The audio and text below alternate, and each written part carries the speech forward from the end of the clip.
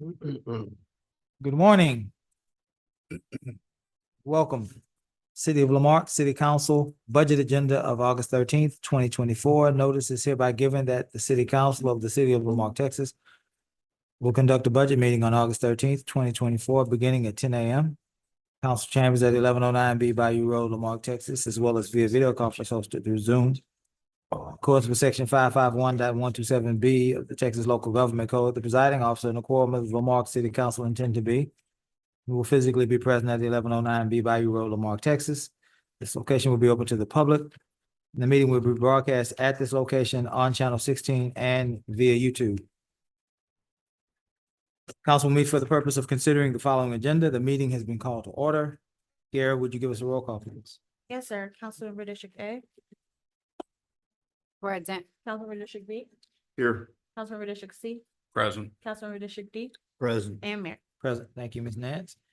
We would now like to ask Councilwoman Yancey to lead us in our invocation and Councilman Ross to lead us in our pledge.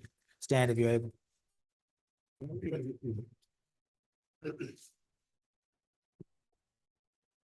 Dear God, we come to you this morning thanking you for divine favor. We thank you, God, that we were able to walk in the chambers and not be rolled in. So God, we thank you for the ability to be blessed, God, to have our limbs and our health and our strength. We pray for our citizens who may not be so blessed, Lord. We pray that you would help them in their times of sickness, God, and pray that you would keep their families together. We pray for our school children, that you will bless them and cover them as they begin school this week, and our teachers as well, that you give them wisdom and show them classroom management and how to love on the kids with relationship. We pray for our leaders, our city, and our staff. In Jesus' name, we lift this prayer up to you. Amen. I pledge allegiance to the flag of the United States of America and to the republic for which it stands, one nation, under God, indivisible, with liberty and justice for all.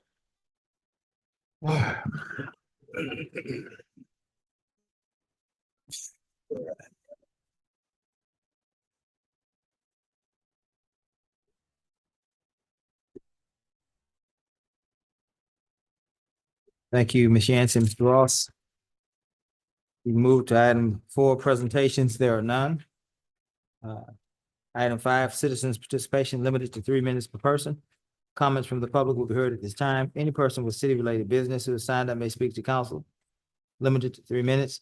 Wishing to speak, give the mayor or the presiding officer your full legal name, your address, and the item you wish to speak about. Compliance with the Texas Open Meetings Act, the city may not deliberate on comments.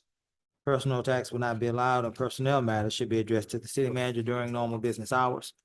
Press *6 to mute or unmute yourself if you're visiting with us via phone.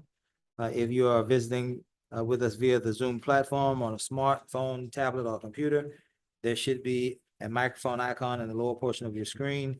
If you are here with us in person, you may approach the table before us where there is a microphone present, and you will be heard. Kyle, are there any persons online wishing to speak? Thank you. Are there any persons here present with us today wishing to speak under citizens' participation? Mr. Osteen, you are recognized. You may approach, sir. Name and address. Let's start our citizens policy, Kyle. Thank you.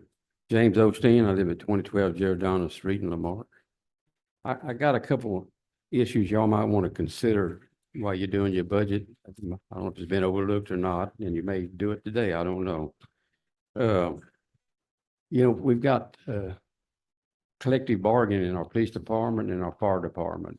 And I hadn't heard anyone say anything about that, the raises they get, I guess, yearly in the budget. It probably be pretty substantial. I don't know if y'all considered that or not, or if it was worked into the budget or not. Maybe it was, but y'all might want to question that. I really got concerned about these COs after hearing what I heard the other night at the council meeting. I think the council needs to really double check how much money y'all have in these COs. Has it been spent like y'all earmarked it? And see what your balance is now. and make sure they're going for the right reasons. We don't want the government coming back upon us and wanting to collect it because it was spent wrong. So that's really a thing y'all need to look into on end of the year. You don't have to do it during this budget meeting session, but I really got concerns about that after hearing what I heard last night. The last thing I want to talk to y'all about is the utility billing. I don't know, was it Amanda, whoever it was that told y'all that, one of y'all, I think it was Joe, questioned how much we've taken in late bill payment collection for the water bill, and she said that it was substantial. I'd like to know what that amount is. I think y'all would too. And where's that money going to be placed in the budget? If y'all could give the citizens that information, I think that it'd be more transparency of where the money's going that you're collecting and how much it is. Appreciate y'all's time. Thank you, Mr. Osteen. Anyone else? Welcome, Mr. Pennington. You may approach, name and address as always, sir.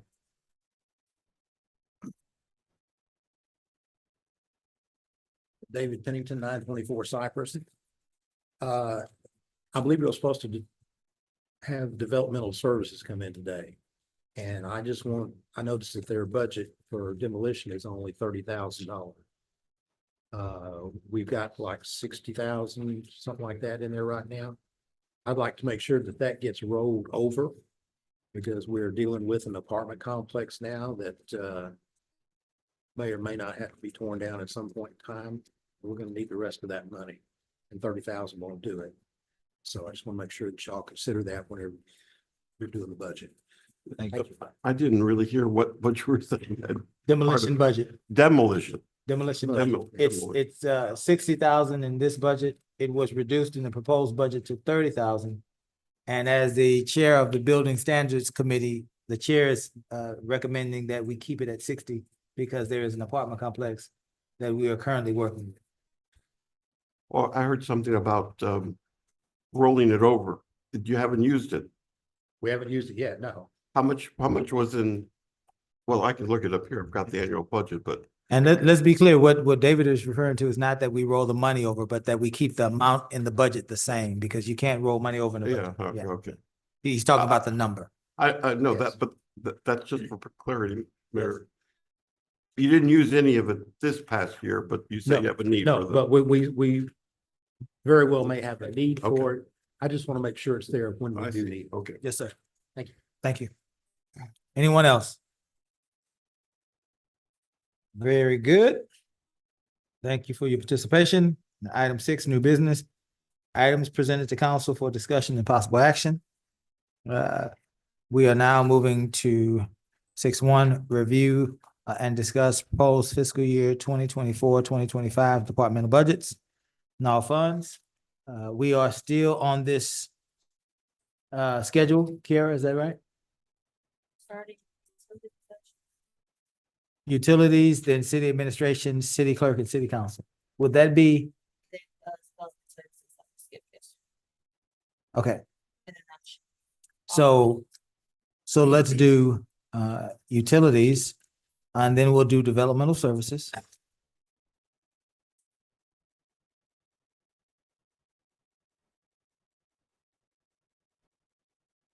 And then we'll pick up with city administration.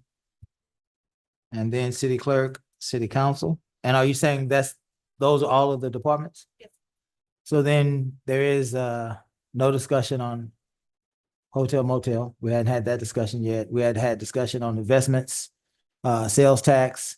So we briefly talked about hotel motel on the first day. If we would like to have a bigger discussion about that, we Yeah. can do that this Yeah, afternoon. because we Absolutely. had very little discussion on potential revenue.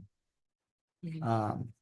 So the But council if you needs. want to talk about the additional funds, this afternoon, we can do. Yes, ma'am. Yes, ma'am. That works. That works. Council without objection. Anybody have a problem with that?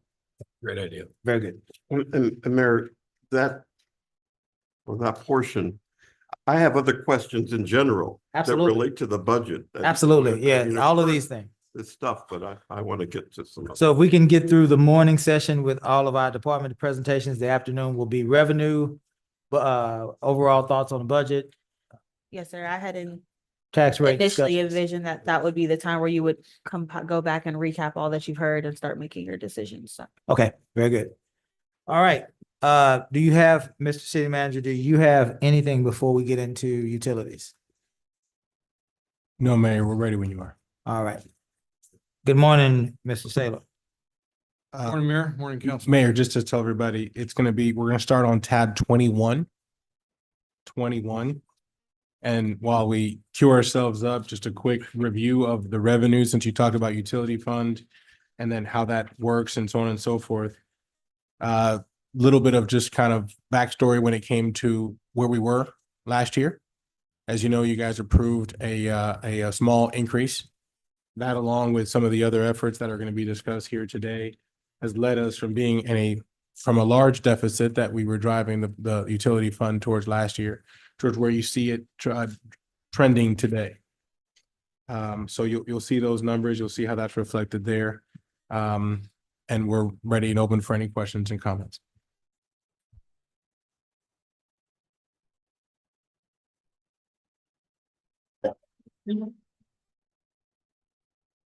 Do we have any questions for which fund are we looking at? What?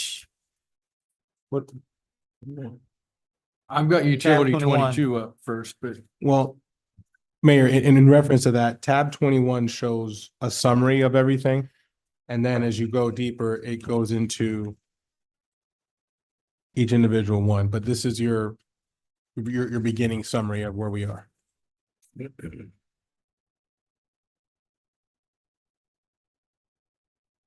I guess, Rick, if you would look at, for me, if you would look at that number 2 utility fund revenues, if you would just start explaining what all of those revenues are, how about that? What's the intra-governmental? Ms. Turner? So I may not have all the information on the revenue fund. We might have to have Christine help because I don't know. I believe the miscellaneous revenues is revenue coming in from Republic Services, which I'm always just upfront with the council. I'm not sure why that would be in miscellaneous revenues. I mean, if that's where we're putting, that's where we're putting those funds. Greg, In my, could you just allow Ms. Turner, since she Sure. put the revenues together, sure. please? Thank you.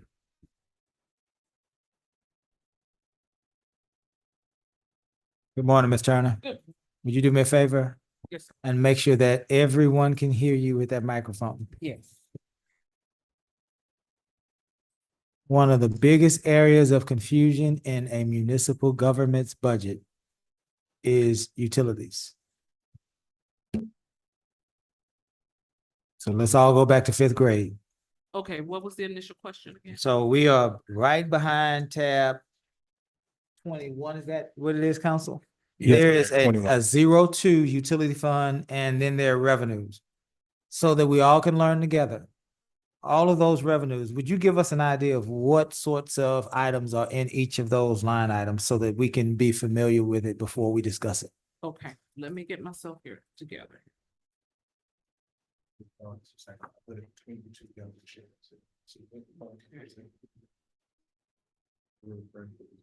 Okay, okay, let me find out details for this.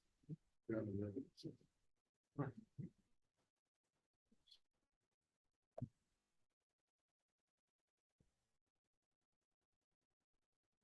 Here.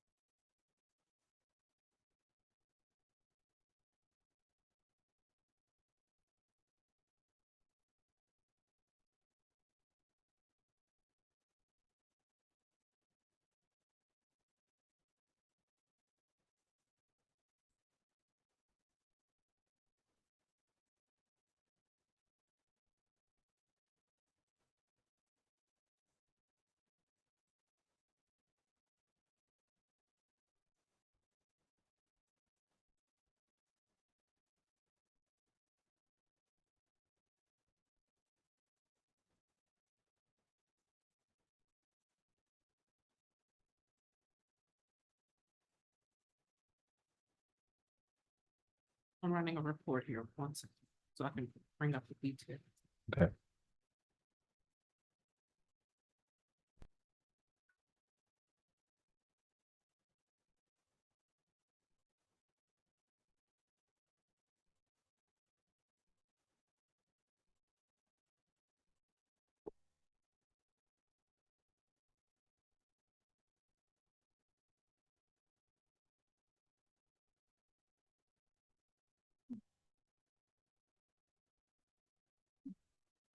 Okay, so. Okay, miscellaneous revenues, okay, we see our water sales. That revenue deals with, I'll just work the way I'm seeing it. Okay, so where are you at now? Okay, water sales. Okay, water sales are Water residential, people paying their water bill? yes, people paying the water. Okay, Senior citizen, I assume that is for, the water bills for senior citizens and the discount they receive. There's a water commercial. Water for duplexes, all of this is under water sales. yes. Okay. Water for mobile homes, So basically water sales. So let's, Only water to sales, expedite it, what's the next column? there's sewer sales. Okay, would you just give us examples of what that would look like? You don't have to give them all, Ms. Turner. I mean, we appreciate it, but Yeah, we get it. Yes, that's ma'am. Same thing, apartments, mobile homes. People paying for residential, sewer, People paying for sewer. flushing toilets, Commercial as well, yes, people paying for flushing toilets. yes. Okay, what's the next column? There's, under water and sewer, there's water taps and sewer taps, Okay, okay? Now, the next one is other utility fees. That is going to be. That is meter set fee. okay. People get new meters and they have to pay a fee. Yes, sir. I believe Amanda, was it Amanda? Yeah. No, it was Venetia. Yes, Venetia. Venetia was talking about that yesterday. Yes. Okay, and that's the line item that supports what she was saying. Yes, that's the budgeted 110,045 fiscal year 4. Yes, ma'am. Okay. Next one is miscellaneous revenues. This entails same day service fees, cleanup or reconnect, late payment charges, discharge agreements, that's where the Republic checks are going in. So for the sludge, No, that's the wastewater coming off the landfill, the leachate. this miscellaneous revenue, I followed Miss Christine everywhere with the exception of Republic.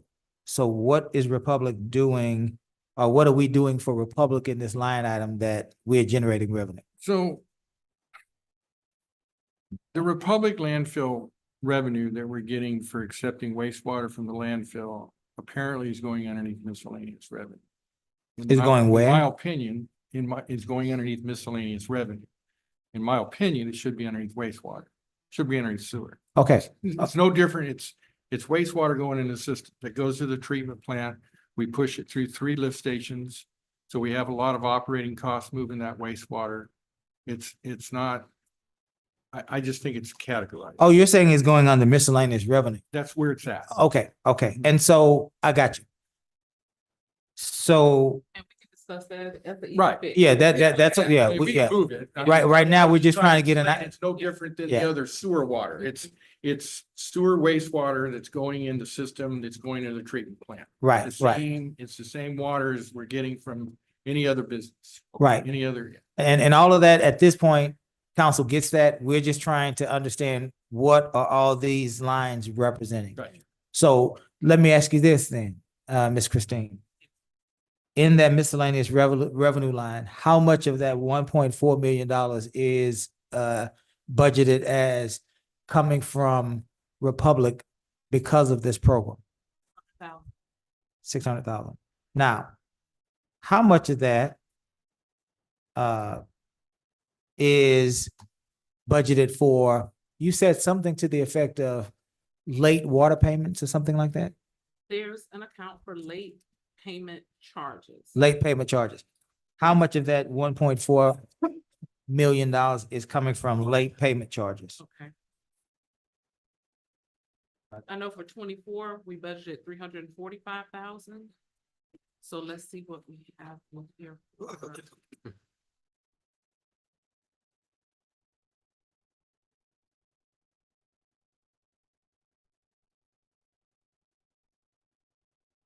Mayor, Yes, sir. how long have we been accepting that wastewater? This year. I think we started, we did previous for some years back in the day, maybe 5, 7 years ago. And I think we just restarted last year, if I'm not mistaken. Cause I didn't remember us voting on, it, but I remember it going to council and there was a lot of discussion on contaminants, Contamination. where the water was. Yeah. gonna- Yeah, that was sometime last year, I believe, Councilmember. Quarterly update on that. And I think we've gotten one, I remember. But let's, Mr. Garcia, let's go back and check that date for Councilman Lowry, when we started that program, and how many updates we've received on that, on the testing. That's a critical one to watch because of the stuff that's coming out of that landfill and where that water's going. We can get updates on that. Okay, Yes, sir, will do. for 25, fiscal year 25, I have 372,000 budgeted for that. But that was based on fiscal year 24 estimates. I can pull it up here. More than likely, we receive more than 345. So let me pull that up.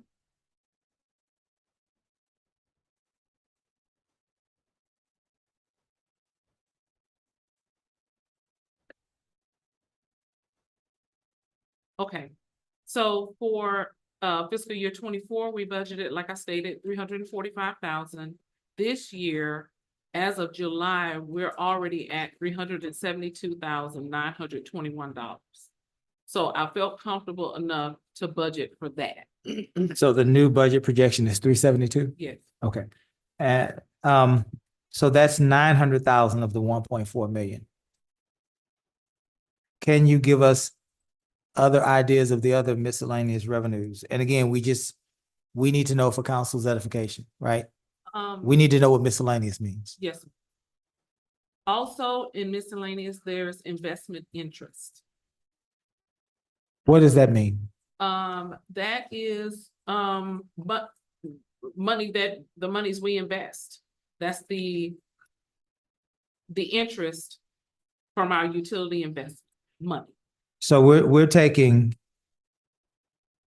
and I'm trying to understand it. So please take it in that way. Okay, So we're taking revenues, people paying water bills, people paying sewer bills, Republic Waste paying for the right to run through our wastewater treatment plant. We're taking those revenues and then investing them as well. yes, Okay, yes, is that a normal practice? yes. Okay, we're all learning together. Yes. Okay, So with the investment interest for fiscal year 24, we budgeted $420,620. As of July for fiscal 24, we're at 464,837. so what did you budget? Let's see.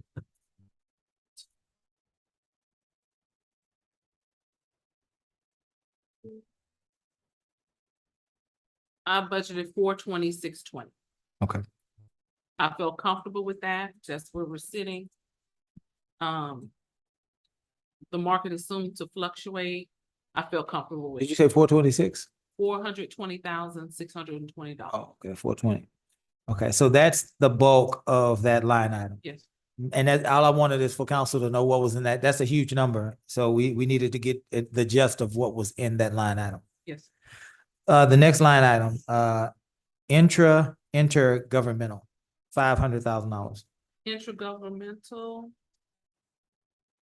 transfer in from, okay, that's 500,000.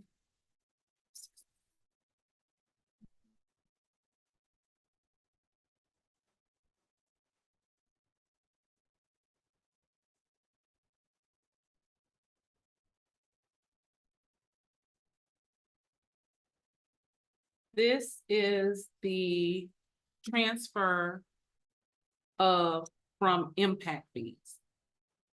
Okay, I've done a mid-year transfer.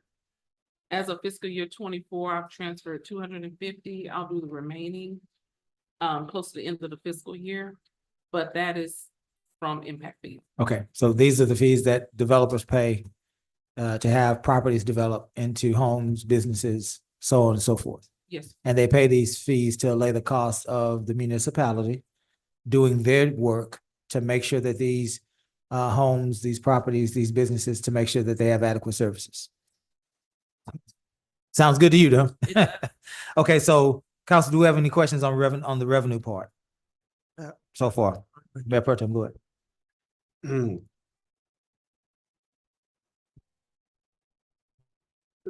These categories, Ms. Turner, am I accurate in saying, and I guess depending upon your response, but am I accurate in saying that these categories are not yours, or not the city manager's?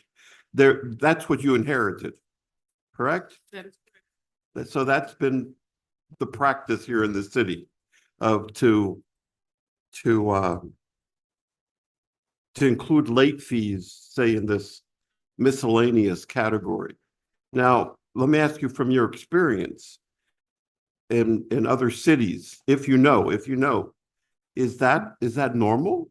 I don't know. You don't I would know. have to call and see what. So that, around I guess that's where I'm coming from is what's normal? Like Rick mentioned on the Republic, I too thought that Republic item should be actually, the history of it was such that in my mind, it would be a separate category here listed, right? That we would monitor that, because I recall that when I was first introduced to the subject, it represented $1 million in income to the city. And that's that we had suddenly lost as a result of the challenges. Now, with the representations that were made and Mr. Lowry, that we felt comfortable enough with the testing going on, that in fact they determined that it was not, the source was not from this. And that's what resulted in the changeover. But the categories interest me. Even all these categories that you were listing on, like you said, senior, you've got it even broken down by seniors. I didn't quite understand that one. I would have to defer to Venetia on that one, but it is a category for senior citizens.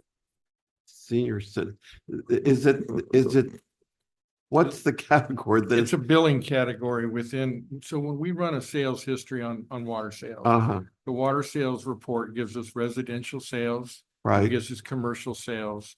It gives us senior sales, and the senior sales is separate because of the rate, because of the discount. That's the only reason there's a separate line item, because the senior sales is different than normal residential. I Okay. mean, Okay, it's a separate category within the billing software that pulls up. So we know how many senior accounts we have. Just like we know how many commercial accounts we have, we know how many mobile home accounts we have, we know how many duplexes we have, and how many residential accounts we have. When you add all that together, it tells us how many accounts we have. Last month was 7382 or something like that. It fluctuates a little bit, okay. but that's all that is. So, and I want to follow up then on the mayor's initial line of questioning. I know we're going to change the software, right? But at some point, I guess, and maybe I'm going to regret this saying this, but since curiosity kills the cat, they say, but at some point, I would like to see all these different categories that we have as a city. we're constantly, at least me, I'm constantly surprised to learn something. Once again, not a fault of anybody here, right? It's just history that this city has gone through, and at some point, that's information I'd like to see. And hopefully with the new software vendor, they'll have consultants that can help us kind of give best practices on how to categorize certain, accounts and account names and things like that. So that's what I'm hoping for too. Okay, thanks, Rick. So budgets have stories. Again, I remind you, this would have went better if the narrative was laid out before we got into the numbers. So I'm always asking, do you have a presentation? The presentation could have been council, community. This is the utility fund. And the utility fund does generate revenue because of these different things. And these are the categories of revenue, right? People, not just a volunteer council, right? But the people in the community that tune in and out of their local government when they deem it important. Taxes are important. They need to know the backstory. They need to understand the entire story, and they'll support us if they know the story, right? So we need to do a better job at, and this is not Ms. Turner, she's a numbers person, but overall a better job at telling the story so that we can get people educated so that they can decide whether or not they want to do more or less based on what they understand. If they don't understand it, they're never going to decide to do more, right? They're going to always decide to do less. That's just human nature. Do we have any other questions on the revenue side? Go ahead, Mayor Pro Tem. Every time you say something, you're making Trigger you. Yeah, Man, but, great minds. Huh? but where's our garbage fees in this? Why are they not part of this? Mayor, that was a separate, it's considered another fund. It was Fund 63. That was, so it's gonna be after tab 27. And then when you look at on there, each one of those funds has its own separate number. The sanitation fund is 63. That's when we visited yesterday with Ms. Lopez from Waste Management. So 63 is its own separate number for sanitation. Okay, fine. It's a separate number. I'm just saying, why isn't it part of the Revenue. utility? Yeah. Great question, Mayor Pro Tem. It's been separate, just like general fund is one. And utility is two. Arbitrarily, at some point in the history of the city, possibly it was just assigned a different number. Just like Bayou Fest is its own number and Hot Tax is its own number. These are all different funds. So that's the best explanation that I have just from historical content, but we could look further into that to find out. I would have, because I look at other cities, by the way, and you know this, right? Right. In terms of and I keep seeing that garbage part of the utility. If it's all together. Mhm. And maybe that's something as we set things up differently.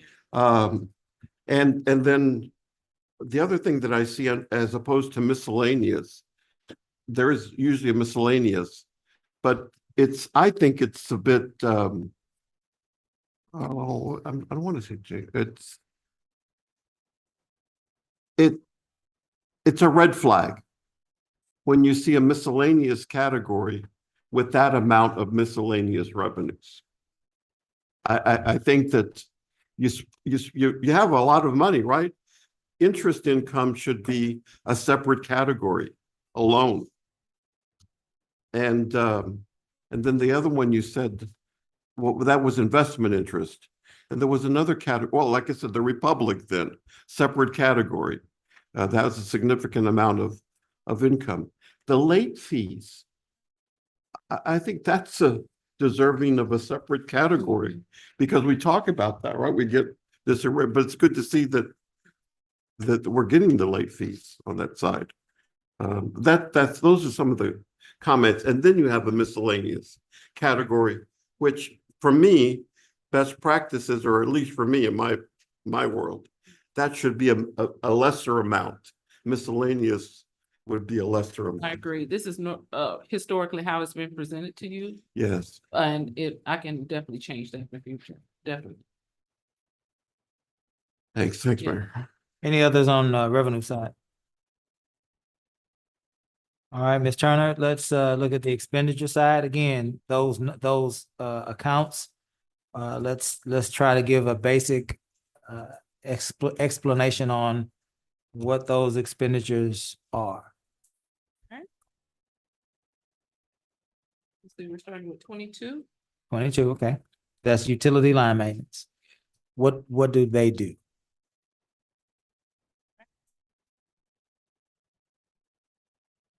Okay, so in utility line maintenance, of course, we have our personnel costs. Mayor, if I can for reference.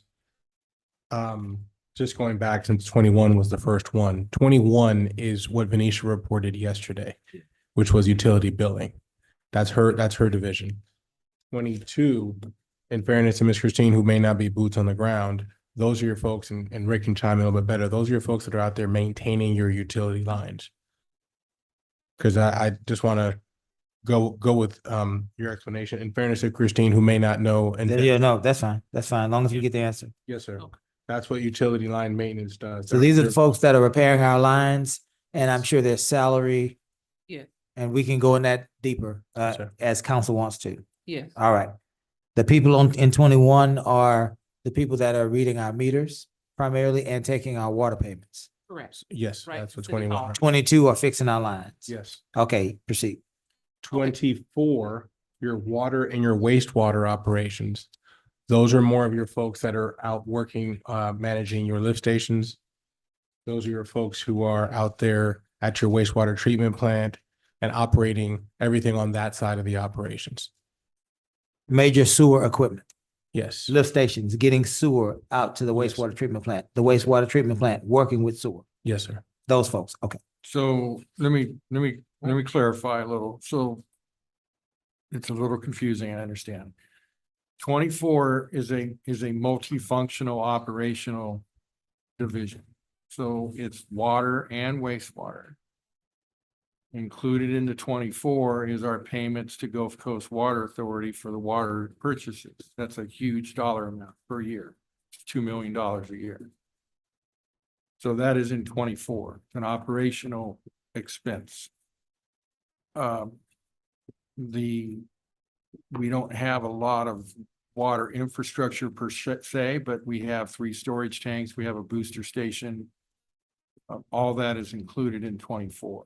24 is lift stations. Well, 24 is historically in the city, when people generally refer to 24, I've always heard it referred to sewer. That's incorrect.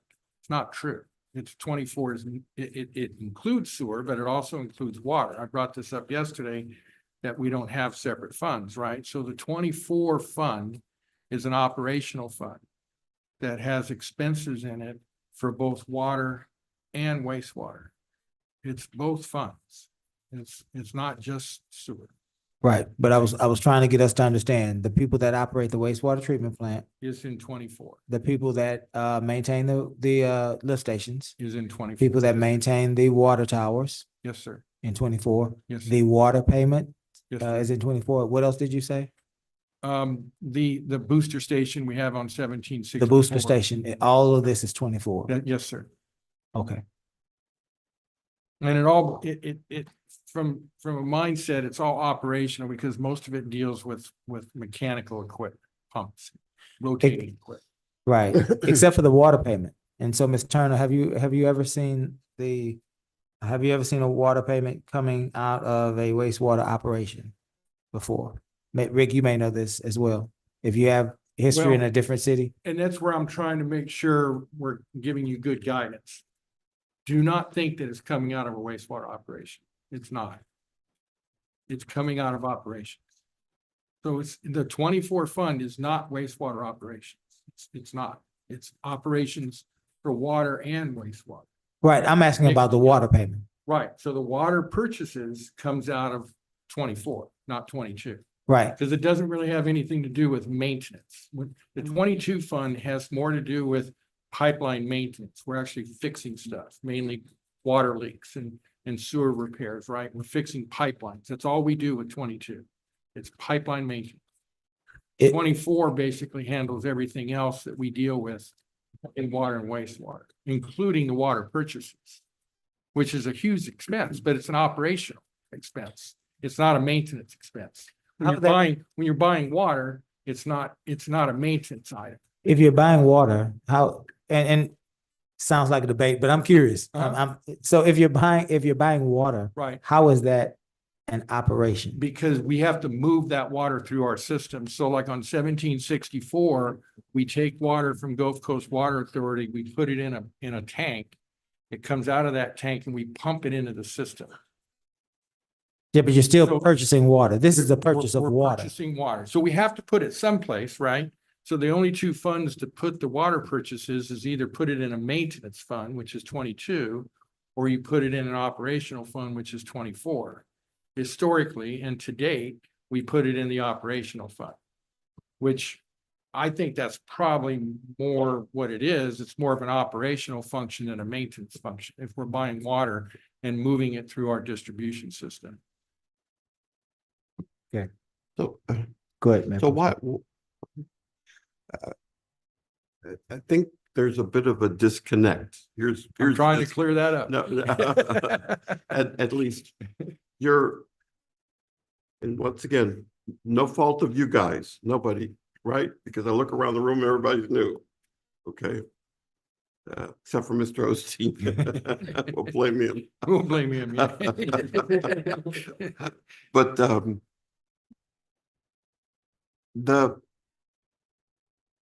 I don't know how this accounting was set up, but it's certainly not user-friendly from this perspective, right?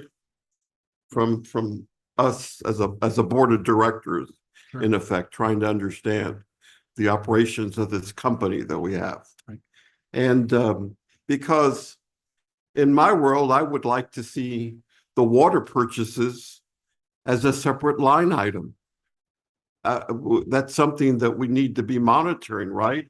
That speaks to our what's the difference between the sale of water income versus the cost of the product, and the product being, so for me, that would be a category of what is it we buy from the Gulf Coast Water Authority? Yes. The Gulf Coast Water Authority, but on the expenditure side, It shows as a separate line item. I understand it doesn't show it here, Rick. That's what I'm saying.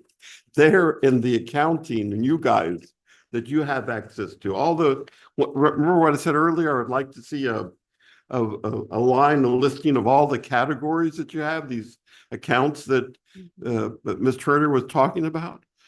We don't know this. You guys know it, but we don't know this.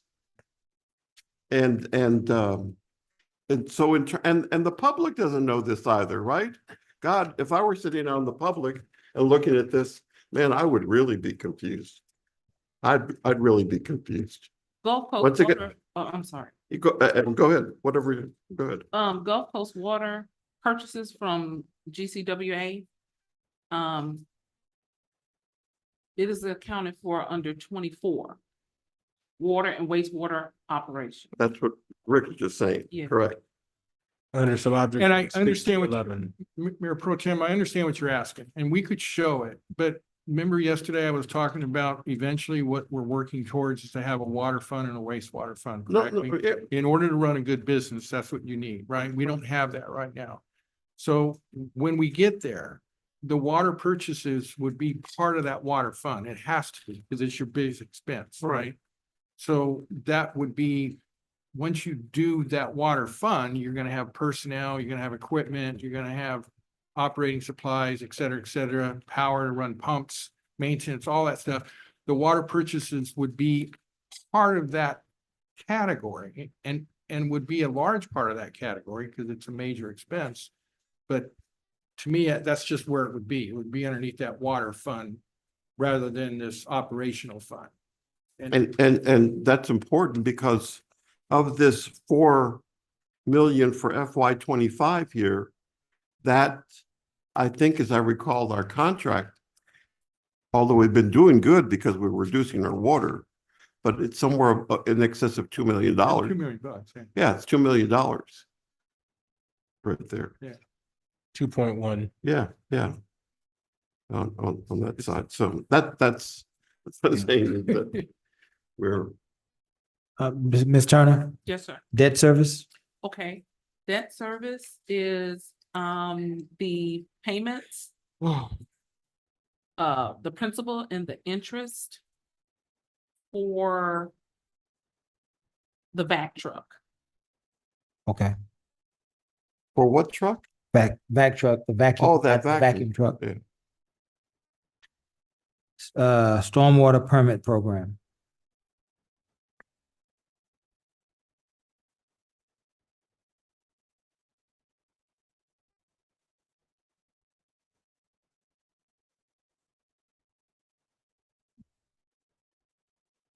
Well, she's looking for that, Rick. What is the stormwater permit? So program? once again, we can change this going forward. I mean, you're dealing with new staff still to a degree. So the stormwater permit program was an old nomenclature that got used. There wasn't much expenses in there. Last year, we ended up putting more expenses in the stormwater fund because of a request and certainly a need and demand for us to actually do more stormwater work. I will remind you again, the city has a permit from Texas Environmental Commission for wastewater discharges into the bayou. We also have a permit for stormwater. They carry the same priorities, the same penalties. And so on a stormwater function, there's certain things that we are required to do by law to maintain stormwater system within the city that's being discharged to natural waters. But Rick, what does permitting, what does They, it have to do? they referred to it as a permit because we have a permit for stormwater. It's kind of, we'll change that going forward because the stormwater really should just be a stormwater fund. I mentioned yesterday, once we restructure this a little bit, there'll be a water fund, a wastewater fund, and a stormwater fund. fund. And typically, you're correct, sir, there would be a solid waste fund. And they would all be underneath utilities. They're all utility functions. And all the billing for all four of those funds would be on the utility bill. You would get a utility bill. It would include a charge for your water, charge for your wastewater, charge for your solid waste, and a charge, which we presently don't have, for stormwater. Most cities do. So in terms of the permit program, is TCEQ assessing us a fee to get that permit? Yes, it's a minor fee. It's a minor Yeah, it's not near as high. It's $300 a year, I think, or I something. remember when I first came on, this was something with the previous city manager, Tink. We had some discussion. He was asking me on some things. At that time, we were being assessed penalties from TCEQ because of we have in our stormwater, I guess, releases, or there was some runoff issues of things in there. There may have been, I don't recollect seeing those in the files I got. When I got here, we did have a violation on us for stormwater, mainly because we didn't send in a required report that we're required to do. Council needs to understand that we're not necessarily meeting all of our expectations with that stormwater permit. We're just not. We just haven't been. There's requirements for inspections on new construction. There's requirements for monitoring stormwater more than what we're doing. So we're working on improving all those, and I'm working with TCEQ on those items, but we have a stormwater plan in place. One of the things that we're working on right now that we just got awarded a grant for is a stormwater master plan, which will allow us to do better mapping, because that was one of the things that we didn't have, was a good map showing where all of our stormwater infrastructure is at, inlets, storm inlets, detention. It's all got to be on there. We got to know where the stormwater is going. We know where it all ends up, But in order for us to maintain our system, we need to be more knowledgeable about it. And we just don't have that information. The city has a lot of open drainage systems referred to as ditches. We have neighborhoods that I've heard comments before that there's no ditches there. That's because there's an under drain system. There is no ditch. If somebody drives down that street and they believe there's supposed to be a channel there and they don't see one, they think it's filled in. That's because there's not a channel. There is no ditch on that street. Some of the streets like Foreman over here has both. Some of the street has open channels, and then some of the yards have underground piping. If you don't know what you're looking at, there's a presumption sometimes that all these ditches need to be redug out, and they don't. It's underground piping. There is no ditch. I call them drainage channels. So all that needs to get structured within the stormwater master plan. So we have a better understanding of what our needs are and what we need to do.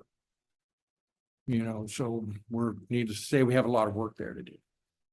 And that's why when EPA created the whole stormwater, they created it as a utility. The city has an ordinance in place for a stormwater permit. Part of that ordinance and part of that chapter was allowing the city to create a utility for the sole purpose of bringing in revenue, because that's what the EPA expects. You have to bring in revenue in order to maintain a stormwater system. How are you going to maintain it without revenue? How do you maintain a wastewater system without revenue? How do you maintain a water system without revenue? You don't. You have to have revenue. We don't have revenue on stormwater right now. One of the things we'll be talking more about in the future here, but that's just the structure of stormwater. And so it's referred to as a stormwater permit, but the permit name really is a nomenclature. We have a permit for wastewater, but we don't call it a wastewater permit fund. These are the operations that are associated with maintaining the stormwater. Yes, sir. And it 99, includes inspections and maintenance. And, there's a lot of inspections, especially like I said, on new constructions, the city's required, the developers are required to put in a stormwater protection plan. They give us a copy of that. They're required by state law, by the same regulations that we have through TCQ, to maintain the infrastructure and the protection for runoff out of those subdivisions. However, we're the guardians of that.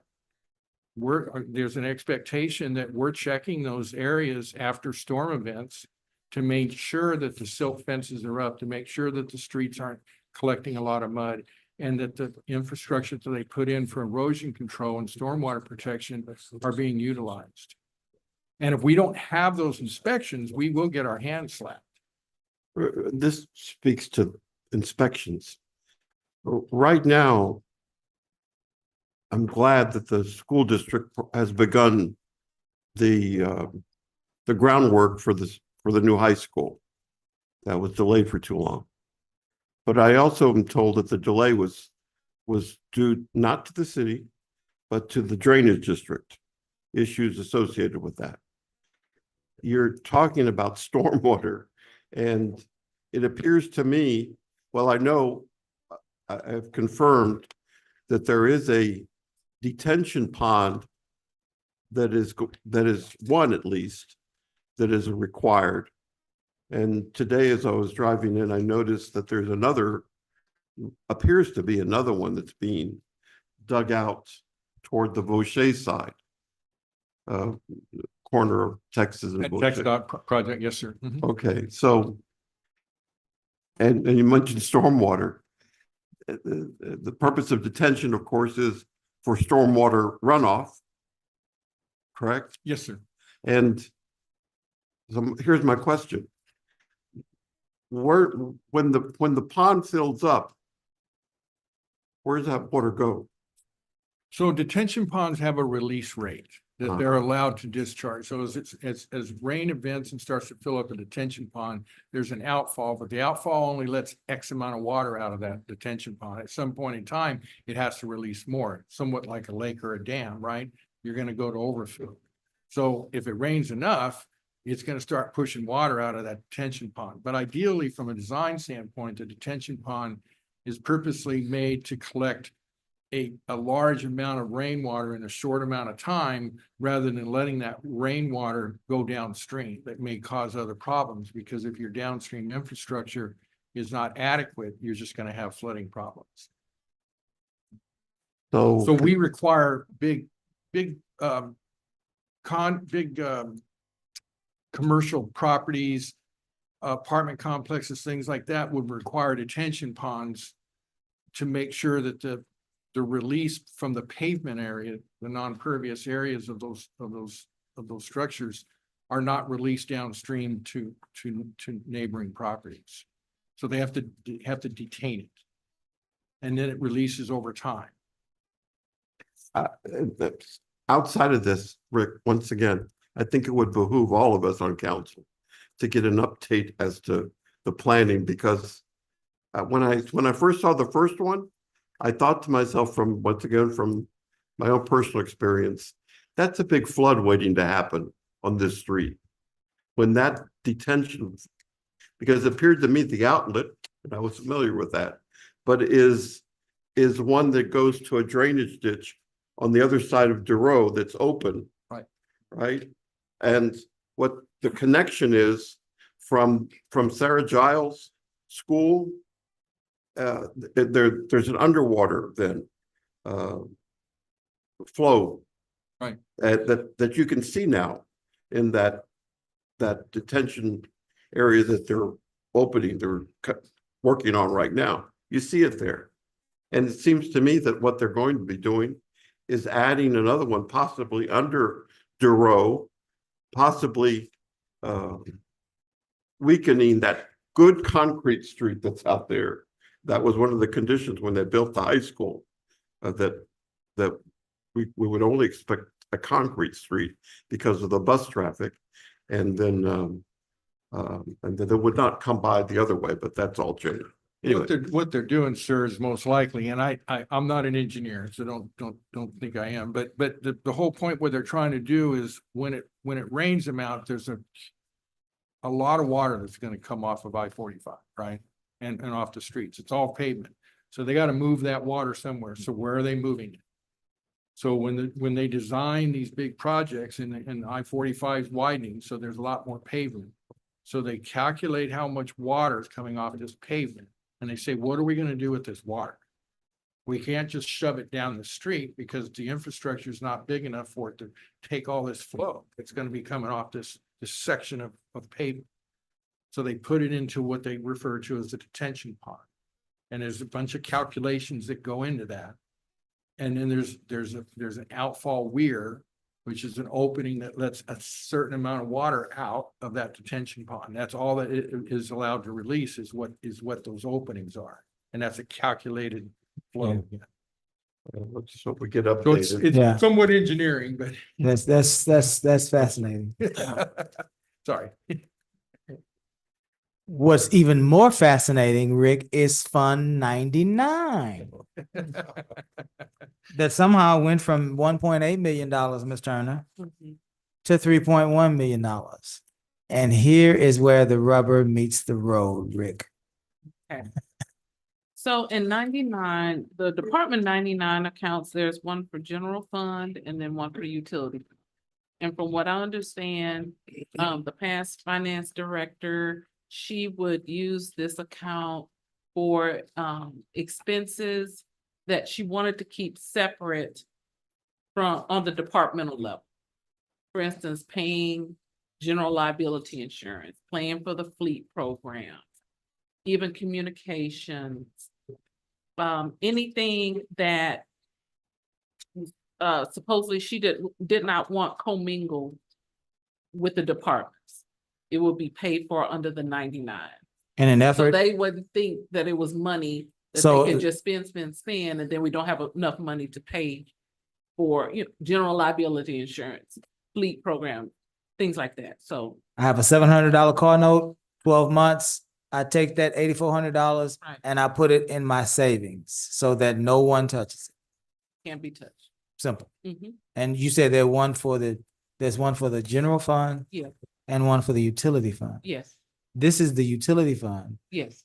And here's where we pay for grant funding. Here's where all of those matches are starting to come to fruition. Because it goes from 1.8 million to 3.1 million, right? So tell us all that this Fund 99 entails. Okay, Fund 99, under personnel, it contains $100,000 for potential salary adjustments that could possibly occur. Stop right there. $100,000 for potential salary adjustments. What sorts of salary adjustments? I'm gonna lean on city manager for that.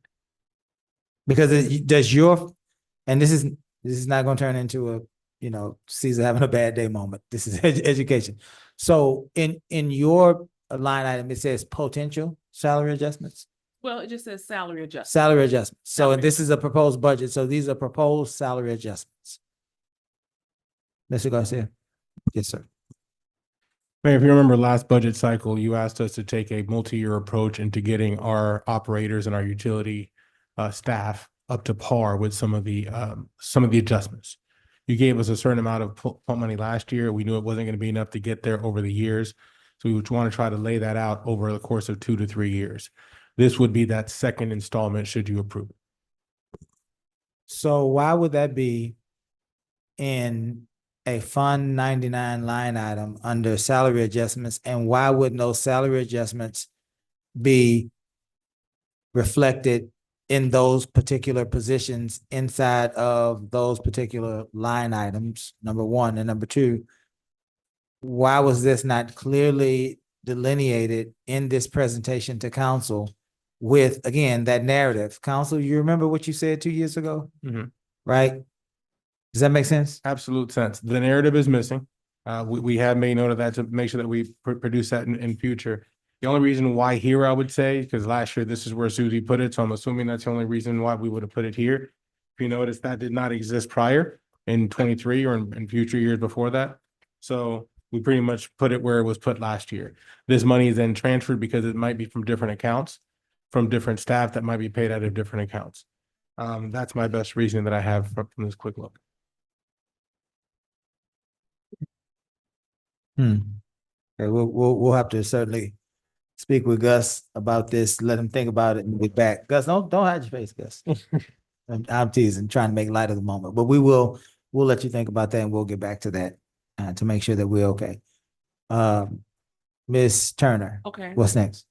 General insurance, that's our liability insurance for the coverages of our buildings, coverages like that. So it's a portion of general insurance in the general fund. And of course, we have to have a portion for the utility fund.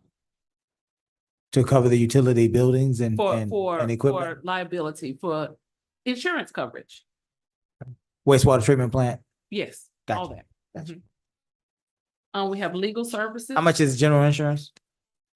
For when I first started, there was a bill that came in, it was over 500,000. Per year? Yes, sir. Okay. For what now? Just for the utilities or for the city as a whole? The city as a whole. That's a whole, yeah, let's be Yeah, clear. 500, I think it's like 539, something like that, but it was over 500,000. Okay. Okay. What's next? We have audit services. Of course, I split a certain percentage, I think it's 75-25 that I put for general fund and utilities to Okay. split any audit fees. 25 being utility? Yes. Legal services, same thing. Okay. Let's see, what else? Line 4090 is where I put 1.2 million for our grant matches. I wanted to reserve some amount of money because most of those grants seem to be utility related. So do you have, when you reserve that 1.2 million, first of all, let's go back and get a basic understanding. So this fund, this 99 fund is expenditures. So these are monies that have somehow been realized by the municipality, by the fund, and now they're being pushed out, right? Now they're being expended. Monies came from somewhere. Now they're being expended. Right.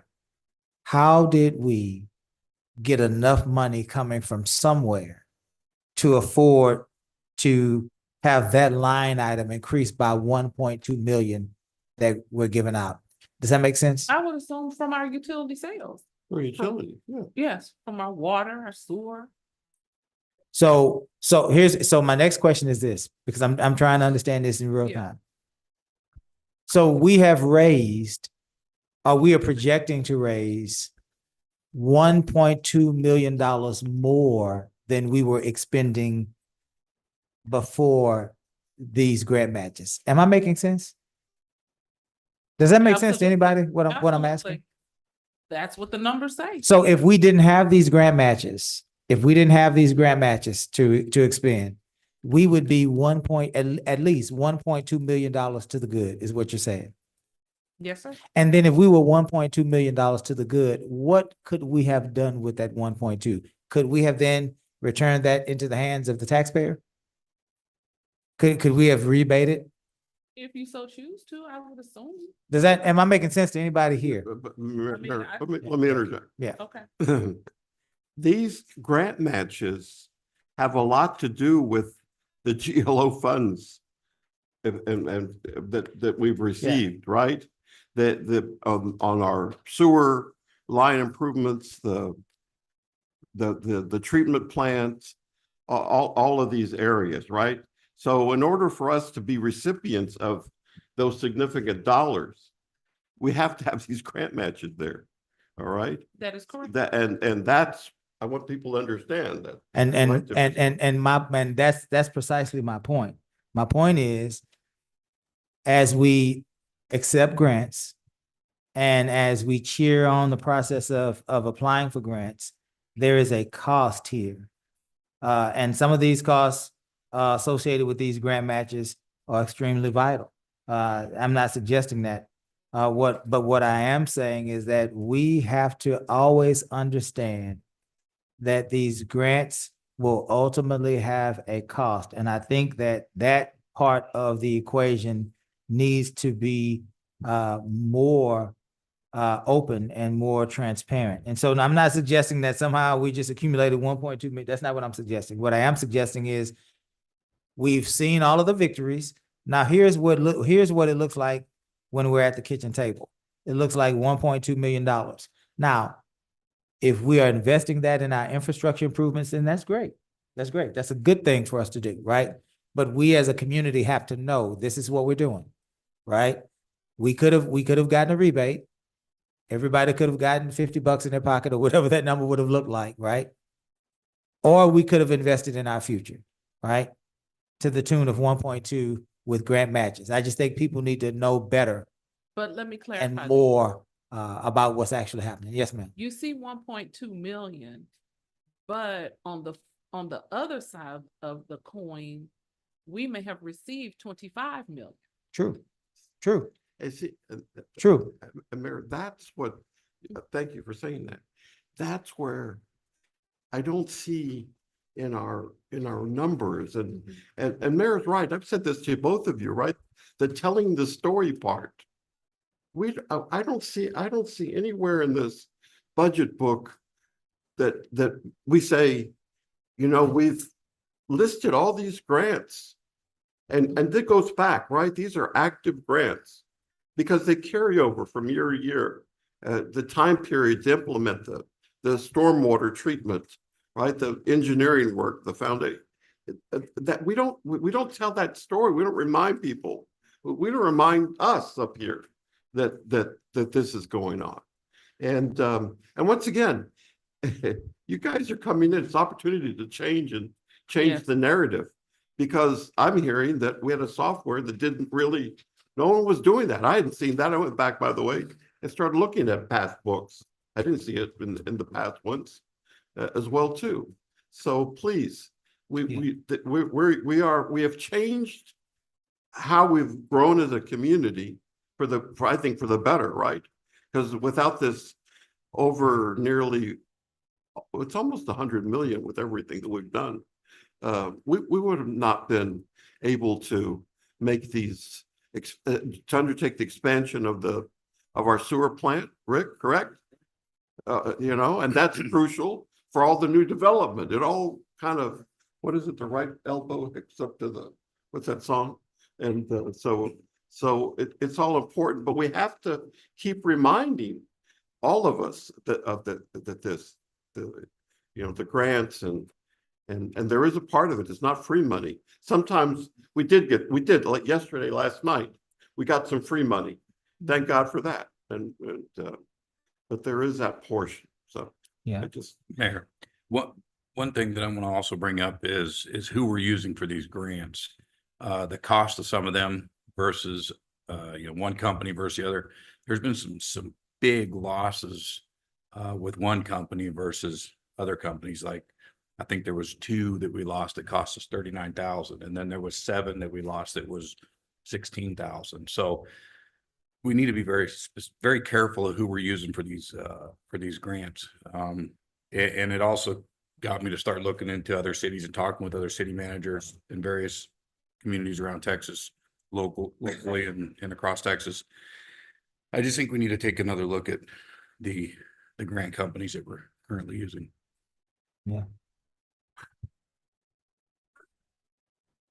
There are companies out there. I'll recognize you in a minute, Mr. Osteen. There are companies out there, grant companies out there that don't receive compensation until there are awards. Right? And so there is a no risk. So that's worth looking at. Some of those companies still offer that service. You don't get the grant, then we don't receive any compensation. So that's a definitely an area we can look through for this coming year as we move through 24, 25. Mr. Osteen? I can talk loud enough. You know, what I'm hearing here is the grant money that we all bragging about that we're getting, but somebody's having to pay for that, and that's the taxpayers. You're getting your grant money matched from your taxpayers. When I see that you got investments in your utility fund, you've drawn $420,000 in interest a year.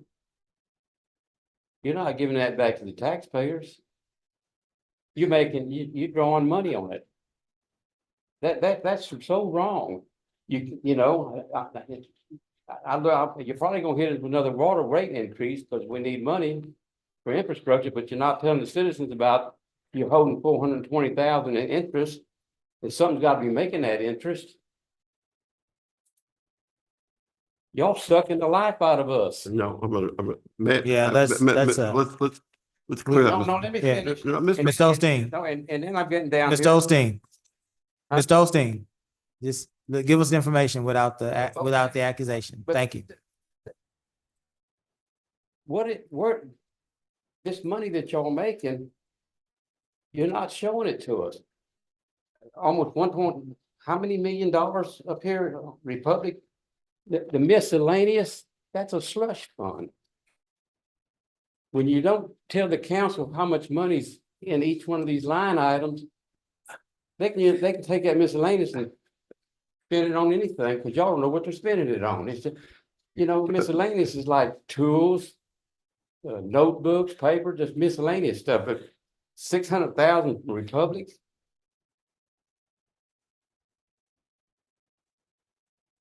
What are y'all sandbagging that money?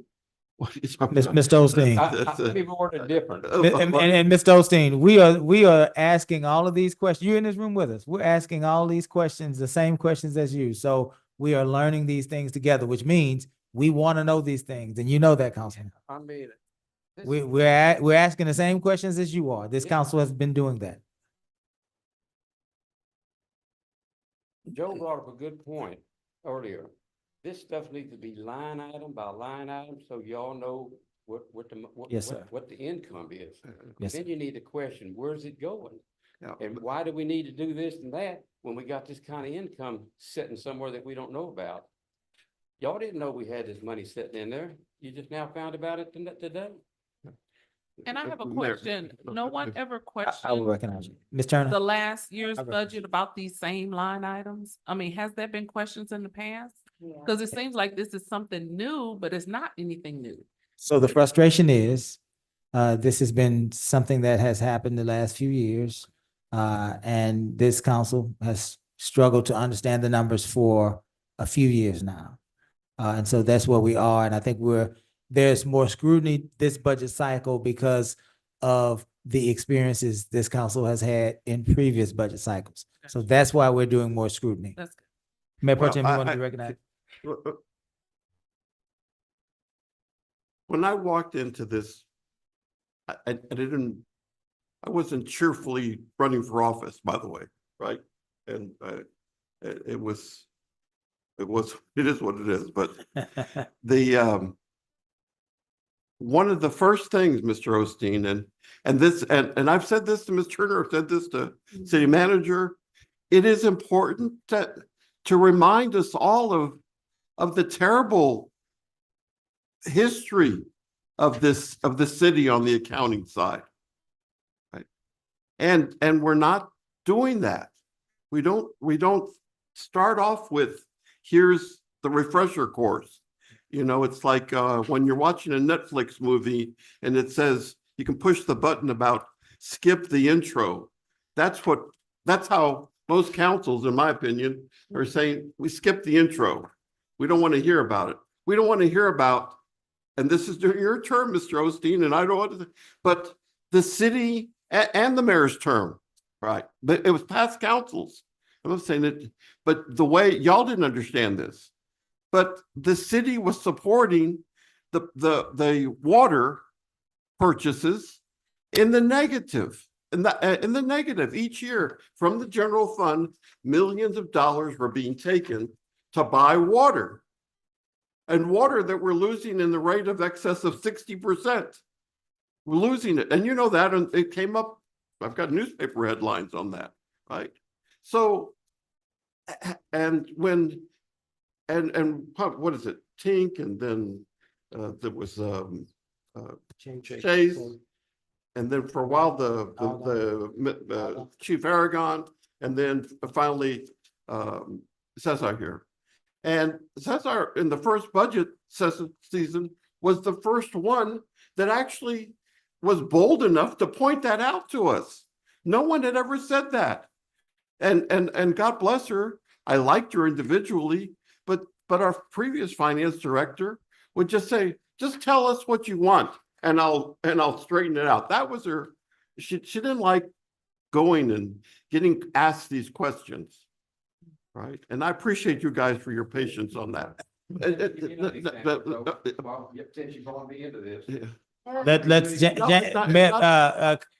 James, let's get back to, nobody's feistier than me. Yeah. So let's try to keep it down. Okay. I agree. We need to fix our infrastructure. I don't have a problem with that.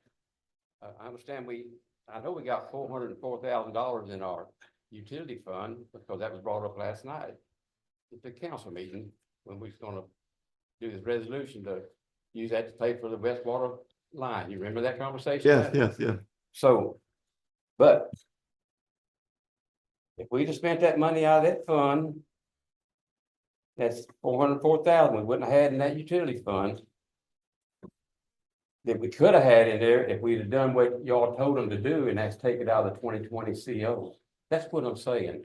Money's being moved around and not being, that's a CO that is gonna be sitting there with that money in there when it should have been spent like y'all said it, and you'd have been $404 richer in your utility fund if you would have spent that. Yeah. That's what I'm saying. Yeah. And let me finish my train of thought. Yeah. And this is not, by the way, I'm not, I'll try to avoid names and stuff too. Follow our own rules, right? But the fact is that we had this, and that was something we needed to correct. And I said to council, look, folks, there is a better way. It's creation ultimately of a utility fund. Then we had to deal with the water issues. And because I voted against buying more water, let's deal with the loss of the water. And we're hitting, 40 to 35% we're in terms of our water losses, and we're shooting for about 15% as an ideal, as I remember from our discussions, Rick. on that side. So all I'm saying is that this is a beginning. It's a beginning. We're at the beginning, but we do need that narrative. We do need the reminders of the history. It's like a history of this country, who we are. We don't have that in Lamarque. We don't, heck, Rick, when you first came aboard, what is it? My God, they discovered a wooden pipe lines, you said? I heard. Huh? Kelly said. Yeah, by Kelly's or something. A wood. And they didn't even know, number one, that the line existed. That's number one. And then number two, to find out there was wood in it. Good Lord, how long is that? You should have called the Historical Association and taken pictures of the damn thing, and there'd be a monument sitting there right now. Maybe we'd be able to get grant money for that on that side. So, you know, that's Lamarque on this side. And I'm not blaming, and we shouldn't blame any of the people here. We're dealing, this is what's been dealt. And I appreciate the mayor and everybody up here that asks the questions. But it's not a process that's gonna happen here in the next 2 or 3 days.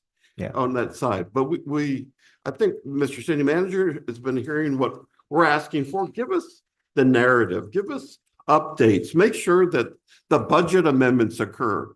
You guys are brilliant people, Mr. City Manager, Ms. Turner, Rick, you guys have a wealth of knowledge that I don't have. You're brilliant in that regard, but you have to help old people like me to remember stuff. You have to help us. And so that's where it's important. Let's get back to budget amendments. I can show you some. I've sent stuff your way too, right? And make it a regular part so that we're telling the story. This is, remind you, you authorized us to spend this. We found a better way to do that and not bring it just to council and say this and this and this, right? That's but hopefully we'll improve this with the software. Yeah. A couple things that was one of the topics last week at the orientation that I went to was moving money, and cities getting in a lot of trouble for pulling it here, putting it there, putting, movement. That needs to be discussed by council when we're transferring funds to different accounts and stuff like that. The other thing was we got to be careful with the grant things too, because in the near future, there's going to be staff that we're going to be burdened to pay for as taxpayers. It's going to be a lot of money when you add in not just the salaries, but the insurance and all the other things that go along with that. So those are other things that we need to look at when we're getting these grants. But American Rescue Plan money, that was another huge topic. I've heard, it was allocated here, then moved over here, then bounced over here, then transferred back. That money now has to be allocated, and it can't move after this year, or we're going to be in a lot of trouble. So that's something else that we got to pay very close attention to. I've heard several departments come in here and say that money's been transferred around, and it was supposed to be for this, and it wasn't used for that. That's got to stay. What monies are you referring to, Councilman Lawrence? Any American Rescue Plan money that's been allocated, it has to stay. Once we designate that money to a parks or whatever it goes to, it can't be moved anymore. It's got to stay. This is it. This is the last. If it's moved after this, we're in trouble. Right. At the end of the year. At the end of the year, At the end of the year, be clear. Yeah. Which is coming close. Yeah. So let's And was the question I'm sorry, Mayor. Was the question raised about the amount of money in the CO bond? so we need to, let's do this. Let's have a recap again, hopefully by day's end of, let's go back to tell the story. Last year, council allocated all of those CO monies to different projects. Okay. So we want to see the status of those projects. And we want to make sure that those monies are still allocated to those projects. Part of the problem is there has to be lessons learned in the process and procedures of how government works. And I think that perhaps we believe that we are doing the city and the residents a service by saving money, by finding different funding sources for different items. One of the things happened yesterday, I believe, last night, we received a no match grant for tasers. Well, the police department came up, and we had a discussion on how we would pay for tasers. And so perhaps there's an eagerness, to try to get more bang for our buck. But in the end, what happens is if there isn't a consistent story being told and a consistent, this is what council directed us to do, and this is how we've gotten it done, a lot gets lost in translation, and there's a lot of confusion, right? And confusion breeds mistrust.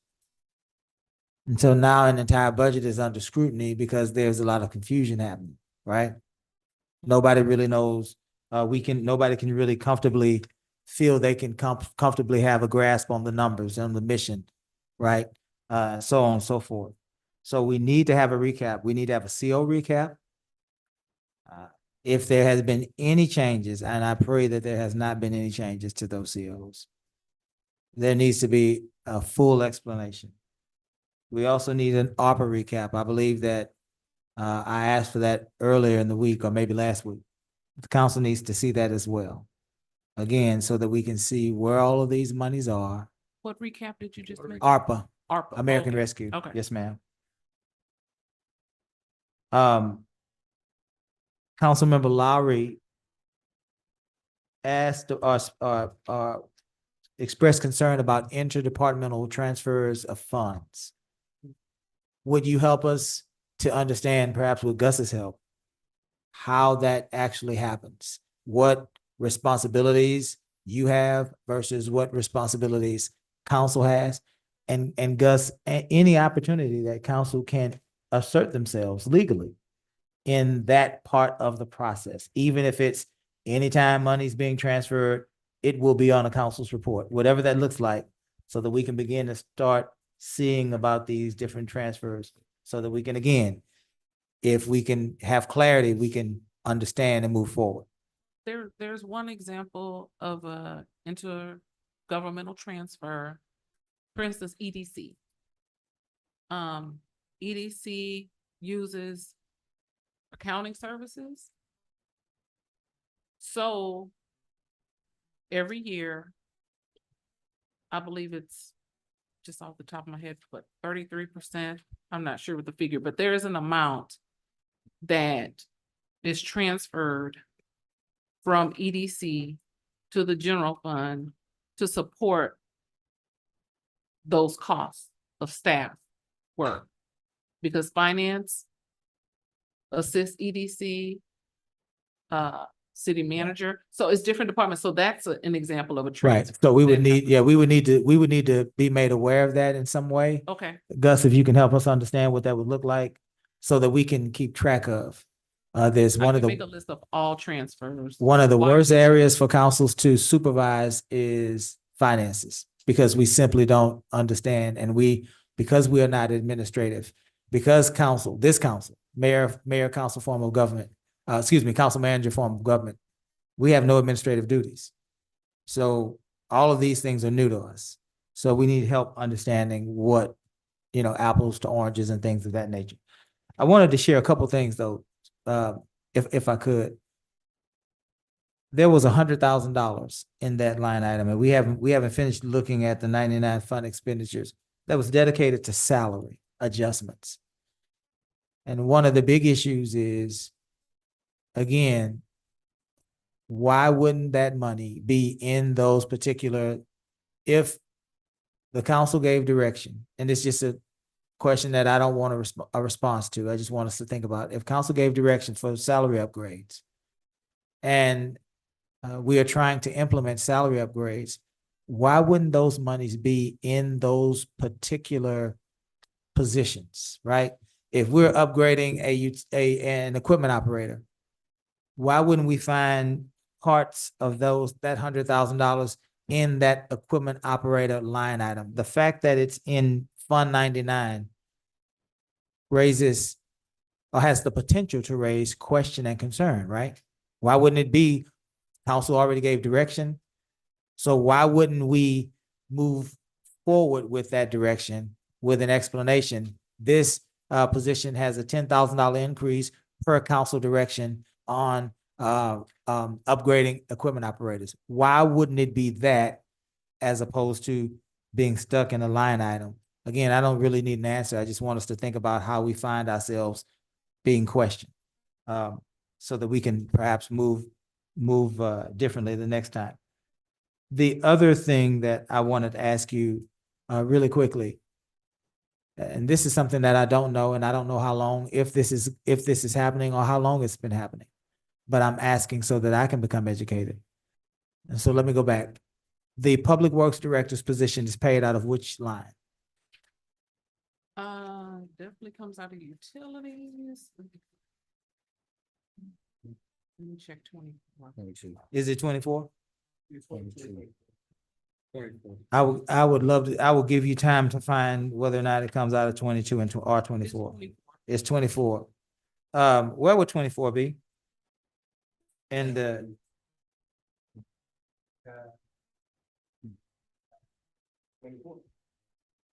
24 is tab 24. Okay. So 1010 is his salary, Correct, or his salary is in 1010? yes. So here's my question. Is there a car allowance associated with the Public Works Director's position? Does the Public Works Director receive a car allowance? You do receive a car Yes, allowance. sir. Yes. How long have you, Mayor, didn't somebody discuss it? I was gonna ask you today, there was discussion yesterday, we're getting rid of a public works director. I was gonna ask you, what is your job title? Utilities Director.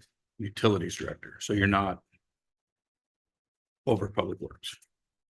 yeah, well, let's, I got you. No, yeah, I got you, Councilmember Lowry. We're gonna drive down that street in just a minute. Let me, because that is an interesting street. Let me ask this. How, Gus, can I continue down this line? You can proceed. How as you much- see fit, Mayor. How much, stop me if I'm overreaching, Gus.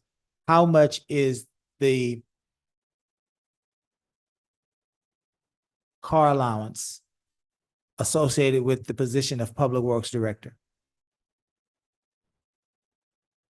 It's $1,000 a month. When did you start receiving this $1,000 a month? So I originally started at 500. It was increased to 1,000 at the beginning of the year. Okay, when you say you started at 500, when did you start at 500? When I started. When you working started. with Marque, yes. Okay, and who hired you? Chief Aragon actually hired me as an interim director, and then I got moved to permanent position in January of 20. Okay, and how long have you been here? I started in November of 21. I went full-time in January of 22. And you said you just said your car allowance increased from 500 to 1,000. Yes, sir. When did that happen? January of this year. January of this year. Okay. So we are on line item, we are in tab 24. And so, Ms. Turner, Yes. so that I'm not missing it, show me in this itemization where the car allowance line item That's what for I'm digging Public up Works right now. Director, I knew where it was. where it going. would be.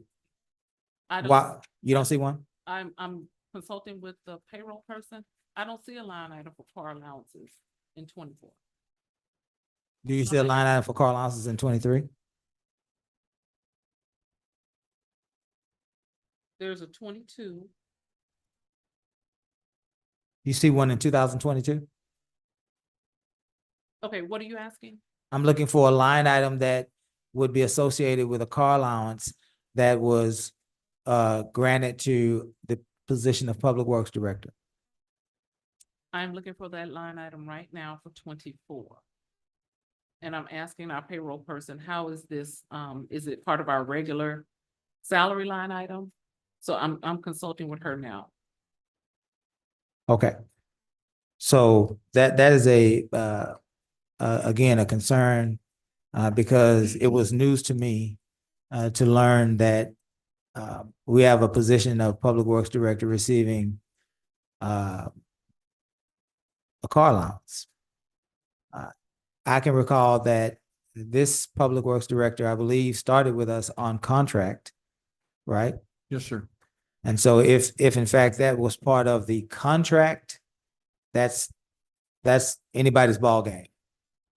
If it then became a part of our compensation to that position, that was something that we needed to be made aware of in a line item so that we can approve or disapprove it. So that's an area that we have to deal with at some point. Now, while we're trying to navigate that, let me be clear before we get into Councilman Lowry, because that's interesting. Some of the things that he shared with us, things that I've heard as well. The only other persons that, to my knowledge, that receive car allowances in our government would be the city manager, and I believe he has given that car allowance back. And on the Economic Development Corporation side, the Economic Development Director and perhaps the Public Relations Specialist. Are there any other persons, any other positions in our government that are receiving car allowances? I can answer that, no. Okay, No. very good. There was very only, it was 4 until I switched mine as part of the latest contract amendment. Yes, Mayor. Okay, all right. So we need an action. So part of that action was prior to this administration. We should have recorded that and documented that. But then there is a $500 increase that we have to navigate council at some point in this process. You answered Mr. Lowry with the thought that you are. Yes, sir. Yeah. Are you switching to the other topic? Yeah, I want to lean into what Mr. Lowry is asking. Yeah. Good. But just to follow up on the you came in on contract, right? Right. That's correct, sir. And car allowances have historically been a topic here in Lamarck.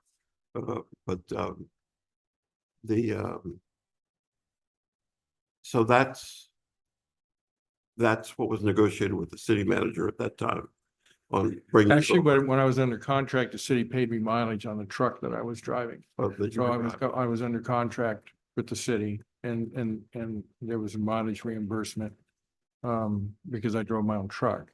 So when I was moved to full time on my offer letter, there was an option to either use my personal vehicle for city business, which I do, or use a city truck. Yeah. Which I don't have. I don't use a city truck for any city business. So the trade-off for the city is the avoidance of the cost of maintaining a city vehicle for somebody. Yeah. I see. Okay, that's So I all. mean, that's I was basically, trying to and the understand truck at the the time basic. and at another city I had worked for, it was a similar situation where they just, rather than give me a city vehicle, they just paid me a. Yeah, and it's not an aha moment. This is a clarification moment, and this is an idea, an opportunity for us to, as a council, decide if we want to be in that business or not. Council may decide. That's a good thing that we can offer certain members of our staff, right? But we have to know about it so that we can deliberate and decide on how we want to move forward. So that's all this is at this point. Councilman Lowry was asking you a question about your current status.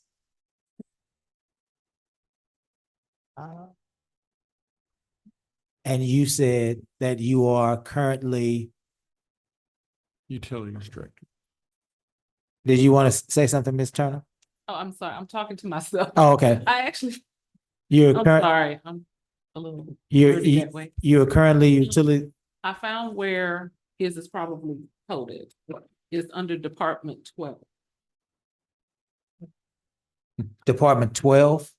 Which is Yes. streets, Which is general fund. Your car allowance is coded to streets. I just- What was that? that is what. What tab was that? 12. Is it tab 12? I don't know. Oh, around 18. 18.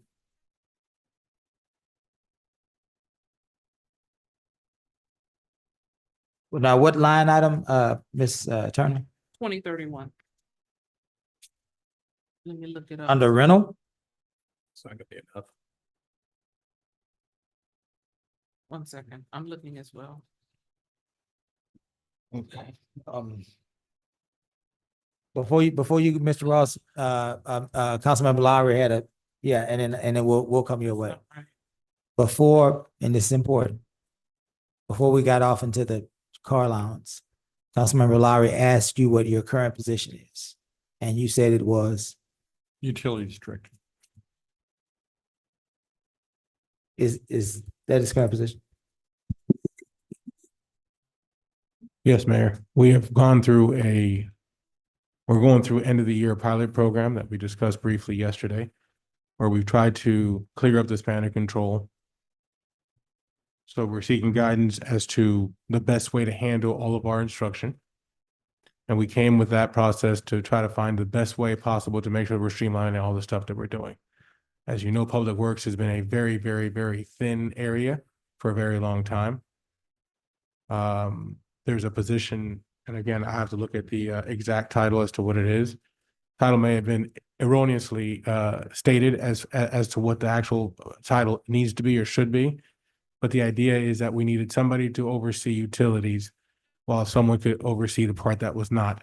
That's currently the way the org chart is listed, does not under that set of titles.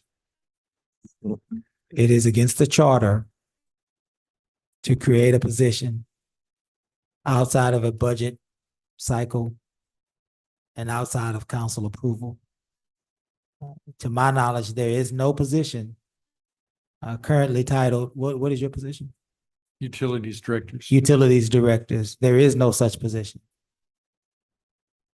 It is against the charter to create a position without council's approval. Did you want to lean in, Ms. Lawler? Well, I guess that who's over Public Works then? Who took that department? I know you say you're gonna get rid of it, but then who's? It's not to get rid of. It is to post a position should this not work. This is all action that was taken after consulting with the city attorney repeatedly on this topic. We had the conversation several times before a decision was made. I wanted to make sure that I was not overstepping or violating anything that I was not allowed to do. And if I still did so, then that does require some clarification. But I did have extensive discussion on if that's something that was possible to happen or not. So we're still gonna have a Public Works director? Yes, sir. There's still one in the org chart. We just have not hired one right now. We're trying to find out if the current layout that we have, the current pilot program that we're trying to attempt, will work or not to increase efficiency. Gus, you and I have had a conversation about this.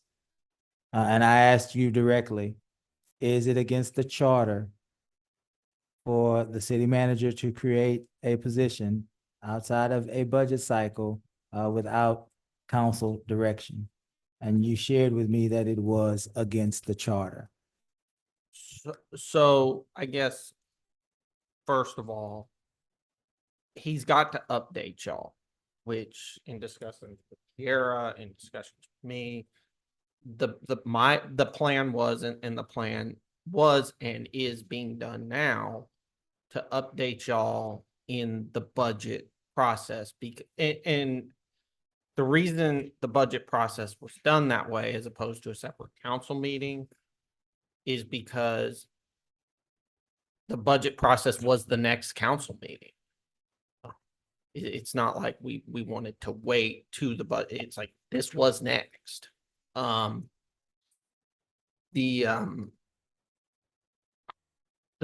charter initially spoke to divisions. There was a question put to the voters. I believe it was amendment two, sorry.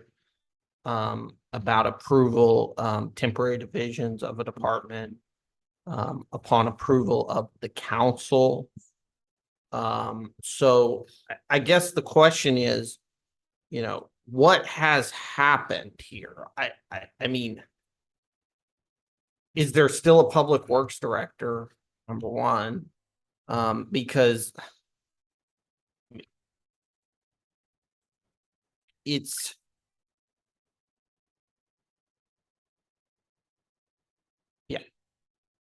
council needs to be updated. So let me, So I guess my question and I apologize. Not to, just in terms of timeline, because I know Gus said that I was involved in the conversations. I will let you know. City Manager Garcia did come to me about potentially creating an ordinance to present to council about the creation of the utilities director. When I look at the timeline for how we run our council meetings, it would have ended up being that resolution, I'm sorry, that ordinance as a standalone ordinance would have become a moot point because it would have needed to be passed at the same time as the budget, which actually creates does all the appropriations that would have needed to be done anyway. So that is, at least from my office's perspective, why that was done, why that wasn't done separately. Does that make sense? I hear what you're saying. Let me just ask it like this, because we can dance around it all day. And I think that's what causes the folks to get frustrated. So let me let me take a different stab at it, Rick. I guess they want us to go differently on this one. How long have you been, what is it again? Utilities director, How long have you been utilities director? about a month. A month. So Rick, you and I'll have this conversation, and sometimes people, I'm accused of being arrogant, and I'm trying not to be, but I get frustrated and I don't know how else to articulate myself. So a month ago. Yes, So were you here last night? Yes, sir. Why were you here last night? What was happening? So there was a council meeting, right?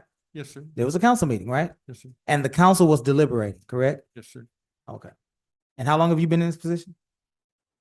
A month ago. You said, Gus, see, if we would all just stop trying to dance, we would be okay. And we would just get through this together, right?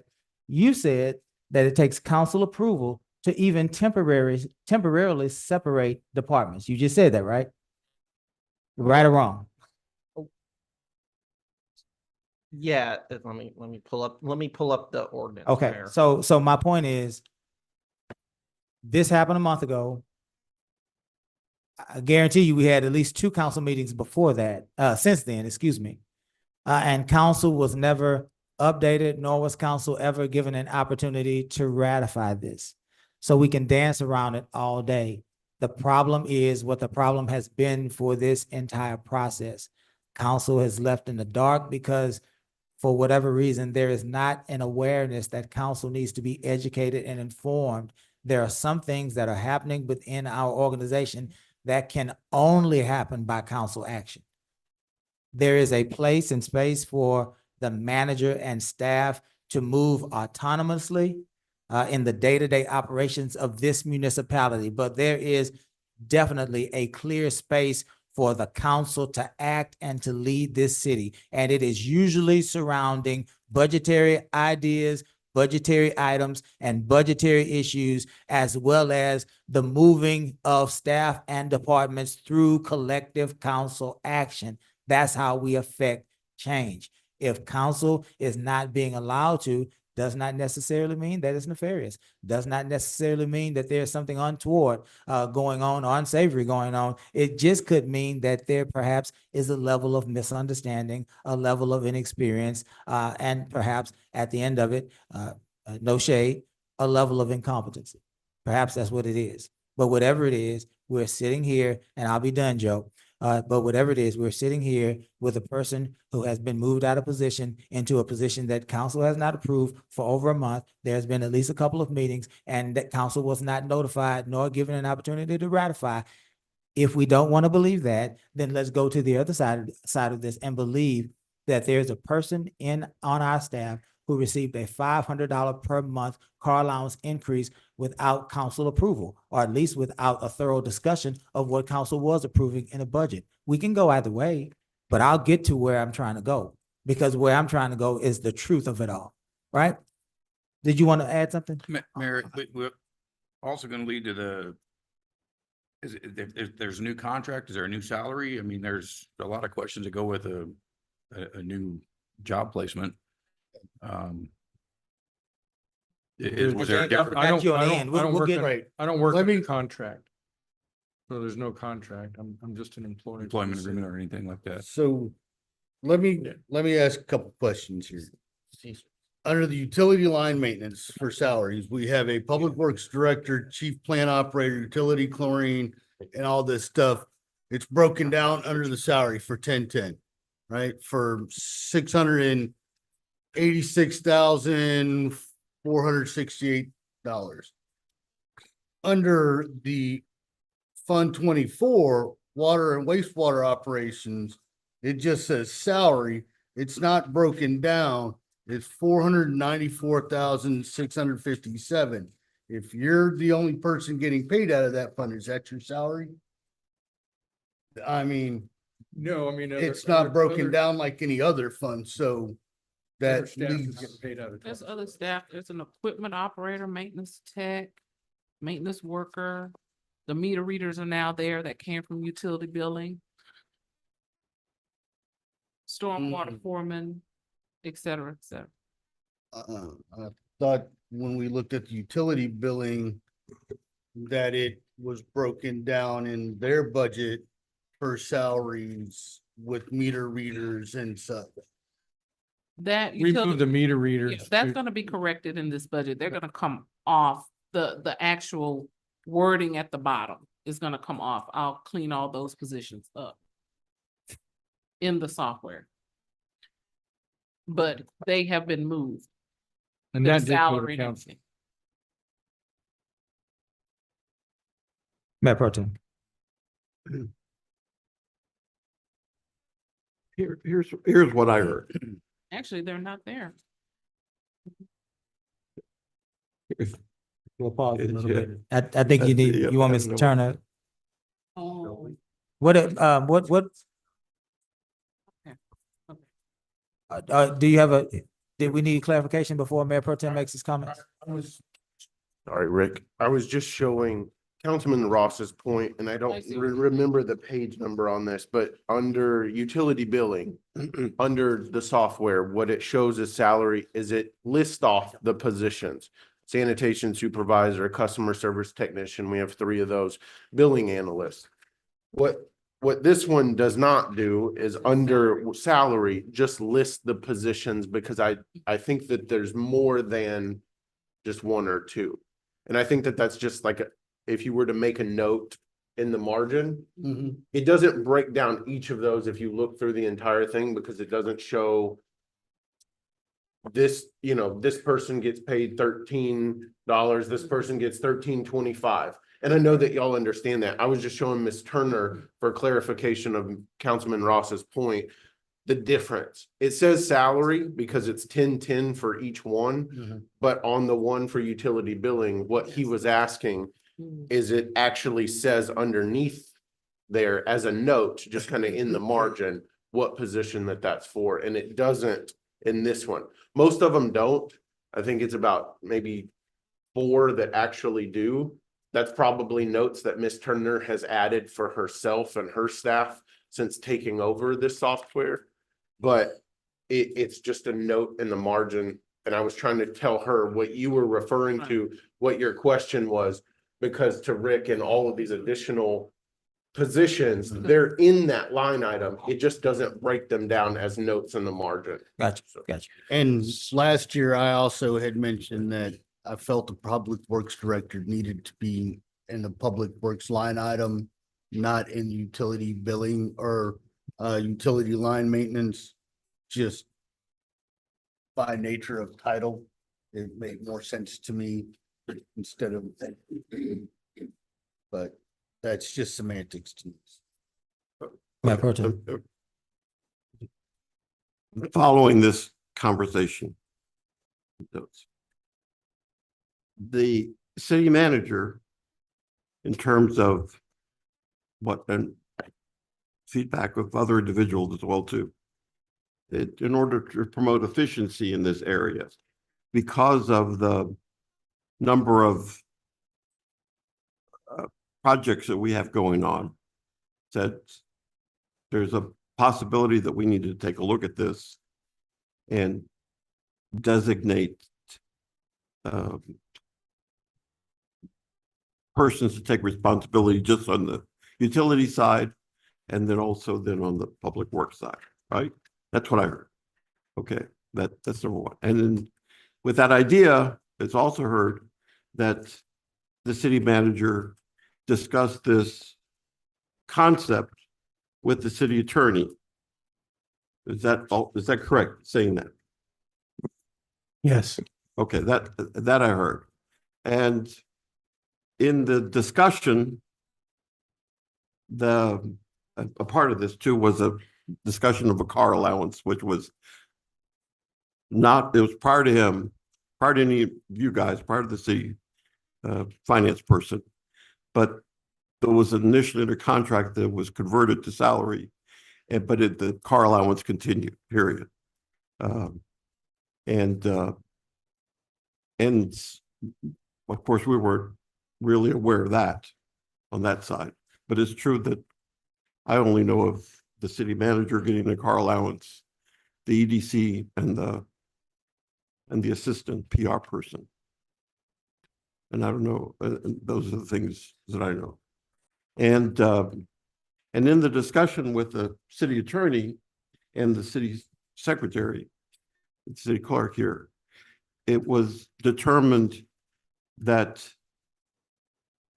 there had to be information given to council about this possibility, and that according to the best information provided to the city manager, that and the time meeting schedules and stuff, it would have had to occur during this budget cycle, which kind of makes sense to me because Mayor, you remember that that's how you also explained it to me when Tink was wanting to create the two assistant city manager positions, and which you went ahead and did and hired the people, but there was no money for it.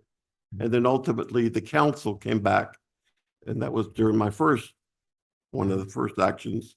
I went along with it, not quite understanding it all, but that's how that was handled at that time over there on that side. So and I guess it goes back to this, city manager, we're missing the narrative. We're missing the narrative, right? So this discussion in my world, Mr. City Manager, would have started off perhaps with this idea, and that's where the connecting the dots, and to get rid of all the here's what we heard and this and this and this, because there's more stuff on the street than I even hear about and stuff. So I think we have all of us, Rick, yourself too, a crisper presentations. And Ms. Turner, I understand too that I go back to this software and stuff, but I would appreciate your feedback, anybody's feedback, in terms of how to make improvements on the budgets and stuff. I'm sending you guys stuff. Here's my thoughts that I see. And but I mean, I don't see any drastic, plan or anything. Is that accurate? Yeah, Is that- and just to, I guess, clear up some things about me, and so under the charter, the city manager recommends the creation of administrative departments to the council, period. There is a public works department today. There was a month, 2 months, there has been for as long as I've known. Rick was the public works director. Rick was reassigned. Am I correct? Is that correct? Yes, sir. Okay, and Well, that's all I'm gonna say. That's all that, Yeah, his, maybe that's where, in his, there was a temporary division of the department pending the passage of an ordinance. That is where I will, pending the passage of that ordinance, I thought just do it in the budget. I mean, because we're already here on it. That's what I thought. Now, to the mayor's point, and what I will take away from all of this is that if that's going to happen, while we all understand the ordinance process takes a while.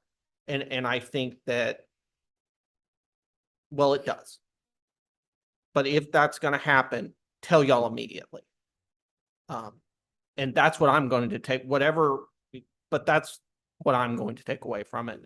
And that's what I've heard from you, Mayor, Mr. Lowry, or Councilman Were you Lowry. done with your Yeah, no, comment? just one, just. And then we'll recognize Councilman Lowry.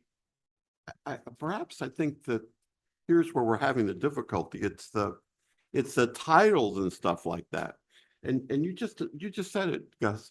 We still have in our flow chart, in our organizational chart, we have a public works director, period.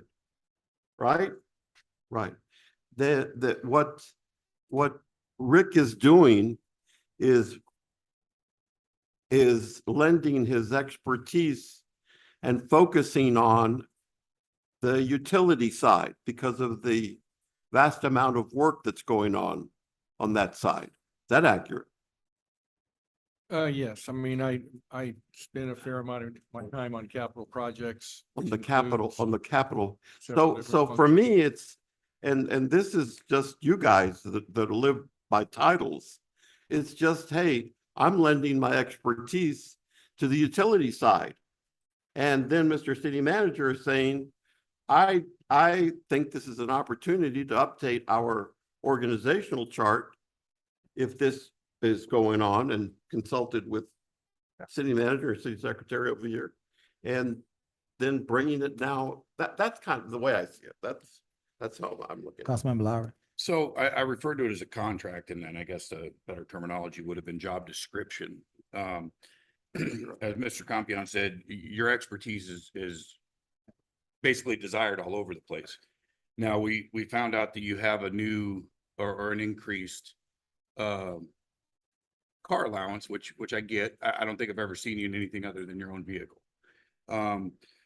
But with your expertise and your need in more departments or other departments, was there a pay increase with that, a salary increase?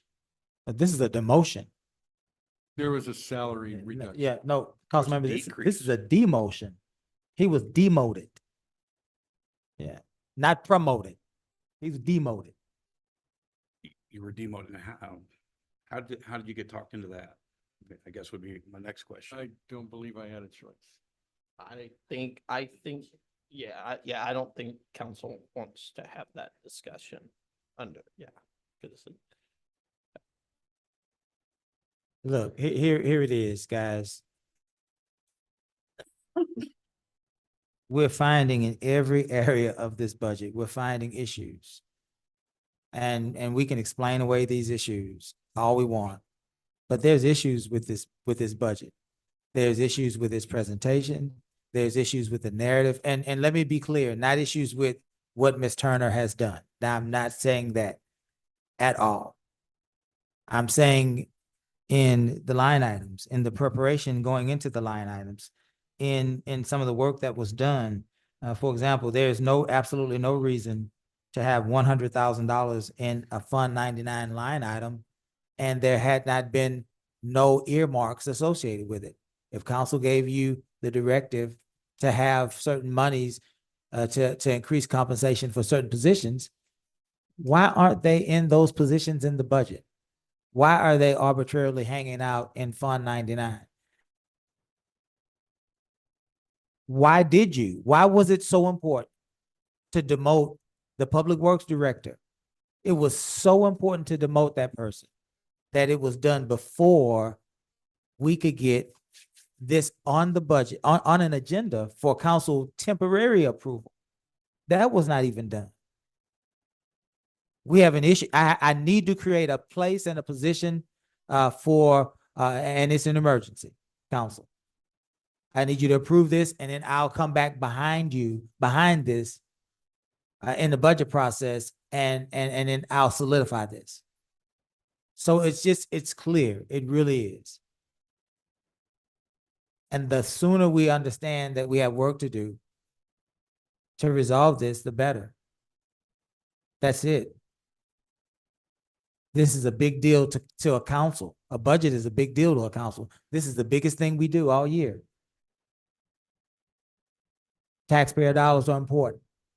We have to get this right because at the end of the day, we leave out of these chambers and we get beat up. We are called liars. We're called corrupt. We're called shady. We're called all these different things as a council. And we have no administrative function. None. We didn't do anything to create this book. We didn't decide to put that money into that $100,000 into Fund 99. We didn't decide to increase Rick's car allowance. We didn't do that. The administration did that. And that's okay. The administration needs to clearly articulate what they did and why they did it. Because people believe we're doing this. And if they see things that confuse them, or they have questions that there are basic answers to that we can't answer. Mayor, I'm gonna make a statement. Yes. You made the statement that the budget is a big deal. It's a huge undertaking. Yes, ma'am. If you really want this budget to be pristine, it's gonna require me to spend round the clock, even after budget season, to get this budget in order, ask the questions line by line. Most cities have budget departments that do this. I can dedicate my time to get this budget like everyone wants it, no matter what software it's in. I think, Ms. Turner, the bigger thing is we just need the narratives associated with the changes and the proposals Okay, for the people to understand. okay, And we're discovering things in a budget process right. that were not outlined for us as a council or for our community. We didn't know. We've been watching Rick drive up and down the street in his own vehicle. Council has no administrative function. We didn't know Rick had a car allowance. You get what I'm saying? We don't know, but then someone in the community says, you know, you all are shady, you all are corrupt because y'all are paying Rick $500 for a car allowance. And we're telling them, no, we're not. We didn't know. There is no line item that would suggest that. Yeah. And so these are the things that we have to fix. I don't think myself or the council wants a perfect budget. We just want to be able to understand the numbers and we want to be able to communicate those numbers to the community. Because as you can see, former Councilmember Osteen, he's frustrated. He got up here frustrated and expressed his frustration. And I do that as well, and many other council members do it in their own way. But at the end of the day, we're trying to do the right thing. This is a big deal, it's important. And it can be frustrating when we don't receive the information to make the educated decisions we have to. And that's just narrative. That's all that is, narrative. Go ahead, Ms. Ross. So do you need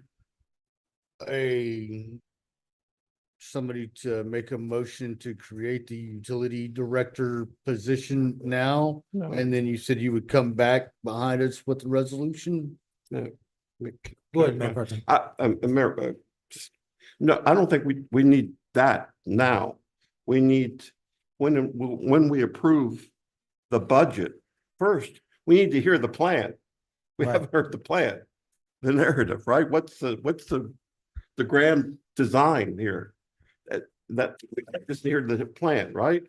And then the second is, if council understands it, agrees with it, then I think there's a smaller issue that needs to be addressed with regard to the car allowance. Once again, not you, the city manager bringing it in, but when Rick was brought on, that issue came up and we need to correct that. I don't know how we're going to correct that, but it needs to be addressed somehow. And probably by incorporating it into the salary, truthfully. That's how I would approach it.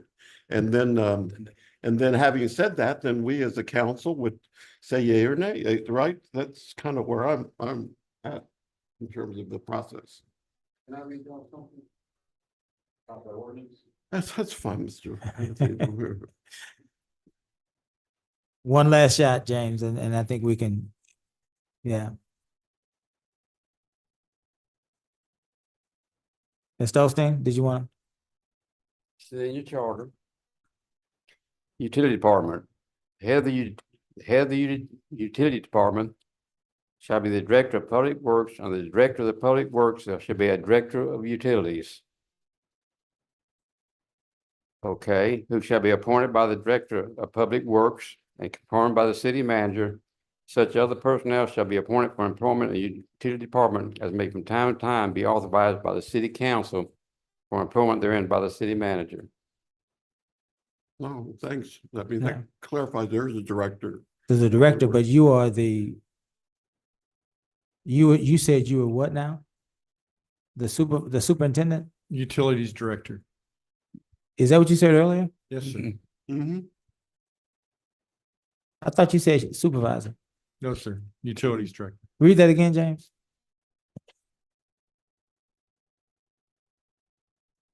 Utility Department, the head of the Utility Department shall be the Director of Public Works. Under the direction of the Public Works, there shall be a Director of Utilities who shall be appointed by the Director of Public Works and confirmed by the City Manager. Such other personnel shall be appointed for employment in the Utility Department as may from time to time be authorized by the City Council for employment therein by the City Manager. So the City Manager couldn't appoint Right, the Utility Director. It had to be the Public Works Director to do the appointment. Public Works Director. Gotcha. So if he'd done that, he's out of place. I got what you're trying to say. Now, keep in mind, we had a charter change to try to stop some of this city manager hiring people temporarily and all that. You remember that, Gus? I did, and that's what I was That's speaking what you're to. referring to? That's what I was referring Okay. to, yes. Thank you for And that. that's why, to your comment, Mr. Osteen, and was the timing issue. Yeah. Gotcha. Thank you for that, James. So I'm sorry, I need some sugar in my system. So the structure does have a Director of Public Works. It does, okay, so. And he directs, So he can. he hires the. Yeah, what so he the, is the, now. the issue is that the Public Works Director hires the Utilities Director. Okay. Did you hire yourself? That's exactly- But it says then with the City Manager. It's confirmed by the city. Confirmed. by the city. Yeah, but it has to be hired by, okay, all right. So we're looking at a slightly different issue, an issue nonetheless. Very good. All right, let's, Council, do we have any more? James, did you get all your questions answered? I'll find out about drainage stuff later. It's do that at a regular council meeting. It sounds like it's coming up next at our next meeting anyways. Is Miss Yancey all right? Her belongings are still here, so I assume she's in and out, personal business. Going back to line item, I guess I'm at number 20, the same place we were at when we were looking for the car allowance. Yeah.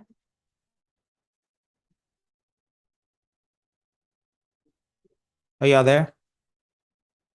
I'm at 3010. Are you there, Ms. Turner? Or I guess that would be Rick as well. What department are we on now? We are in, I'm on the tab 18. Street. Yes.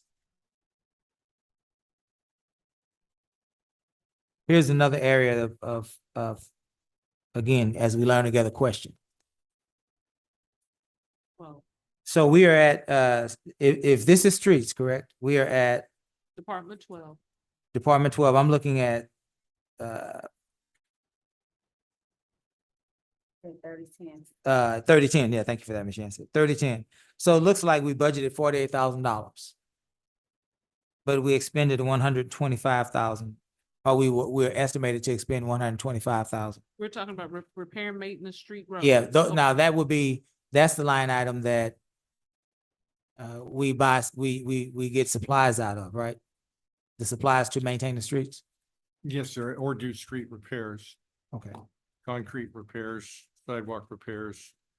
The Lake Maxwell. I'm on, street repair. I'm behind tab 18. 3010, 3010. yeah. But the 3010. numbers you said are not the ones. I'm still in the old book. Oh, Are you in the old book? no, I'm in the old. What did you say? 100 something? You're not on tab, we're on tab 18. Oh, 18, sorry. 18. So it says $125,000. So that's like, that's a significant increase, Rick. So 2 questions. Why then is it back to $48,000? And secondly, to Ms. Turner, as we learned this whole budget, there were monies that were set aside, I believe it's ARPA and ARPA. Yes, sir.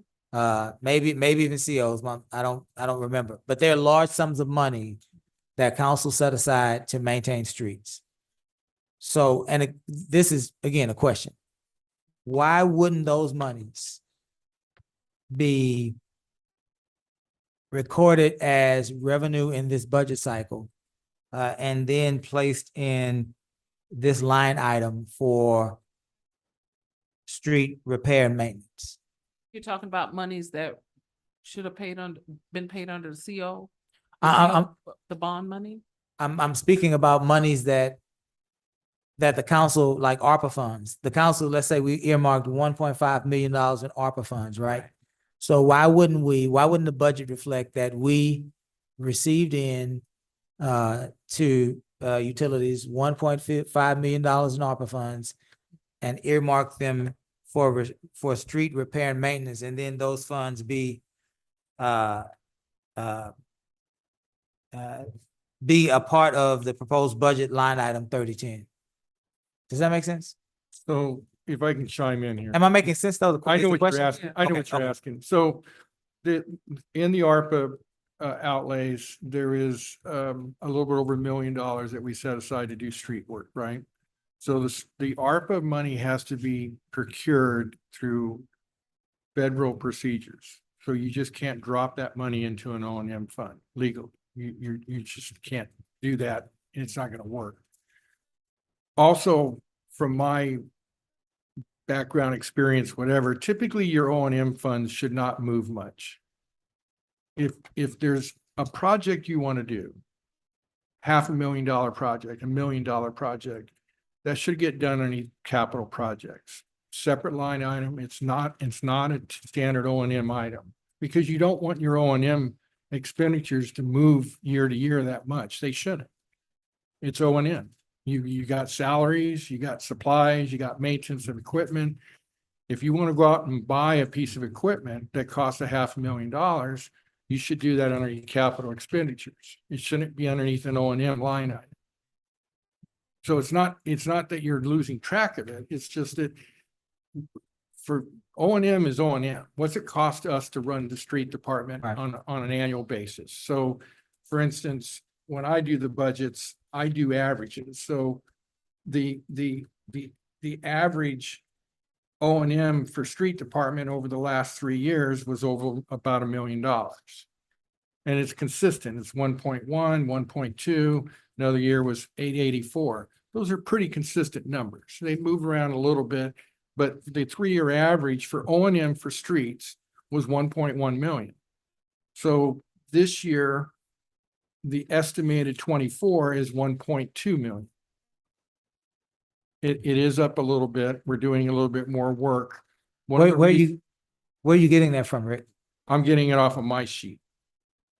The one that when I did the budget that went into MDSS, I calculated, so like you were saying, the $125,000 24 expense for repair and maintenance That was the estimate was a for number that I 24. dropped in because through June, we had spent $85,000. So I extrapolate out when we do the budgets, we have to give finance. It was $80,000. Close enough. Okay. She's a finance person. So, I estimated it to be $125,000 is what we've got estimated for fiscal year 24. Right. That number could change by the end of the year, admittedly. I mean, something could come up, you know, especially in utility funds. You never know. If you lose a pump, you lose something major, just because I believe we're gonna hit $100,000 by the end of September, doesn't mean that that's absolute. I would never tell you that. So when we do these estimates for fiscal year 24, those truly are estimates. That's just what I would call a swag, right? It's just scientific wild ass guess about what you're gonna be at the end of this fiscal year. That's just reality. So then next year, the reason we came up with 48,000 is consistent $48,000. Consistently, that's what we've been spending on repair and maintenance on our streets. On O&M. Now, professionally speaking, and I brought this up to council before, that number needs to be closer to $250,000. We should be maintaining we cannot maintain our streets for $48,000 a year. The number should be closer to what? $250,000, 250 easy. I was spending $700,000 a year up in Kansas where I worked. It was a smaller city. I mean, but in order to maintain, I'm not talking about street replacements. I'm not talking about capital improvements on streets. We're not rebuilding a street. We're not doing anything major. We're just maintaining our streets, right? Mill and overlay work is basically street maintenance. That's not a capital project. You're not rebuilding a street when you're doing mill and overlay, but mill and overlay costs a lot of work. One of the things that we plan on doing with this new almost $4 million that we spent on the mill and overlay project is to maintain that pavement over the next 10 to 15 years. Well, in order to do that, we have to do seal coating about every 2 to 3 years. Now, seal coating is not expensive, but it's a maintenance item and it should be part of our O&M budget. That's why we get away from asphalt and go with concrete. Well, that's true, sir. And 250 grand to maintain streets. I mean, that'll fill your potholes if you're lucky. I mean, that's, Yeah, that's a low number. I mean, we'll Low- be spending more money in order for us to be cutting patches on our streets. It's gonna cost a lot more money than what we're doing right now. Because all we're doing right now is filling holes with potholes, right? If we go out there and start doing cut and patch work, you're gonna use more asphalt, you're gonna need more material. Because right now, we're just using a small amount of material to throw in a hole instead of cutting out a patch and filling that in with more asphalt. So just your material costs, the labor cost is a separate item. It's a separate, I mean, you're gonna spend more time and things like that. We're gonna have more equipment, but that's not a cost of materials. This line item that you're speaking of is material cost to maintain our streets. So let me ask you this. You said something about, I'm still trying to follow you. Yes, sir. You said something about the street department being at $1.2 million. Did you just say that? That's what I'm showing. What do we? And so where is that? What fund is that? What? Okay, so see on page, We don't have pages. well, it'd be tab 18 on your second page. See where it says 2023 actual, 818, 818. Yes, yes, yes, 318,000, yes, yes. right? Total, Okay. line 20. Okay. So that was the total cost, right? Am I right? That's total budget for the street for 2023? That's what it says in this book, yes. That was what came out of MDSS, but I can look it up in the system. And that was Sure. out of MDSS? Okay. Yeah. And I got 884 on my sheet that came out of STW. So 884. yeah, it's close enough. Conversation. We got 848 848. for the proposed. And then where are you getting the 1.2 million from?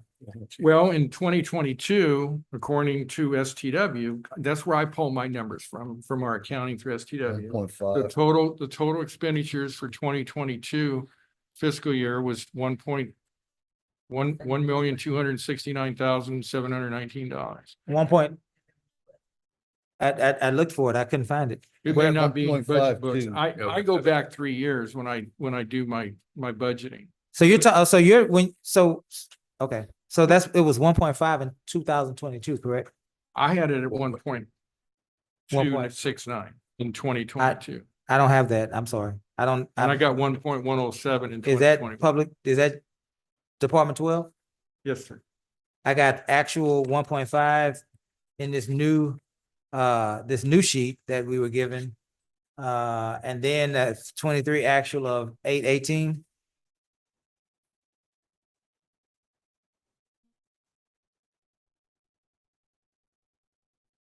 So I got a 22 actual of 1.5, I don't have the a sheet. 23 actual of 818, a 24 budget of 890, a 24 estimate of 864, and then a base of 953,000. Do you got that?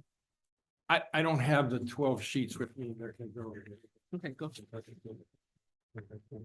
I'm trying to, we're talking about Department 12. Yeah, I got that right here. Yeah. Think that's where. Yeah, I got that right here. I'm trying to, so what was your 1.2 million reference to? So the 1.2 was fiscal year 22. But it's actually 1.5. I got you. Okay. I got you. Okay. I thought you were trying to say that you were budgeting this year for 1.2. Oh, no, sir. I got you. I understand you now. I'm Okay. sorry. No, it's okay. So you are budgeting this year for 953,000. The proposed 25 budget for 12, I'm looking at is 848. So this new sheet that we were given says 953,000. Good new sheet. Did you, That's, It's updated. yes, that's utility, number 12, that's street, yes. Rick, were you the person working on this budget for streets? So I did the initial submittal. And then after that, finance works on it, city manager works on it.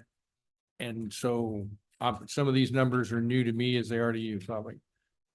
When finance works on it and the administration works on it, is it practice for you to receive this, to review it prior to us receiving this? Typically, probably so, yes. But that didn't happen this time. I had a sheet yesterday. I just didn't bring them with me today because we were doing utilities, but But before we received this budget book, that didn't happen this time. I've seen some preliminary numbers, but I don't know if I saw the final. Okay, that's fair. That's fine. That's my concern was, my question was about the monies that we dedicated ARPA. How do they surface? And you're saying and I understand what you're saying. They don't go in O&M. They go in capital improvement. They should. Sure. Yes, sir. And so is $48,000, I guess that's what you budgeted for street maintenance. Is that adequate? Coupled with the over 1 million that we are directing from ARPA.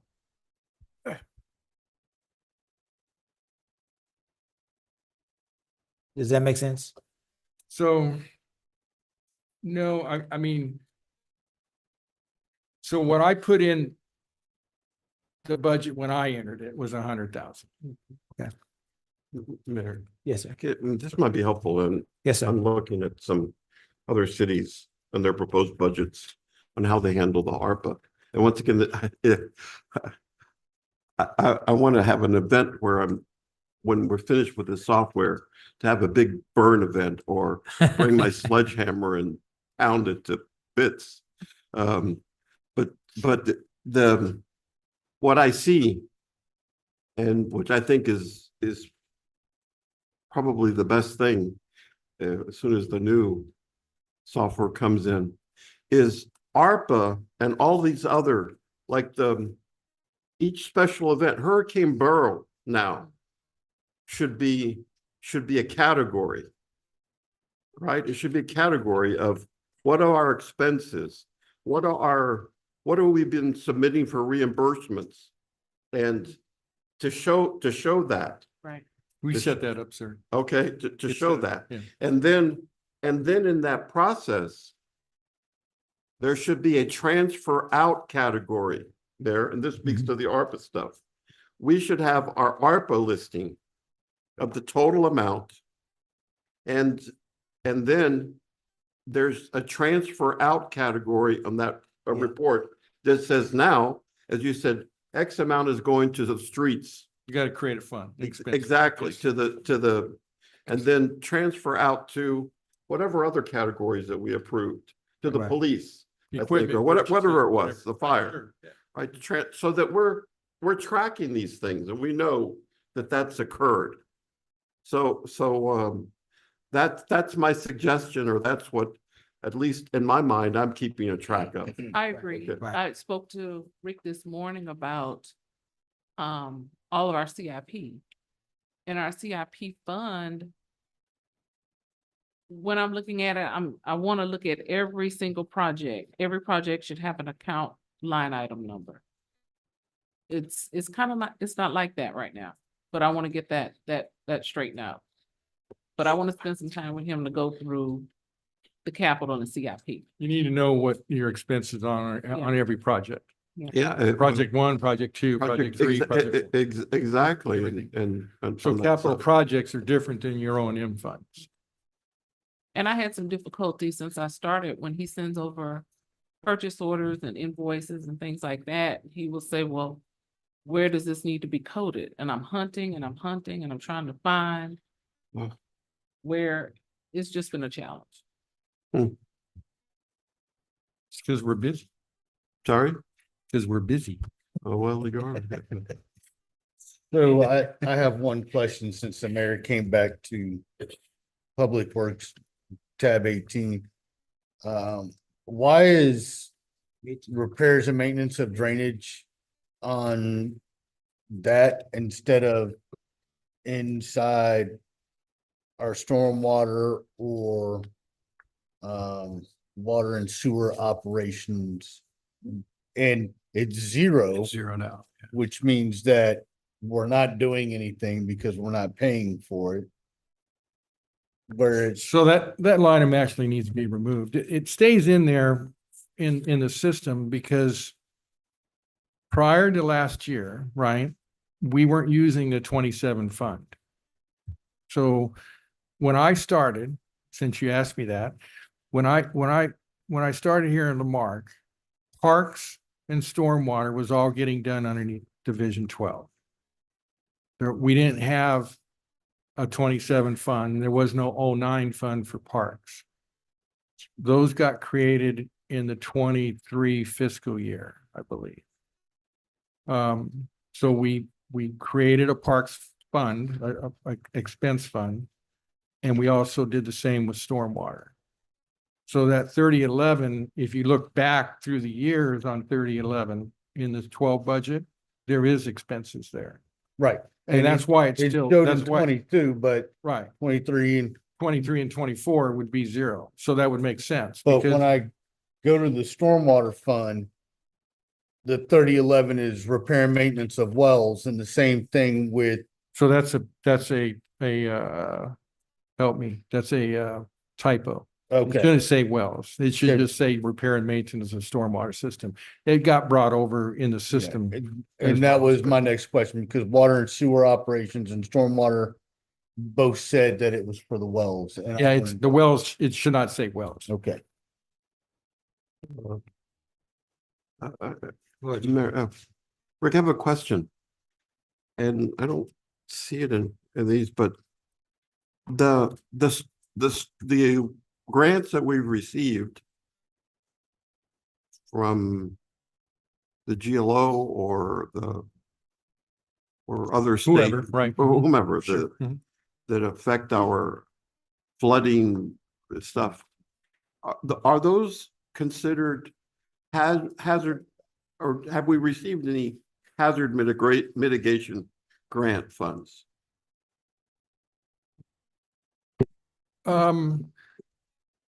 So I know the stormwater fund the stormwater master plan that we just received, which is just under $1 million, was certainly underneath hazard mitigation.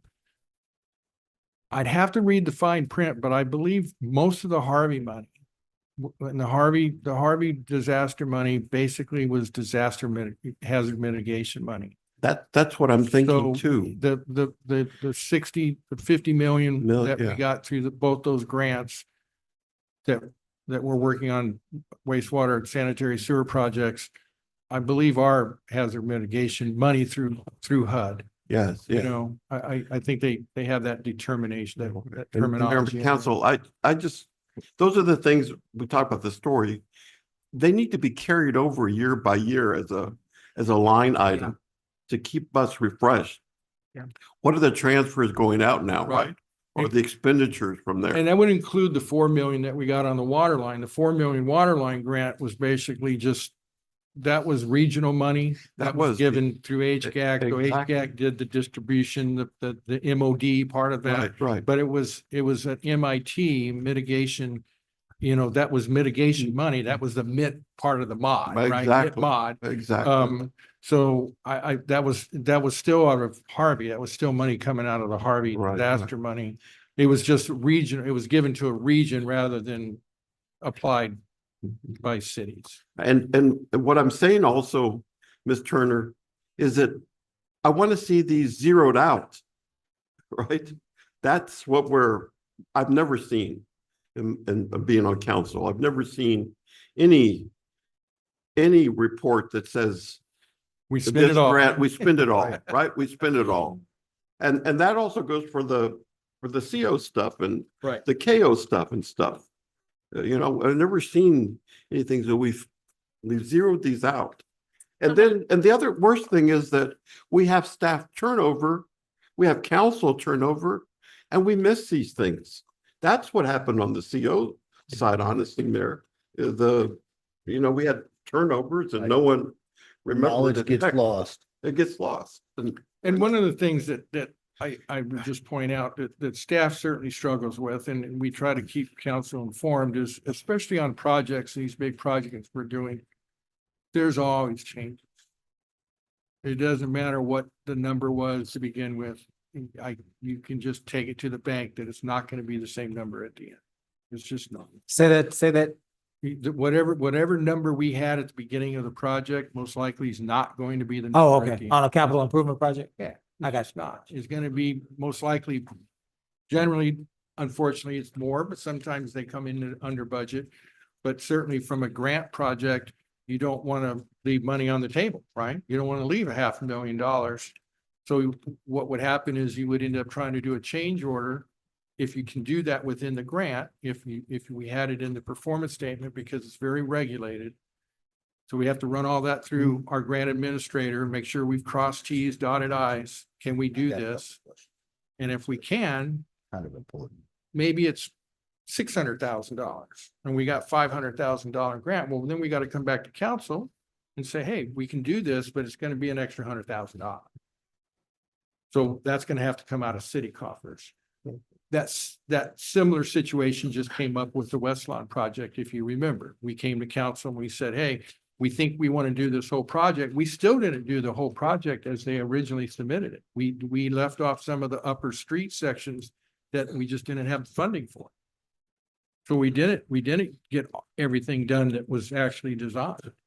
So I got a question. This is my last little bit about drainage stuff, because I know it's all supposed to be coming back, and maybe you can take some notes and bring me back these answers. When we get the drainage study, that big drainage study that we're supposed to have, Yes, sir. will that allow us to see our drainage and DD2's drainage and who owns what? Oh, absolutely. Yes, sir. Mhm. Will it show us the direction of flow of the drainage? Because I sure hope so, because I need to know that sometime Right, myself. I was told it all flowed one direction. It And doesn't. the last time we had a big rain event, I went, nope, that's not where. There's it's a supposed to ridge be." over on Ross in Yes. in District D, that a fair amount of that flow goes to Texas Avenue. And so we had some flooding issues on the last storm Yes, on Honeysuckle and Bluebonnet. And the Also on the problem lease was, streets. I went up to Texas Avenue and Texas Avenue was underwater. Mhm. I mean, cars Yeah. were having a tough time. So that water could not get out of our system into the TxDOT system, right? Yeah. So of course, we're gonna back water up and that's nothing to do with the city per se, as much as it is TxDOT, but at that Right, point, and the road was flooded. So my last question about drainage, and I promise this will be it. At some point in time, and this came up through a Friends with Coffee conversation, Mr. Payne, and the knowledge that he has of everything that went on in the city. This is 25 to 30 years ago. But I guess Dow had contaminated all the soil on the Lee streets. And they took and cemented that drainage ditch in between all the houses down there. After they scraped off a whole lot of soil, all of that is now cemented. DD2 says it's ours because it's a little ditch and they don't have any cement ditches. So if we can find out why, how, and whose ditches that is in between all the houses on Lee streets, I would greatly appreciate it. So we maintain that area because my conversations with DD2 was that was a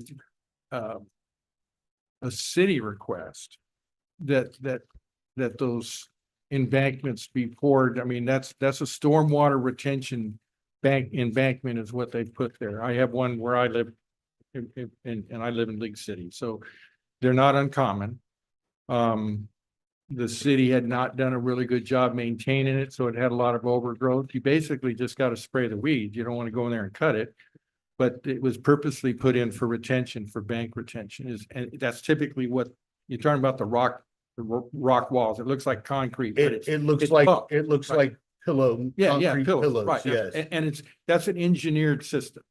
So I've never heard the Dow story about that. I was told from DD2 that was a city request. And so once that got done, they gave us the keys. Okay, Similar to what we refer to as the situation on ditch 12 that city managers brought up a few times.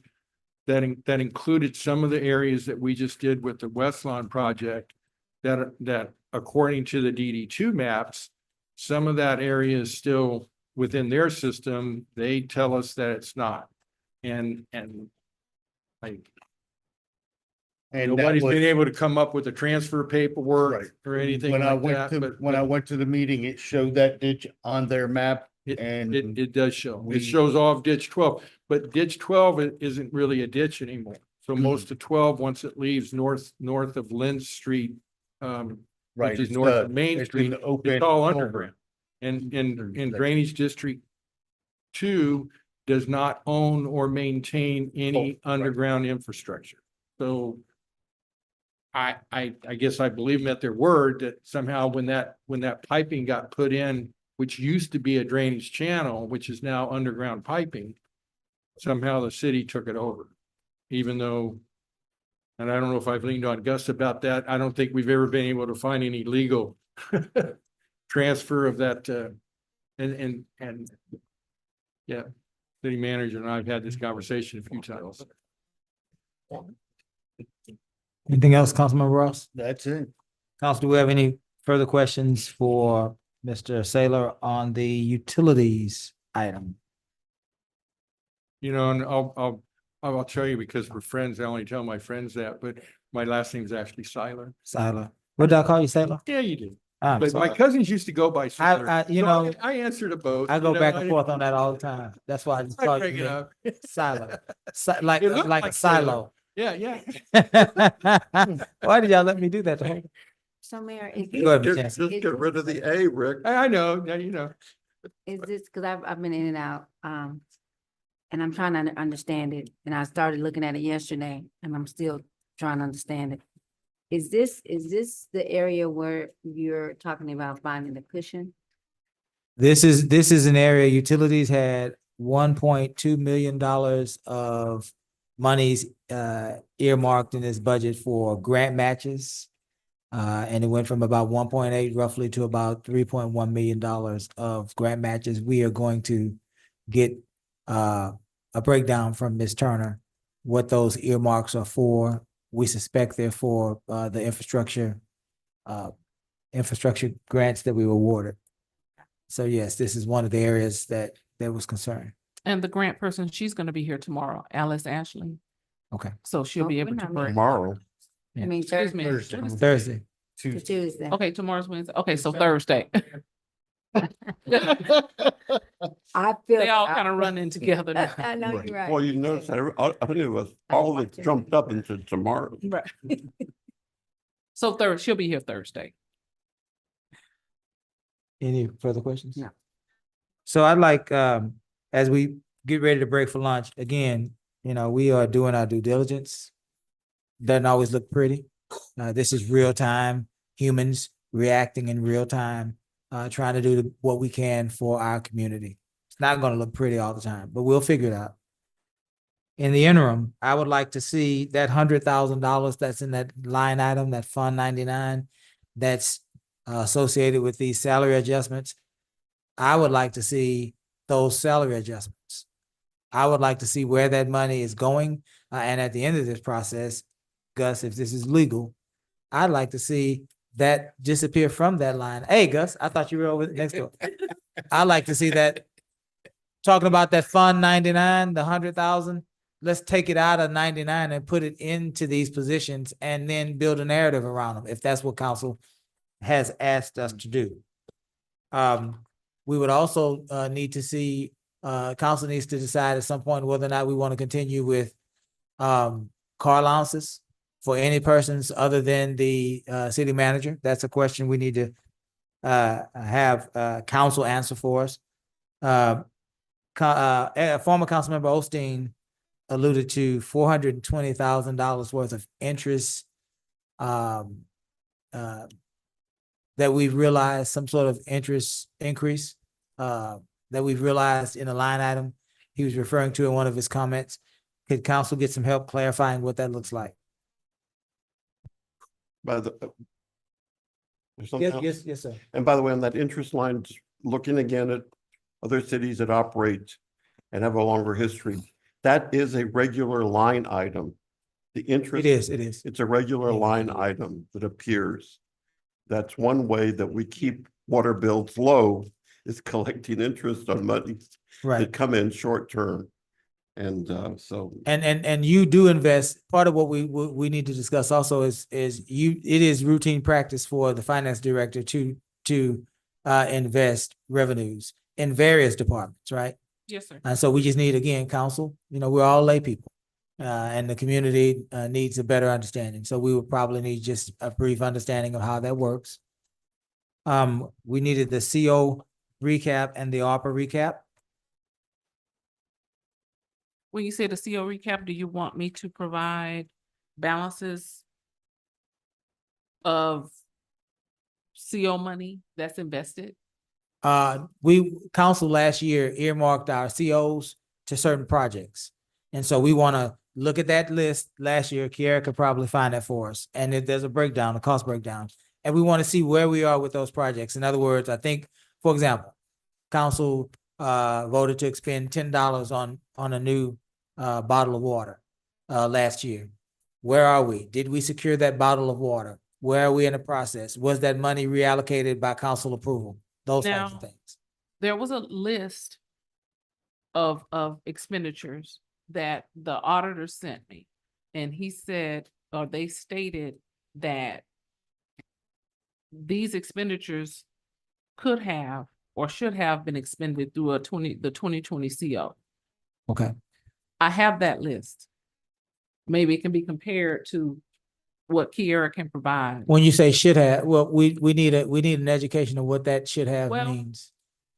He stated these were expenses that could have and or should have been expended from our 2020 CO. Okay. Yeah, when you. Yeah, let's get that, So- but let's But it was expended through our regular O&M. so let's get that list as well. Okay. But more importantly for us, what did council direct the administration to do with those funds and where are we at in a progress report? So that council can, to Mayor Pro Tem's point, council can begin to refresh our memory with Right. what we directed last year and the Okay. progress of that. And Kira, you'll be able to help me with that list? Okay. Yeah. We have that sheet. Okay. So those are the notes that I took as far as questions still in the air.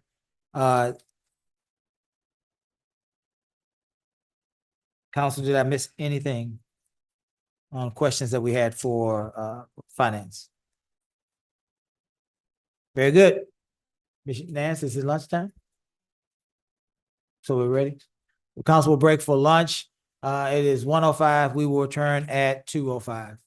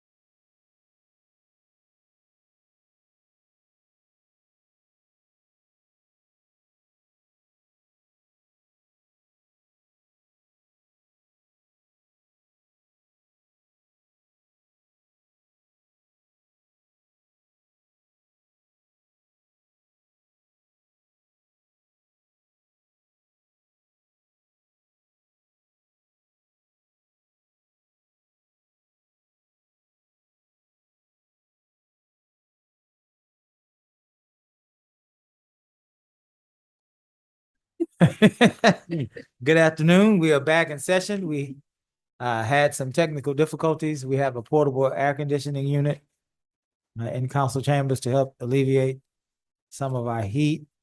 And so now we're able to continue.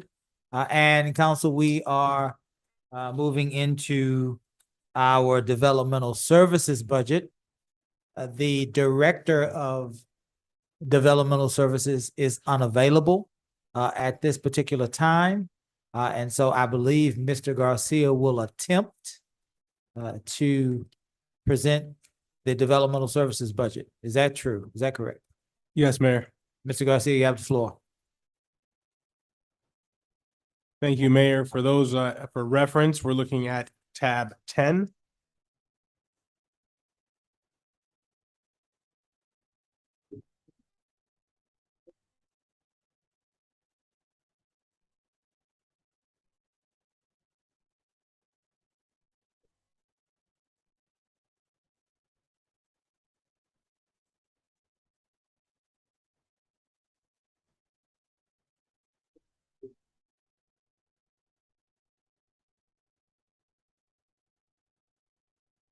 Tab 10, council. Going through the new budget. All right, Mr. Garcia. Thank you, Mayor. If you noticed back at, I guess, some of the history that came besides, where this account has gone. If you noticed in, FY 22, according to the old budget book, your actual expenses were $561,000. Obviously, the department has seen some growth. In FY 23, you ended the year just a shade over 600,000. Which prompted us to budget a much higher amount because we knew that 2024 was going to be a busy year when it came to permits. As you know, this department outsources its permitting as well as it outsources its engineering cost. So we proposed that there was going to be a much higher amount of pre-development meetings, permitting and things that have taken place. Thus, so we also noticed we encountered quite a bit of outsource we outsource our engineering engineering, okay, and our permitting permit, okay. as far as our It's standing building contract inspection. building inspections. Thank you. Okay, So building sorry. inspection and engineering. Thank you. I Yes. just wanted to get Mhm. clarification. Go ahead. And both services of Attico and BBG. Those are the two contracts that you have. Okay. It looks like in last year's budget, we may have estimated to be too high. We do know that there's been some issues with the construction industry. We also noticed that there's been some changes as far as how fast things are getting built. We anticipate for the year 2025 for that trend to continue. We know that this year is going to see us focus on some new developments that are coming. Just today or yesterday, we had the Raising Cane's open. We know that there's other things that are on the horizon here, hopefully in short order. So we know there's going to be quite a bit of permitting to include other resources as well that should be coming online. So your proposed budget today does not show very many changes. It shows some slight reductions, but still in line with what your FY 22 expenses were and FY 23 with a gradual increase for the expected growth of development.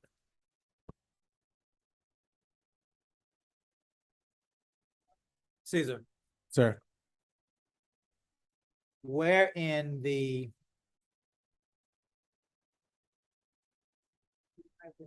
where in the new information that you gave us this new stack, where would we find this? Give me 1 second, sir. No page number, but it's like in the beginning.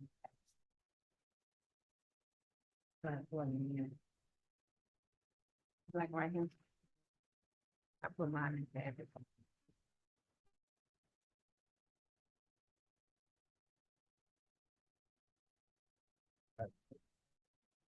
Yeah. It's past general fund one, It's right? past, Okay. yeah, it's past HR and it's past finance. It's not past police. It is not past I'm too police. far with police, right? Yes, sir. Okay. If you come down, I think one or Is it two past code compliance? right before it. Developmental services. So now you were saying the 22 was 564. Mhm. 23 was 600,000. You Yes, sir. budgeted 730 for 24. We had budgeted 730, but we realized that we did not see quite as much as we had. We do propose that whatever we didn't get in that year, we know that we hope to get. For example, we know the high school's coming on board. We know the new mental health facility off of Oak Street will be coming online. We also know we have several other eateries on the west side, the McDonald's and so on and But so in forth. 24, Yes, you sir. budgeted 730, correct? Yes, sir. Yes, sir. So the line next to it, fiscal year 2024 estimate, it's only 40,705, right next to it. In the new stuff you gave us. What line item is that? Shows the estimate to be, I'm sorry, I'm looking at the wrong department. I apologize. What line item is that? I think it's under inspection. The bottom line is the total. 01033030 inspection. Yes, Mayor, I'll have to You yield. see how the budget is, and I get what you're saying. You budgeted 730,000. But I guess my question is that very next number, the estimate, or I guess that would, yeah, the estimate. It says only $40,705. Yes, sir. I would have to yield to You Mr. get- Sheik, check on maybe that when for she us? was, yeah, I will check on that. Because I know that on the previous one in the tabs, it was over 400,000.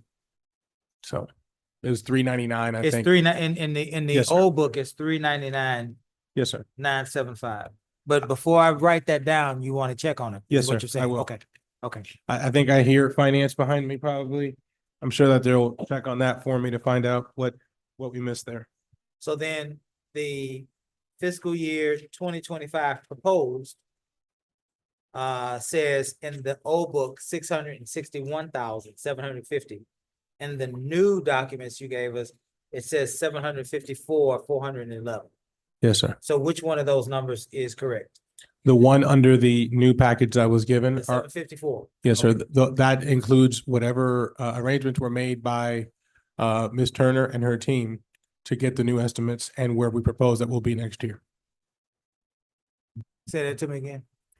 Those numbers, that new number represents where she feels that we will fall next year Okay. based on proposed development and catching up on some of the pre-development meetings and things that we have had that we know should, God willing, be online for next year. So this is, okay, I got you. The increased workload. Correct. So what would this, Caesar, what would this line item, this 754,000, what are you projecting the changes, the significant changes? We went from 730 to now 754. What's featured in those increases? Are there new positions? Is there a permission being requested to change positions? Right? What does that 754 entail? And how is it different from the 730? Certainly. There is nothing really new being proposed other than kind of maintaining the status quo. We do know that because of the projects that are coming forward, we do expect there to be increased engineering or inspection costs associated with the additional development that we hope to see. We know that we expect the school to be a pretty big monster as far as what our expenses will be. And that's probably the biggest change. We do not at this time realize that. Gauging by where we are, maybe later throughout the year, we can come back to council. We'd always talked about maybe adding like another body, like a planning director, something there, but we have not, we're A building official, a building official, an actual inspector. We talked about doing some of that in-house. Right now with the current change, we are not able to do that at this time. I didn't feel comfortable going into that right away. So let me ask you this. Yes, sir. How much do we pay yearly for inspections?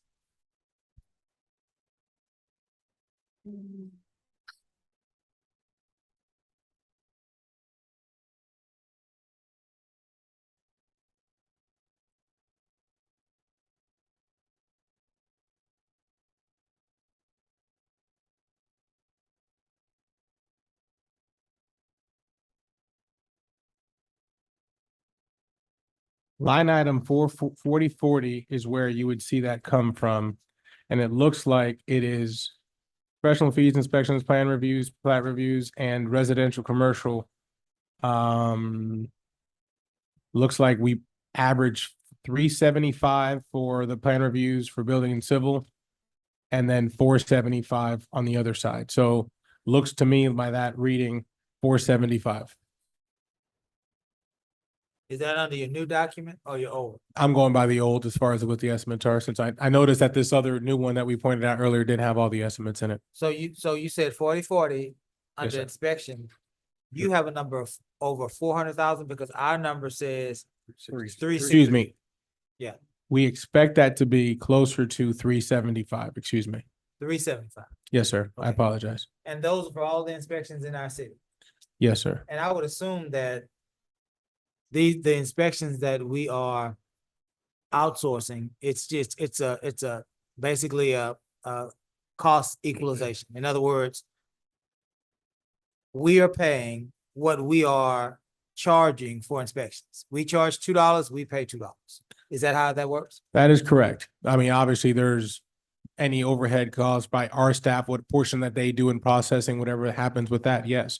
But it does not cost us money to do it because we recover those costs from our permit fees. Right. Go ahead. I'll stop there. I want to drill down on that number. Go ahead. Yes, sir. And Senator, help me out. When the mayor asks you a question, I guess it just, what's confusing me is when you add on stuff, Okay, okay? I apologize. So if he asked the question, is this a yes or a no? Just say yes or no. Okay. And then if we want more explanation, we'd ask for more. Does that make sense? Yeah, absolutely. I'm Because- trying to go really fast. Yeah. I'm with you. That's all. I think I know where you were headed with it. That's why I answered in that way, Yeah, but because we you're, had a conversation, Yes. you and I know, maybe perhaps maybe not you and the rest of council. We've had a conversation over this past year on what that number could look like if it was in-house. yes, sir. So my next question is, on this 360, how many new homes or inspections, if we can't break it down into new homes, how many different inspections would you say, and you can go back and get the information later, Mhm. would be performed for this 360? Well, just gauging by the numbers that Ms. Venetia gave you yesterday, on how many water meters we will need, assuming one water meter per home, we look at 150 to 200 new homes in this next fiscal year. So 150 to 200 possible new Possible home new inspections. homes. And each time a new home is built, how many inspections are there? Depending on the disciplines, more than likely at least 6. Mechanical. Roof, 6 or 7? 6 or 7. So you're talking about roughly 1,200 to 1,400 inspections. That is How correct. many inspections can an inspector do in a day or a week? You don't have to answer that now. Sure, no, But in order for us to, because I think it's worth researching. yes, sir. I think if we can get our costs down here and bring this in-house, it'll be better for us in the long run. But I think what I'm trying to say to you is when you, first of all, bring it back to us, right? Mhm. When you do, these are the types of things that a council would be looking for. How many inspections are done, right? For that revenue, how many inspectors, how many inspectors will we need? What is the salary? So on and so forth. That, because those are the types of questions we're going to ask you. Yes, sir. Go ahead, Mayor Pro Tem. We had this discussion already earlier in the year. Yes, And so I guess you're saying you'd like to revisit it, is what you're saying. According to conversations that I've had with the city manager, Okay, he believes it's but- worth exploring But not for purposes of this budget. of No, this budget? no. Okay. So Yeah. if we're gonna revisit it, then. That's why I said bring it back later. Absolutely. Right now, I'm just trying to understand the numbers. Okay. Mr. Ross, So if I remember right, during that conversation, and Miss Allred was still here, was the contract that we had signed with the company just to do inspections was $180,000 a year. And that was them to be on call to do all our inspections. Yeah. And we were looking at a salary just for one person at about $80,000. That was completely qualified to do all the inspections. Now, there were times where they had 5 inspectors out doing the inspection. Right. So if we that already is more than. Yeah. So and as Ms. Allred told us, it behooved us to stay with that because she was in the construction industry. So she knew and understood that it was well within that money, because that was only half of what's actually there. That whole 360 isn't, that also does planning services, that does other things. Mayor, the critical point of this is we're just taking everybody's word for what's being done in the city right now. And that's proven to be problematic. For instance, sidewalks. Well, back in 2016, I think we did some along Lake Road. If I remember, we had to rip them all out. 20, Sidewalks along Lake Road, but in subdivisions as well, you got in the HOAs, it's kind of a match between the city. But another prime example is these sewers that are just the sewer caps that are going in. We're paying somebody to I monitor see it. what you're saying. So you're tying what you're saying, Councilmember, into the inspector's role. We're taking their word that they're actually doing these inspections properly. And they're not. I got what you're saying. Yeah, and they're not. That it's proven that they're not. Yeah, I got what you're saying. To that point, Mr. Garcia, is there any way for, and maybe you have this, is there any sort of quality control measures that you have implemented with our inspectors? And again, if you haven't, that's okay. That's why we're here. Sure. Something to think about in the future. Certainly. And that's something I can come back with as far as a more in-depth look at what those are, and I can bring that at a later time. But Mayor, if I can, Absolutely. so I can encapsulate the direction, I just want to make sure, would you like us to do very brief, high level study of what would it cost us to keep it how we're doing it? What would it cost us to move solely to do all the inspections in-house, and maybe a hybrid in between, bring you back 3 samples? Yeah, what I would like you to do personally as one member of this council is to take notes on that. And once we leave the budget workshop, let's reset. Where's that? And so what that would look like for me would be for you to have a time on the agenda where you would say, council, we learned things in our budget process. There are 5, 6, 7, 10 things that you all wanted me to run down. I just want to get official approval from this council to move forward with investigating this for this calendar year, right? Or this fiscal year. And that gives you a year to explore all of these different avenues and come back to us in a timely fashion. So that this time next year, we would have already have had the research and we would already know our numbers. And so at this point, the council can move past trying to understand the numbers, and we can get into the discussion on what road is best, right? So jot it down, bring it back after the budget cycle. Make us direct you to do that. Right now, we're just talking. Make us direct you. And also along with that, I want to know if the contractors that Public Works has doing like the manholes are using our inspectors, or are they using somebody that is their own? Those are questions. Good question. So. And Mayor, I do have a number here. We have 1 inspector. And with the salaries and benefits and cell phones, the cost is $271,245. I didn't understand that.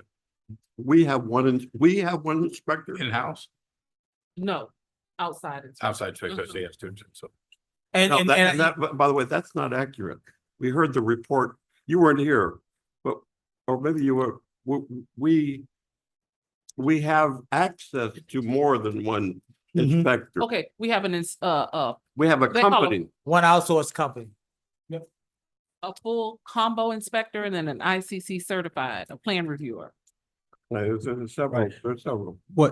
So what's on the contract is 2, and what's stated on there is what those salaries would be. So some of the work that's being asked may already be in there. Right. So the contract basically is with this company for a base of 271,000 is what Ms. Turner's trying to articulate. Yes. She did not know whether this is 1 person or 100, right? Right. Gotcha. Okay. And Mayor or Mr. City Manager. In this, this is listed under what, professional fees? Is that the, Yes, 4040 is the line item. okay, professional fees. Does, so where's, this would also include DIM That, yes, those are part of those fees. as well? That's the Yes, sir. engineer, the Yes, sir. engineering company side. Yeah. So if, when you bring this back, if there's a desire by council. Yeah. I think that also needs to be split up. What's the subsections of all this, right? Will This do. category. So you're not proposing any changes as it relates to positions and staffing at this time? Not at this time. Also, where is the engineer? Is that in professional fees? Yes, So then the 271 that Ms. Turner was referencing is part of, that's the inspections part of professional fees. correct. But the other part that makes up the 360 that you're proposing is the engineering part. Yes, You sir. feel confident in saying that? I do feel comfortable in saying. Okay. Those two combined make up that total. Okay. And this 730 to 754, this increase, this $24,000 increase, it's not salaries. This is operating expenses and things of that nature. Correct. Nothing outside of whatever COLA is approved. And right now, what do you have COLA set at, Ms. Christine? 2%. So I take that back. There would be a 2% COLA for any staff that's there. Mayor of, and I don't know if it's a, once again, I never know any, sometimes I feel. But this gets back to the discussion of the, what would you call them, the development director? Developmental service. Are we, what's this, do we have one? I guess I'm gonna go start from that point. Do we have one? We have one who is entering retirement, Okay, formally entering retirement. okay. Once that is officially announced, then we will then formally, respectfully place that position. In fairness to the person who's got years and years and years of service, as of Friday, they hadn't turned in the paperwork to my knowledge. I can verify if it's happened since. But yes, that's the idea is respectfully, once that person is retired and off the books, which is set to happen in the next couple weeks here, then at that point we would, post that position or soon before or after. You'd be looking to look for someone for that position. Yes, sir.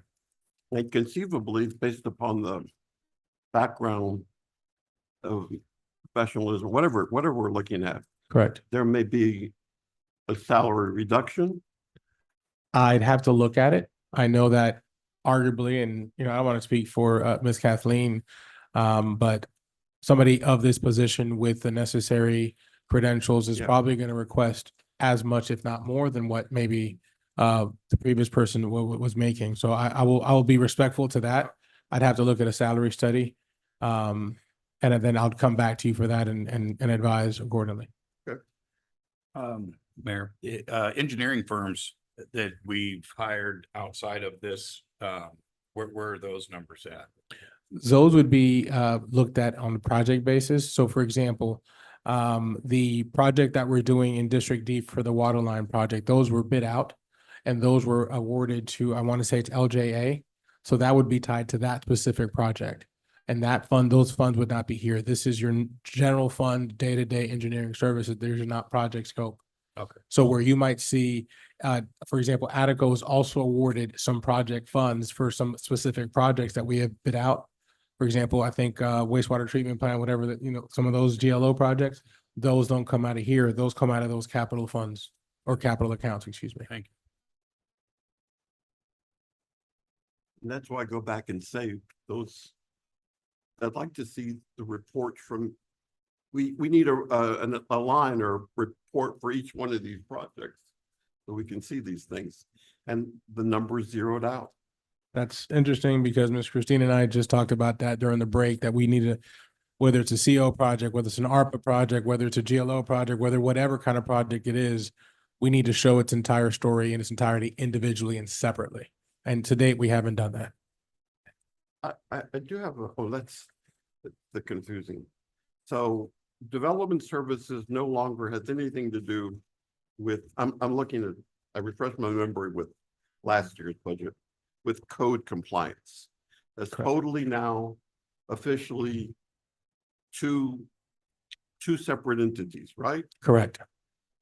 Code now reports under fire. And refresh my memory there. Was that something that we did? Or was that something that was done administratively? That was something that we did. That was something that the council pushed for. Because of the confusion that we were having with our code enforcement department. Some of the numbers, some of the reports, the reporting, the not compliance, but the execution of the mission. Just to Yeah. refresh my memory. Yeah, if that you that could was something that council had Point out discussed. what document, because I don't remember that. I remember it was announced. It's in there, but Yeah. at some point, take time for it. Thanks. Is that it? Yes, sir.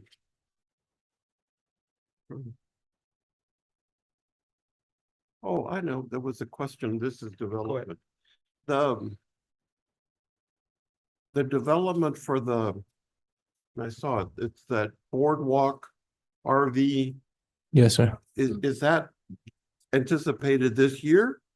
Or what, for 24, 25? I believe the estimated, I don't have it in front of me. I think the completion date was until 2027. There were some utility things that we needed to take care of first. So it's gonna be a while before we see that one come to fruition. If you remember, there was addition of a lift station. There was a lot of utility projects that had to come to with that. So water and sewer is gonna take precedence on that project. That one's gonna probably be a while before we see it come forward. I did reach out to the developer coincidentally on my timeline just to follow up last week, and I have not received a word back yet.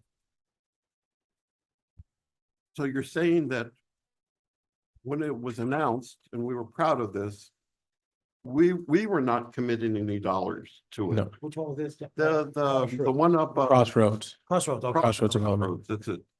We weren't committing any dollars to this. No, sir. Because all the burden of developing the infrastructure was on the developer. That is correct. Okay, and so in this budget, we're not, other than if inspections at some point are necessary, a regular course of business, there's nothing that's been dedicated in this proposed budget to that particular project. No, sir, not yet. Mr. Garcia, Yes, sir. our building standards committee chairperson, I guess it was today, days are running together, but he encouraged us to maintain a certain level of demolition in our budget because of potential projects that will come due in this next fiscal year. So line item 6092 is the building demolition. It has a $30,000 base. Then there's a budget base correction of, looks like a negative 70,000. And then there is a demolition cost estimate. And it looks like 70,000 was added. And then there is an FD, finance director, addition of demolition services. So at the end of all of that, is that $60,000 in that line item? It's a total of 70,000. It's a total of 70,000? Yeah. Well, what's the 30? What is that? What's the 30? So the 30 looks like the demolition, what we started with. And then the budget base correction takes 70 out. Then the demolition cost estimate adds 70 back. And then at the very end, the finance director adds 30 back. But at the bottom of that, to I guess what Mayor Pro Tem is looking at, it looks like 30,000 still. Yeah. Okay, the total demolition is under code, building demolition. Account 6092, that's code. Compliance, I have budgeted 70,000. You have a budget of 70,000. Yes, Under code compliance, not. yes. Not development Ah, services. Right. I see. So That- it's zeroed out of development services. It needs to be zeroed out completely. And Okay, it goes under. so it's in the code. fire department's Code Yes, compliance. code I got you, compliance, I yes. got you, I It's got in, you. it's in 70,000. So what is that 30 then that's hanging around in the 692, 6092? I have an updated copy, it has zero. It has zero, okay, Yes. that should be zeroed out, okay, Oh, okay. okay. So then, So My- that re- go, I'm sorry. No, you go ahead, Mayor. My next question is 6094. That is the line that we file liens on. So if there's high weed or high grass, or there's some code compliance issue that needs to be mitigated by the city, it's been practiced that we mitigate those issues of life, health, and safety.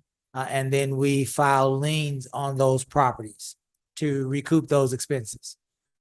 So we have to have money to be able to file those liens. That line item is zeroed out on the new copy. And perhaps it might be zeroed. Compliance also. That's in code compliance It also? is, it's been moved to code Okay, compliance okay. 6094. Got you. Got you. That's cool. All right. So when, Let me ask so the stuff that was code that was in developmental service got moved to code enforcement with the fire department. Yes. And next budget cycle, it should be all zeroed out of developmental services so that we don't have. Yes. Got it. Mayor Pro Tem. So refresh my memory. Was the adjustment in the number that you're suggesting, is it this 754? Right? Is that the number? Yes, sir. That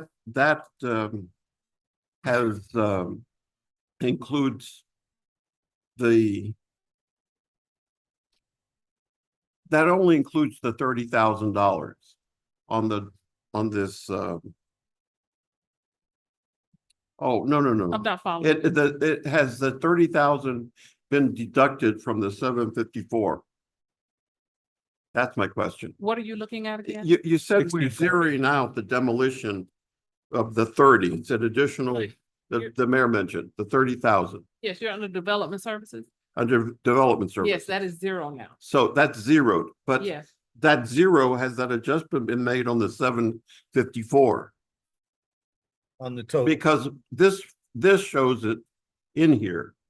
So did we deduct 30,000 from the 754? We'll confirm that, Mayor Pro Tem.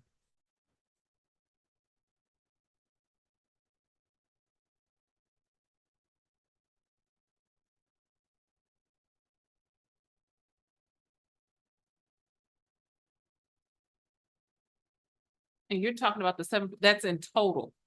The total proposed amount. But you said you had it updated, figured.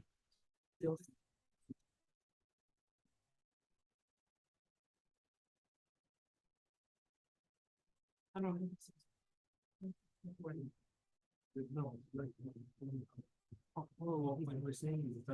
Services, right? I can just show it to you real quick here. Under development services, it was under 6092. Okay. 92 is zero. Uh-huh. Right. Absolutely, yes, Okay. it takes it off in total. So the budgeted amount total for development services is what number? $724,411. That's There you what I go. was looking for. Okay, would you repeat that again? $724,411. Okay, all right. That's the number. So, Mr. Garcia, Sir. here's an example of how we need to think about this and work through.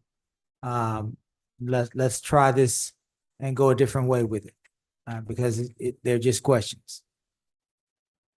So as I'm looking at this budget, watch this, fiscal year 2022, we spent $564,000. Is that correct? And we had provided as services inspection, engineering, and code compliance. In 2022, we had 3 primary services, $564,000.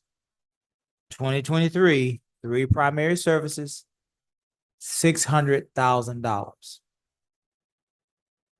2024, I believe, and I could be wrong about this, but the beginning of 2024, the code, and here it is, the code compliance department was still a part of developmental services. There were still 3 primary services, code compliance probably being the most costly of them out of the 3, right? Beginning of 2024. Mhm. $730,000 is what we budgeted. Now watch this. Here's what we have to think. So then we move into 2025. And the code compliance division is totally removed from developmental services. And so now they have 2 primary services that they render. And yet the budget is only $6,000 less. You see what I'm saying? Yes, sir. So that's a question I think that raises antennas. May I? That's not accurate there. Well, I'm reading, and it may not be, Mayor Pro Tem, but I'm just reading off the bottom of this line. Yeah, I'm Yeah. looking at the budget from last. What do you have for last year budget? This is the last year's budget that was adopted is 730,040. That's what I said. I know, but that doesn't include the code compliance. Last year's budget does not. Include the Okay. code compliance. Okay, so then my question would be, thank you for that, Mayor Pro Tem. Because I Mayor- needed clarity. Did you want to respond? Yes, sir, I Okay. do. So one of the issues that was happening is some code expenses were under development services when they should have been under code. So for example, those liens should never have been under development services, should have always lived under code. So here's what I'm trying to ascertain. And I thank you for trying to bring clarity. Doesn't matter what year it's in. What I'm trying to ascertain is at some point, an entire, at least 40% of a department fell off and went somewhere else. So why didn't, well, let me ask it this way. So why didn't a significant amount of those expenses not only go with code enforcement, which I'm sure they did, but shouldn't we have realized a significant drop in this department as far as the budget forecast? Every year, the budget forecast continues to increase, while we know that 40% of the workload and at least 65 to 70% of the employees associated with that department have went elsewhere. Does that question make sense? Does that make sense, Mayor Pro Tem, what I'm trying to ask? Yeah, well, perhaps I can help you Yeah. answer that right here. And it's going back to the previous. So I have the book at home, but this is the 23-24. Okay. So I need to go back to the 1 year, so the 22, but this will help partially what you're saying. Is that apparently this changeover occurred, we were doing it last year. Development services, code compliance. There's a separation. But I do note that here's the 24, here's 22 fiscal year for development at what is that, 561? 561 and 22. Then in 23, this goes up to 758. And we ended up with 24 with 730. That went down there. And then we have the separation on code compliance here, 22 at 506. And this is weird, 506, then the budget, 506 for 23 was 510. And then what we approved was 605. What I'm missing is the previous year, the Right. 21, and that'll track the history here of what you're referring, because Right. at one time, this was all, I agree, it was all under one item. And when one part of the department went elsewhere, there should have been a significant drop. If we were budgeting, for example, 700,000 in 22, 700,000 in 23, and then in 24, 40% of the department left, 25 should be, we're coming in at 450,000. We're coming in at 400,000, right? Because Over here is the rest of that department. We broke it into two. You put them together, they would show a trend, but now they were broken. So there isn't a significant drop with the separation. Is what that's what I'm looking for. That's what sounds like Mayor Pro Tem is looking for. And so if we could track that down, we don't have to slow down and debate about it. If we could track that down for the end of the evening, can we do that? Yes, sir. Very good. Let's open this back up to council. Council, do we have any questions on developmental services? So will there be a director of developmental services? Yes, that the intention is to post that here in the coming weeks.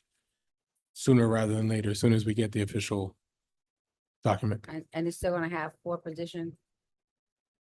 It total 1, 2, 3. It was never 4, it was 3.5. Okay. Right now, one of the budget cuts that we were considering was because one of those was a part-time position. We're looking for other ways of funding that if possible, but we want to make sure that it fits within the budget. What about the building official? You wanna bring that person in? One of the thoughts was to do that. What I think we may have been out. One of the studies that was done was for us to have that discussion at a later time. Okay. Thank you. That's all I have. Anybody? Anybody else? All right. Again, Mr. Garcia, if we can get that information by the end of Yes, the sir. day, we'd appreciate it. And don't move, because I believe that we have city administration next. Is that right, Ms. Nance? So you are up for presentation on city administration as well. If we could move to tab 6, please. Tab 6. Do you mean city administration or city manager? City manager, is that right, Ms. Nance? It's labeled in our schedule as city administration because it's gonna cover both the city manager and communications. Okay. Division, which is a part of the city manager's office. Does it also cover city council or no? City council is with mine. Okay, gotcha. Thank you. I didn't hear the answer to that. What was it? City council is separate? City council would be under the city council is clerk's gonna be office. At the end of the day with, my city clerk's Nance. office.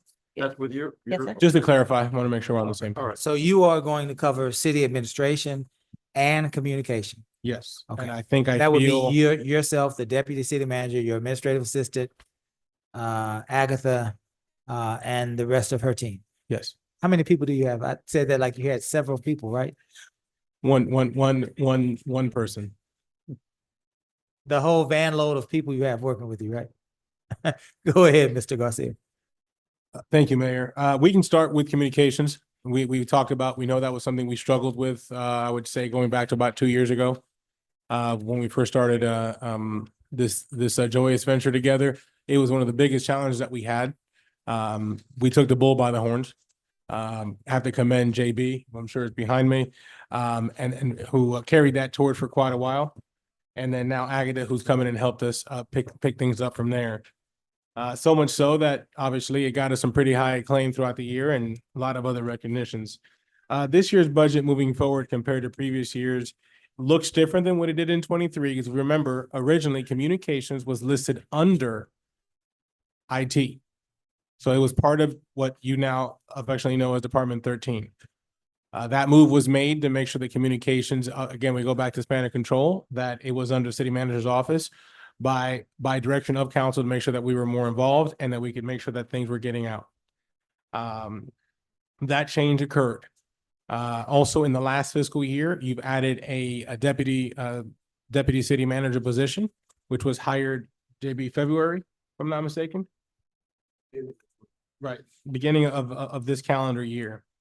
Along with that came obviously a request to get a second person to help with the public relations, which I'm happy to report. I think you've either made a recommendation today or soon will be. I'm sure it's probably just waiting for my signature so we can fill that position. So we can once again be where we need to be to move communications forward. It's. Yeah. How many people total?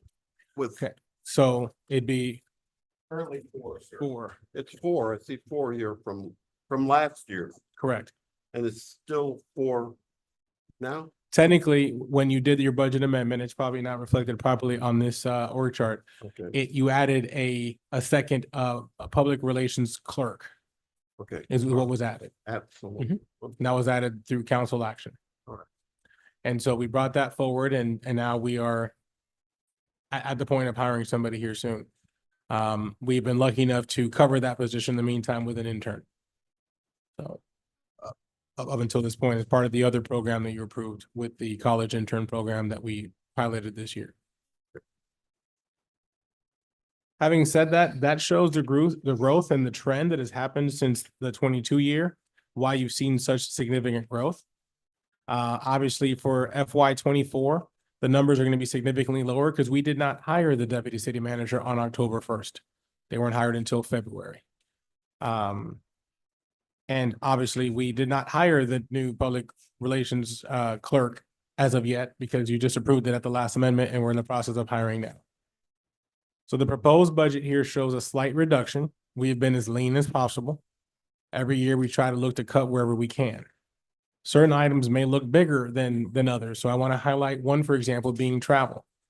Well, it looks like the city manager's office travel budget got much greater, but it's the fact that that's now conferences and training for an entire team, where before it would have probably just been for one person. I'm sorry, Caesar, where are you in the? Just doing a recap of Yeah, I where mean, over the where's years. that in the, I see it, I'm sorry, the first one out. I Yes, got sir. you. Mhm. Gotcha. Go ahead. And so what we've done is since that, if you notice, last year's budget was 629. We realized that there should be some savings throughout the year and we're trying to do whatever we can to cut. So when we looked at where we were to get where we needed to be, we noticed that we needed a slight cut to get to those numbers. So we dropped our last year's budget was 629. We dropped that to a proposed for this year to 616. We feel that we could probably get what we need to get done with that cut.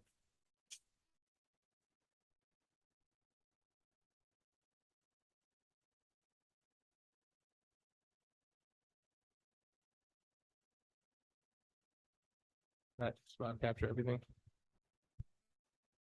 I just realized it's- So there was a line item 2031 where the city manager's position received a $1,000 a month car allowance. Yes. It has been moved from that line item. Is that what we see, Ms. Turner, in 1011 Plan 457 contribution? That's the vehicle allowance and rentals for 2031, 12,000. It is $0 now. What was the other question? I asked the question, but I think I might have answered it myself because that became part of his salary. So where's that? It left that line item. Where did it end Yes, up? it went to plan the 457. Yes. Okay. Yeah. So Plan 457, parts or all of those monies are also salary?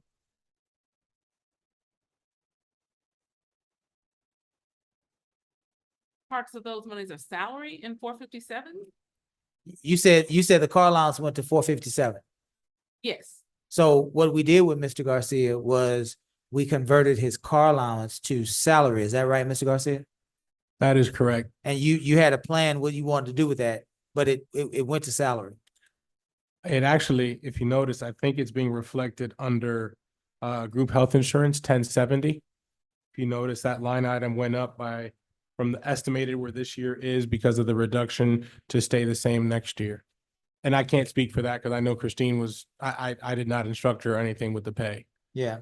or that package. I Yeah, simply but gave her- that's only 2,000 and I think yours is 12,000. You see that?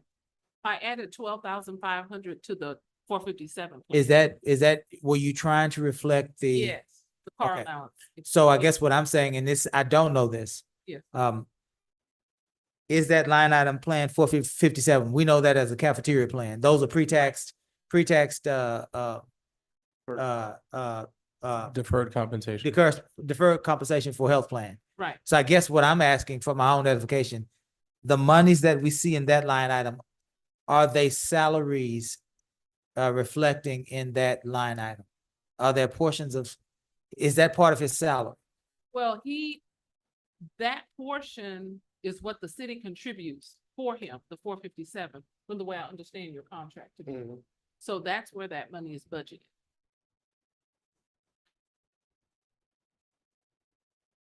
Are you saying, is that considered believe it's part of free. his salary?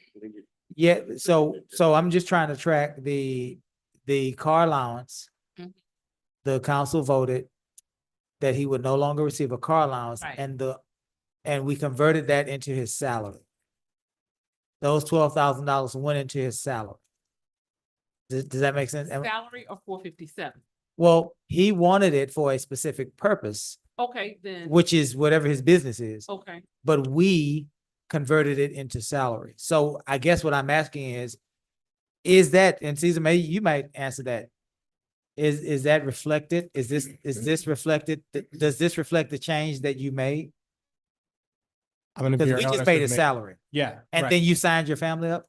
Yes, they were already signed up. I was just paying for them out of pocket, but yes, Mayor, I don't know. To answer your question, I don't know. Cause I didn't feel comfortable instructing on my Sure, pay, so I just gave her a copy of my contract. So I'm sorry, Okay. Christine, I can't answer that. That's okay. I- Can we I- get an answer to it later? Yes, Yeah, absolutely. we just want to track the money. No, and Absolutely. we get it. We get it. We just want to know where it is so we Absolutely. can share that with our residents. Mayor Pro Tem. If I had to guess, just by sheer looking at it very quickly, probably not. Okay, But I could be off. yeah, And but I- you'll and get I back mean to us, that. right? I can talk to Christine about Yeah, it. yeah, just get back to us. It's. Thank you. Okay. Council, questions?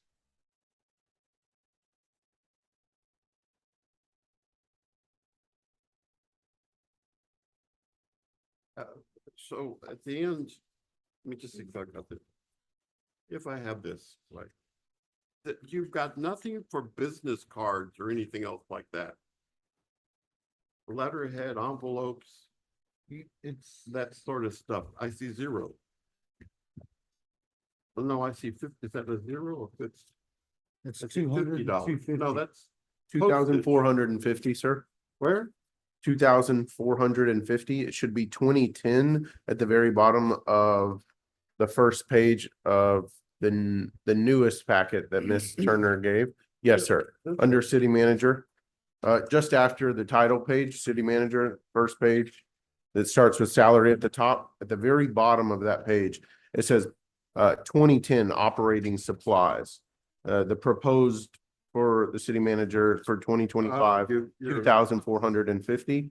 And then the breakdown is what it's used for. Business cards, I think in years past, if you look at the way that it was I written see, yeah, before, I the do see that. 200, 250, yes, sir. I didn't see that one line there. Okay. So. Bills. Emergent. All right, so if I've follow this again.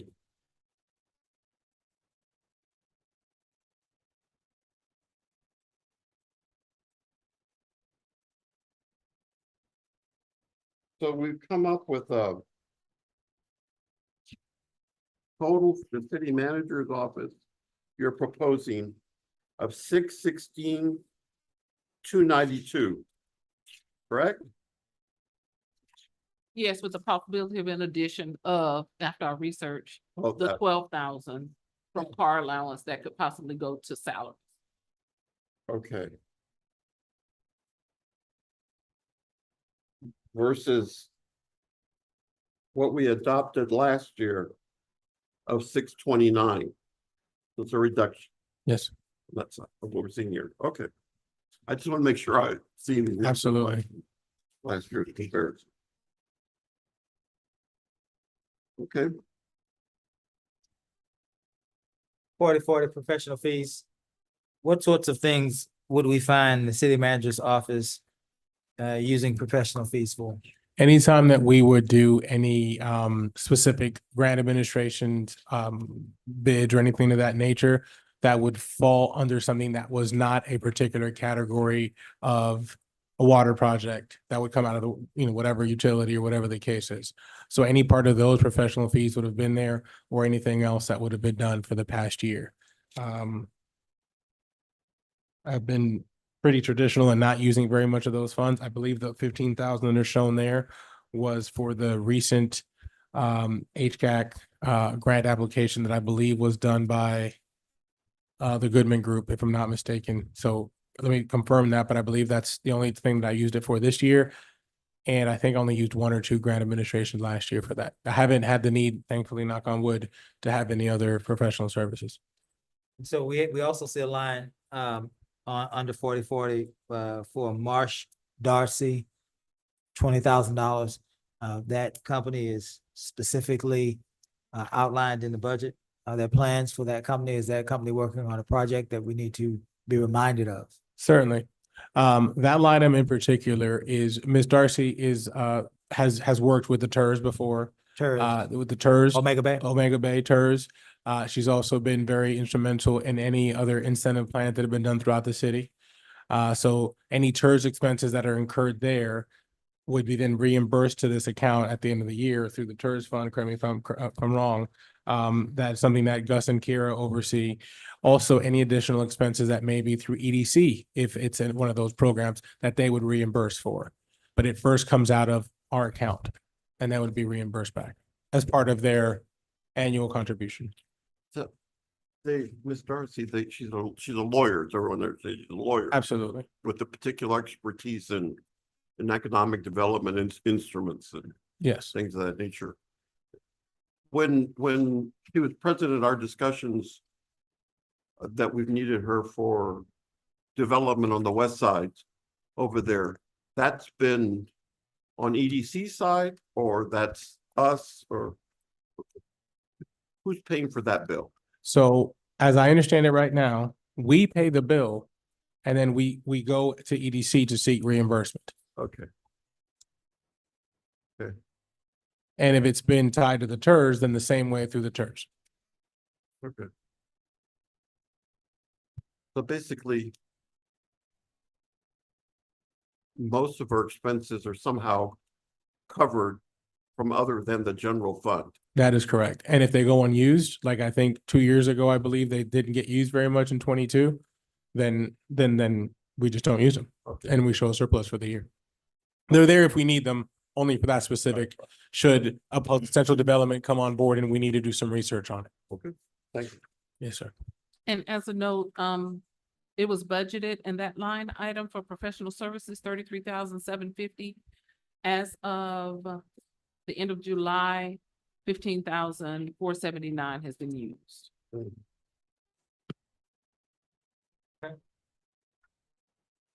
Any more questions? I do have a question before we open it up to council. Susan, why would, a couple things, again. Sure. I want to ask you about the emergency fund. There is over $1 million in this emergency fund that the council years ago set aside for storms, for emergency events in our city, so that we could quickly respond to those emergency events. We need a balance. We know that Hurricane Beryl has happened, and we know that emergency management has worked to do some things to move our city forward. So we need a current balance of the emergency fund, as well as, where's this fund? Are you referring to disaster fund? Disaster fund. It's been called disaster emergency. It's accumulated COVID resources. It's done all sorts of things related to emergency. But yes, ma'am, the disaster fund. The other thing, Caesar, is, and this is a question as we learn how to get the budget more organized. So in your proposed budget, there is a line item for Juneteenth celebration, right? Would it be better for us at some point to have these festivals all together in some sort of an event line item, whether it be Bayou Fest, Juneteenth? It's 4070 in the old Right, yeah. 47. And it's not funded. It's not funded. It's I not want to be funded, clear. no. Yeah, not funded. If I remember correctly, Mayor, I think council gave me the direction 2 years ago to slowly start gravitating away from those and using all of hot funds or whatever funds we had available, whether it was Bayou Fest that had its own fund or whatever. We wanted to move that away so we weren't using, taxpayer funds for events. So we've slowly been gradually moving towards that as much as possible. The only exception this year, correct me if I'm wrong, Easter egg hunt, we kind of pulled off last minute. I don't know if we could take out a hot fund, so I have to correct that, but it was a very small amount. It was Easter eggs and face painting Easter- stuff and some balloons and whatever it was. Easter egg hunt was not taken out of hot fund. Yeah, so that's the type of thing that would have probably come out of here, or we need to until we establish it as an event. If you remember, we didn't propose that as an event to start the year. We kind of just threw it together towards the end. But yes, Mayor, to answer your question, we've been moving all of those to hot tax under what direction I got was to make sure we moved them there. That's where all the funds for any city events are essentially under right now. Mayor, one of the things that at the meeting that I went to last week was hot tax was a very specific topic.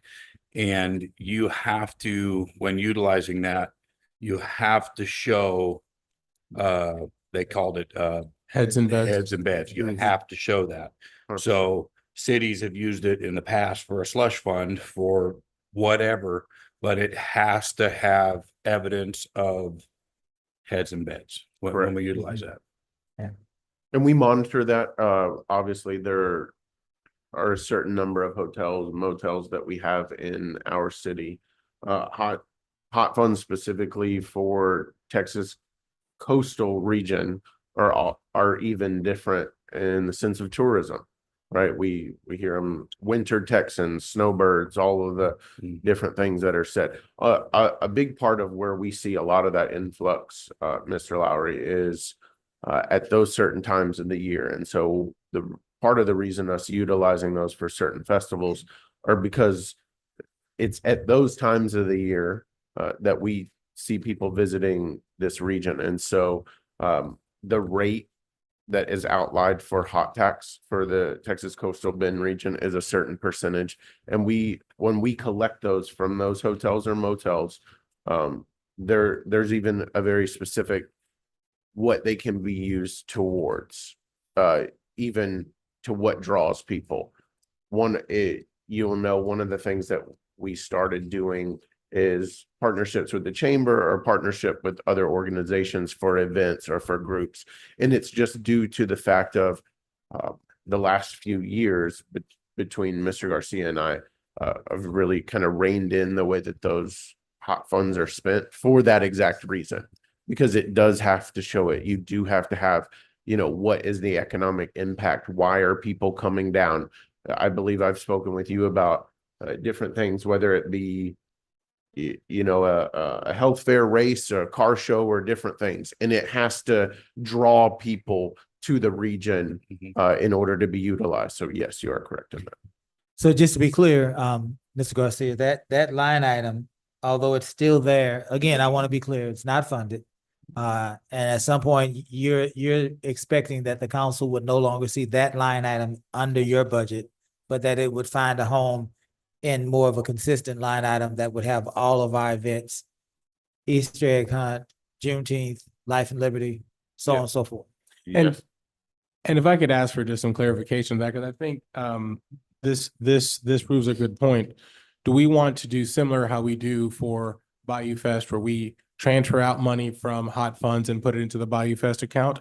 Do we want to do that for each individual account for accounting purposes? Or do you want to put that somewhere else for city events? I guess that becomes more of a question for us to kind of answer, Mr. Turner. I'm looking under our hot hotel motel tax fund now. We have a line item for Juneteenth.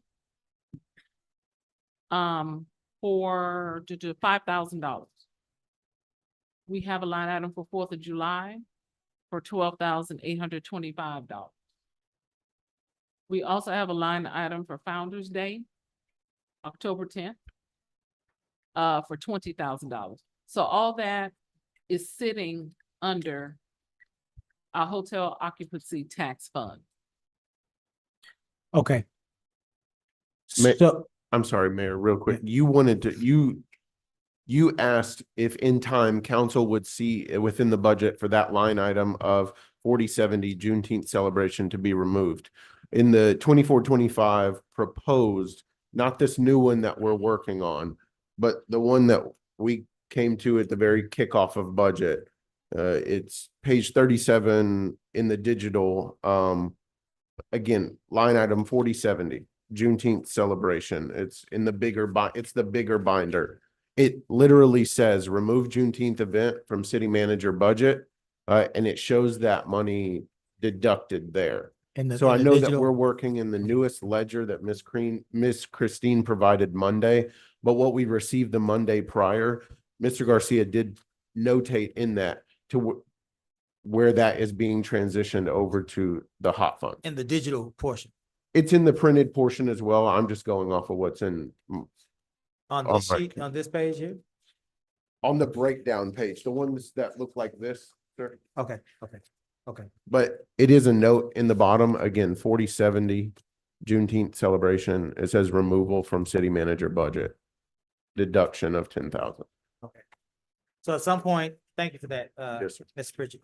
So at some point, I guess the long and short of it, not today, but we have to go back to Councilman Lowry's point. Some of these things are events, but they don't necessarily meet the criteria of an event that can be funded by high tax. Bayou Fest, yes, right? Life and Liberty, okay, we get it, yes.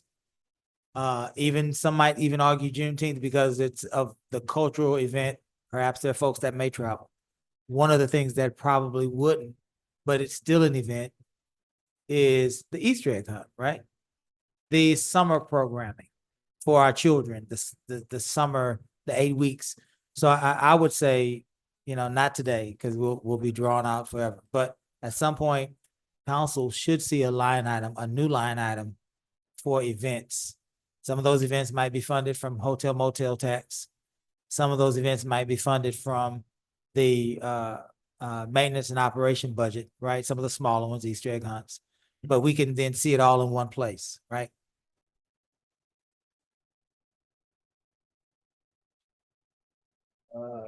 Mr. Ross.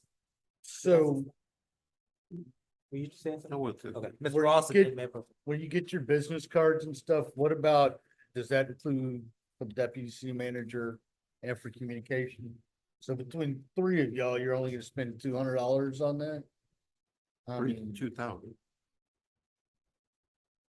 The total for operating supplies, 2,450. But to your point, Mr. Ross, what is budgeted right now for all of that? Correct, it's broken down of 200. Again, that includes the breakdown as you see for the rest of their pins, folders, letterhead envelopes and things like that. I just want to make sure that we equate that three, we might want to break that apart a little bit, Bob, a little bit. And add a little, that's also equipment for communications. I mean, you're not gonna buy a new camera this year, you're not new lights.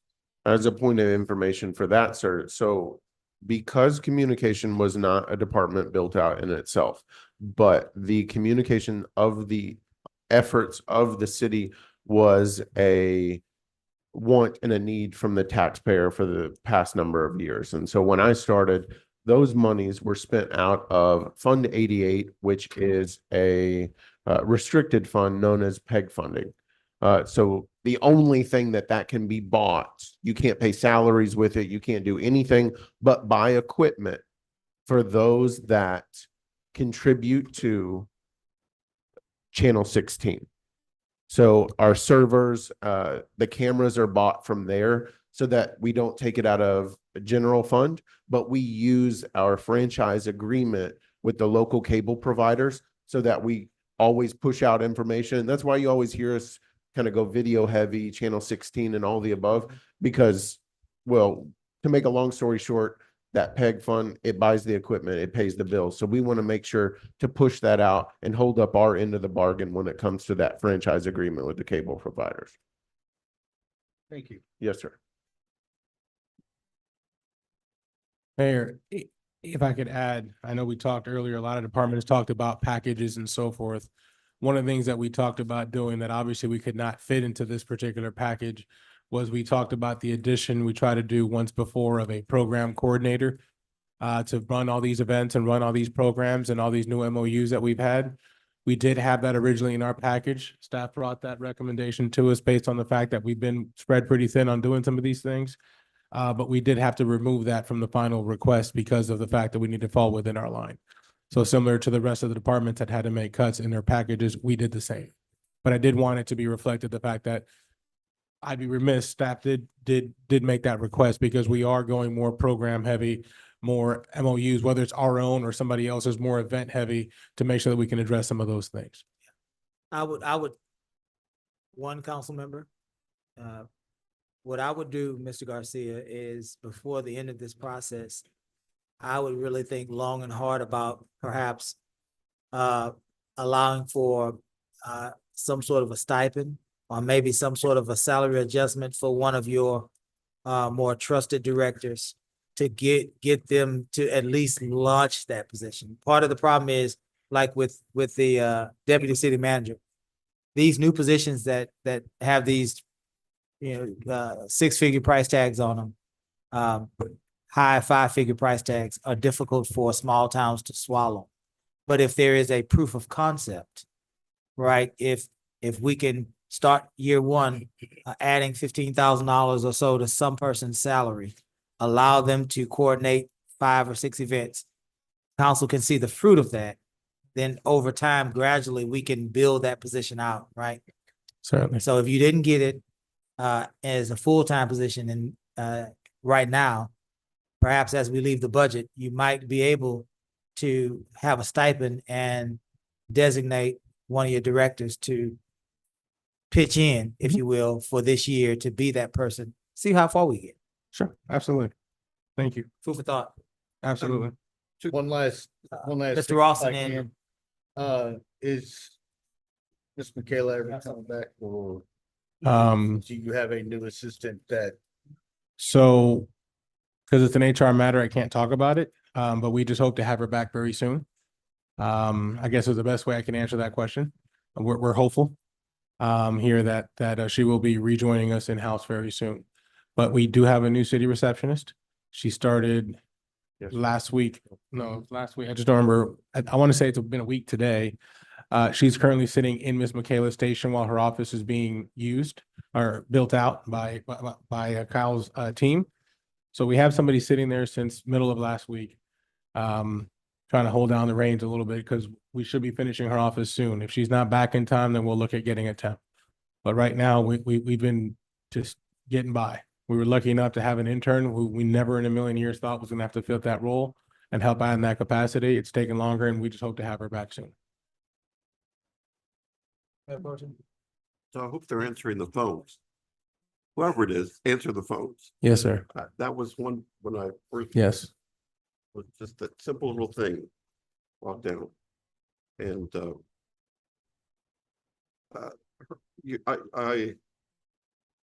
I see on here this line for Hurricane Huddle. Just a thought. I don't think that that's something that should go here. I think it should either be from our disaster fund or the emergency management. Because after all, Kyle, you're running that activity. So that's an observation that I noticed in this one. And then, and I don't, well, maybe initially would have to eventually be maybe a separate category, but and you've discussed it in the past about just donations. If people want to make donations to different activities, it might be Juneteenth, it might be whatever, right? The 4th of July event or something like that.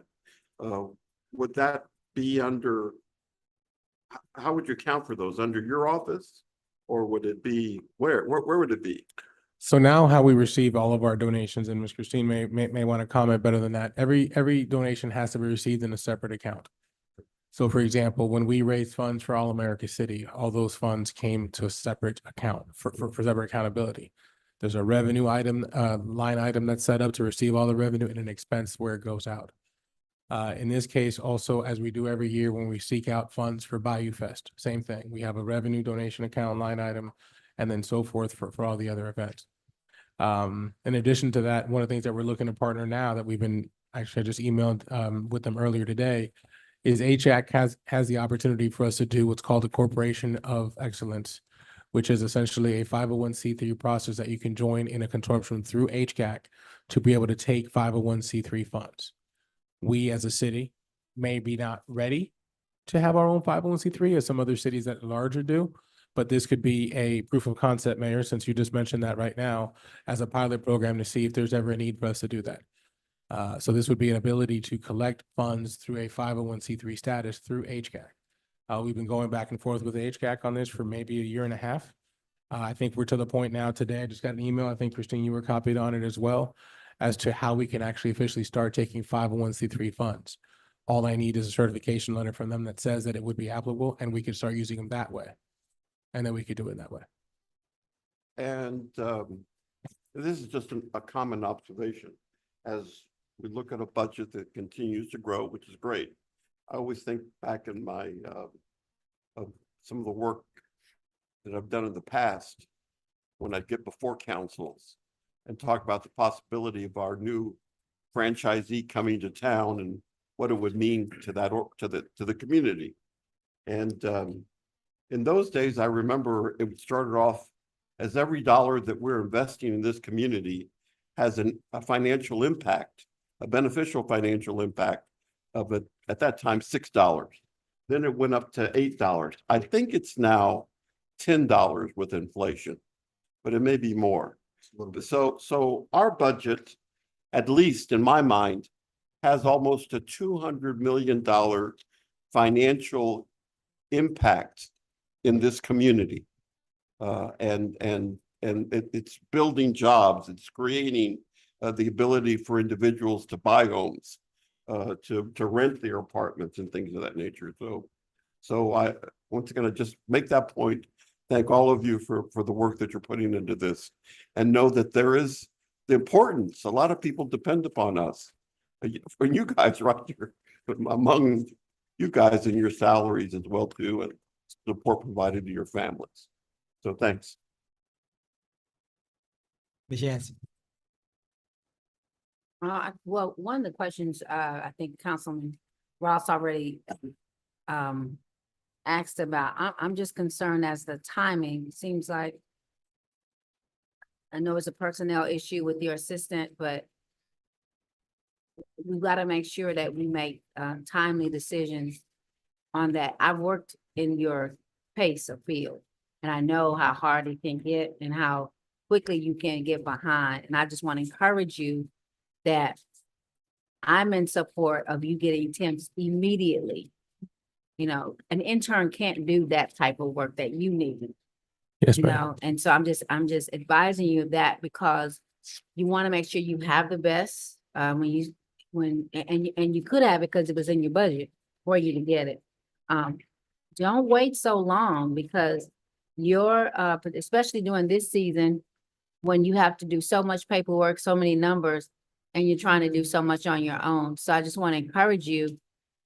This council member wants you to be able to have exactly what you need, I don't want to give you a spoon when you need a shovel, right? And I know you're trying to skimp here, skimp there. Your office cannot be skimped, all right? In my opinion, because there's so much you have to do administratively, right? And you above everybody else has to perform in an excellent manner. So I want to make sure that you know, because I know you're always, I can go without, I don't have to do that, but no, you do need it. You do need it. Because of so many departments that you run. I haven't really had a chance to dive deep into this. I will, but I just wanted to encourage you to not be afraid to do what's best for your office. We did what we could by bringing you a deputy manager, and that was kind of a fight too, right? So, but I want to make sure that how is that going now that you have a DP? Well, For you. being that Mr. Pritchard's right here next to me, I would say it's going pretty well. Depends on who you ask. Yeah. Depends on the day, right? Cause I'm just, worried. It's not that I worry about that. I want you to know that decisions need to be made a lot more timely than they are. And I know you always try to look out what's best for the city, but we want to make sure that we're excellent, right? And I think if you had had that, this wouldn't have happened right here with all the different issues. If you've had the type of help that you need, an executive assistant and not an intern, right? That knows how to do this type of thing. So, but I appreciate you trying to do it all, but you don't have to do it all. Thank you. So I just want to say that, and then I'll have my notes, ma'am, when we come back. And Councilwoman Yancey, I just want to make a little caveat from that statement you made. In his extra help, I have $1,000. I'm sure that's not nearly enough. So, I will have to get with him and see how much more we need to add. And you've heard us, that if that's the case, you guys discuss, then the next step is not immediately taking that step, Right. unless it's under the 1,000, because that's been budgeted. But the next step would be submitting what? A budget amendment. Okay, not only with the council for this and this and this. With the And then- narratives. Yeah, with the narrative, here's the need, and then we're all. And I tag along something Council Member Yancey was saying, is that I for one, I concur with her comments, Mr. City Manager. You're Superman at times. You don't have to be, but that was kind of the situation you found yourself in when you first joined and we first hired you, right? For me, it was your youth. Because God knows an older person, I think, would just be dead by now with everything that's going on here. I know I'd be popping pills more than I'm taking now. But between your guys and your youth, I come back to that youth. Please, I'd like to hear more from the city manager. We had a former city manager. I think it would drive the mayor crazy, but I liked it. To hear from we never really heard from him for the short time that I was around. It was more his deputy city persons that were filing reports. And I don't mind that, I'd like to hear from somebody else. Yes, sir. Let's go from there. And Councilman Ross, one more thing. You had the question about the business cards for 200. Agatha just checked for the staff of 4. It will be about 150. So that 200 is pretty good. Okay. So for personnel services, would that come out of this budget or HR? If you're budgeting for like temporaries? He So has a. it's okay. There's a line item here, 1030 for extra help, who out of this office, I guess dating back to at least 2022 or 2023 has not had any funds allotted to it. Again, I could be wrong. 22 did 22 19,350. Okay, so I guess in 22 there was $13,000, but that went away, I guess, with the rollback. We never added it, is what I could assume. Sorry. And Mayor Pro Tem, to your point, I have a few things as well as questions as well. I know I was trying to respect the mayor. I believe he was going to go to Mr. Lowry. He was allowing y'all to, but then to retort to some of these. Absolutely. So you have a Thank you. response? Yes, sir. Did you have something, Mr. Long? Oh, I'm sorry, Ms. Yancey, I got sad. So the 13,000 that 22 is now 1,000. Sorry, 19,350 is what it was. Line item 1030. That's how much was used. So that's what was actual. I can't see what was budgeted, but in actual expenses, according to this, if somebody can help me look for it. Yeah. In 22, the actual spent was 19,350. In 23, we spent 0. And so far in 24, we've spent 0. In the original proposed for this year, again, it would have been 0, but Ms. Christine is now proposing a $1,000 line item there, for an increase of $1,000. And that was just a courtesy just to put some dollars there. Right. Because In I case of know he emergency. needed something sometime. But it looks like we definitely need to increase that. Right. Because a lot of his 1030. duties have fallen across. I know it has hit finance Right. with things that need to get done. So Well, I believe, council, that position definitely needs to be there, if we can find the funds to provide relief for all of our directors, really, but especially for the city management office. To what Mr. Garcia was pointing out, that line 1030, extra help actual in 2021, 21,795. FY 2022, actual 19,350. So it looks like it was a budget that was always there, maybe was utilized in the past. Can't speak to it for, we'd have to do more research on that. But when we got here in 22, we haven't had it since. That's because, Mr. Garcia, they were actually getting temporary help. They understood that it's not impressive to sit back there in their office all day by themselves. They got help. They really did. And you have to understand that if your person, whoever that person is, that's your executive assistant is unavailable, you have to get help. Yes, sir. This entire experience, to Ms. Yancey's point, could have been different if you had help. And this is not your evaluation. But let me say this to you. This council has shared this with you the last time that you found yourself in that office all by your lonesome. Get help. You're not helping our community by trying to be your own receptionist, administrative assistant, executive assistant. That's not helping us. That's actually hurting us. Right? Thank you. Let me ask you this, JB, you wanted to respond to something the Mayor Pro Tem suggested or asked, but before that, let me ask you this. Did you find out, Ms. Turner, where the disaster fund is? Let me go back to that. That is in, give me 1 second. I came off of it because we started talking about something else. Okay.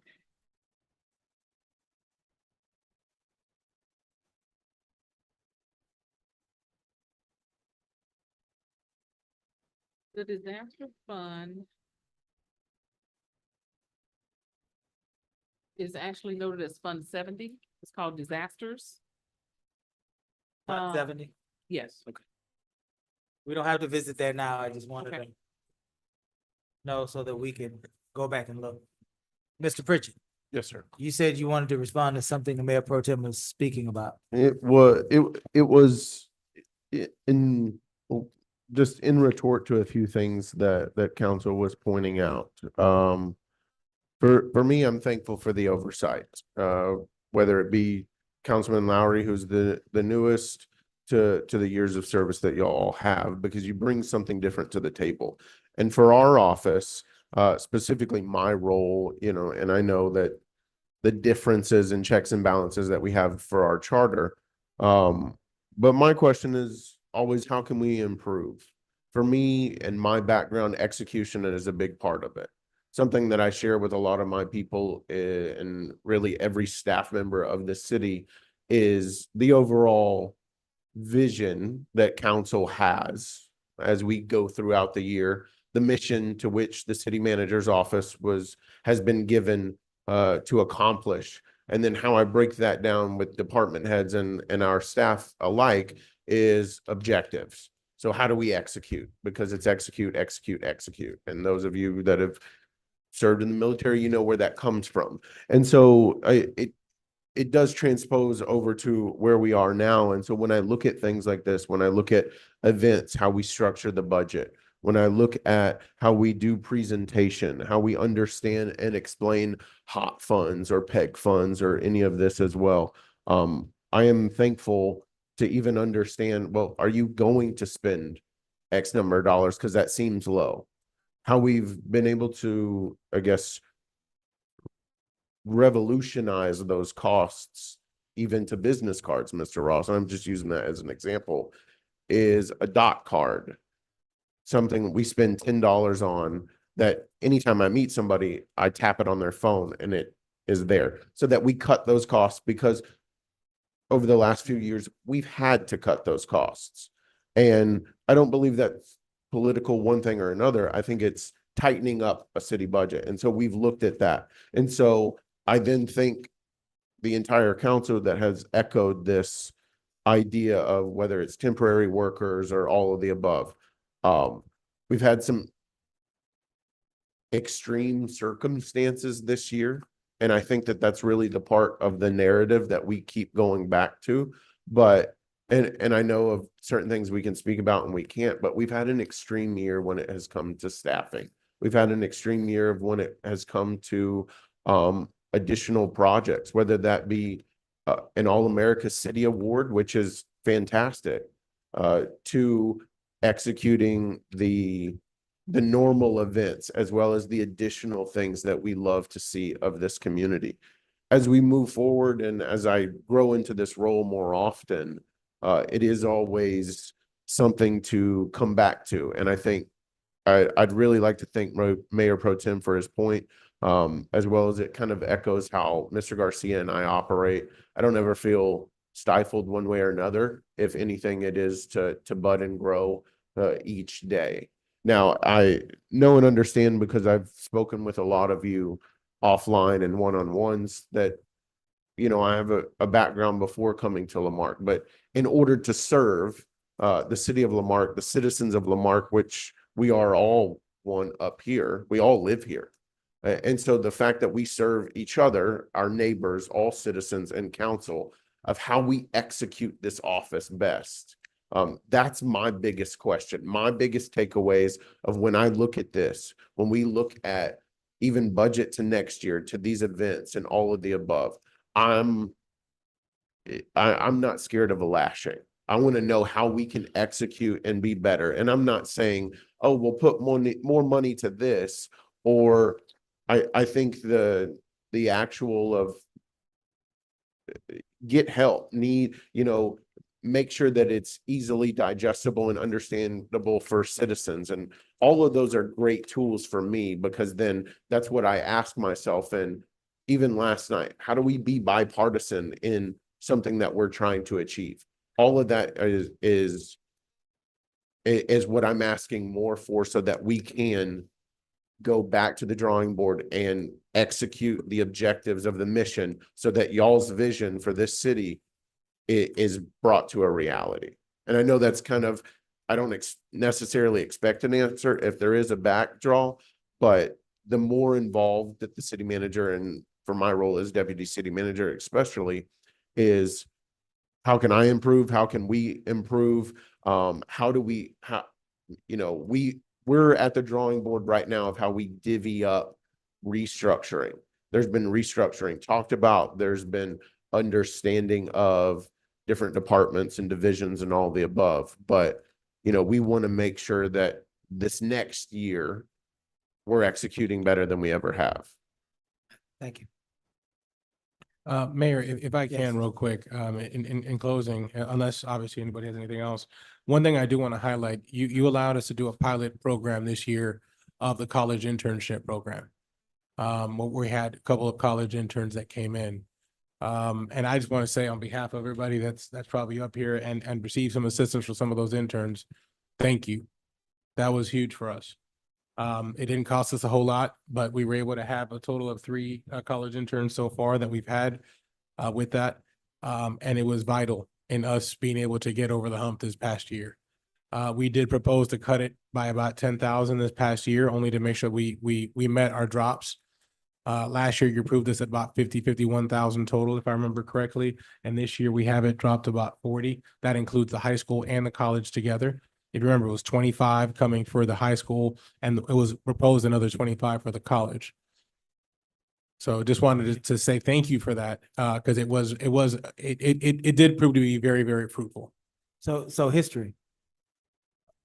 Waste Management donates $75,000 a year. Yes, sir. 50,000 of those historically have been earmarked for Bayou Fest, Yes. but there is an additional $25,000. Council that negotiated that contract and approved that contract had in its vision, I believe from the second year on. First year, there wasn't really any ideas on what to do. Second year on, that was supposed to be dedicated to internship programs. I said all of that to say you have budgeted out of M&O, looks like $40,000 for that. Yes, sir. But there is an additional $25,000 from Waste Management that has historically been applied to high school and college internship programs. And so I want to make sure that we capture that, Yes. right? And I can work with Christine on that. Historically, under previous finance leadership, the 25 we got from the Waste Management was directly to pay for the 25 shown in the M&O as a transfer in to cover that 25. So if that's different now, it's been budgeted differently, I can get with Christine on that, because that would be very, very helpful for us. I don't think that they're separate. I think what y'all are referring to, the 40 that Mr. Garcia is talking about, is counting that 25, which comes from the youth program fund. That's how it was explained to us. As And far that, as and that's that may be true. That may be, Okay. maybe 25 of the 40 may be from that. yes, But the way that it looks here would be that it's coming out of the M&O, right? Mhm. And so if 25 of that is, of the 40 is coming from that program, we need to make sure that that's identified. I'll make sure to get with. Does that Christine make on sense, Ms. Christine? Yes, I understand. I understand what you're asking. Yes. Mayor Pro Tem. Were you able to identify the disaster fund or the hurricane? Okay. 70. I have a number here, 70-3700.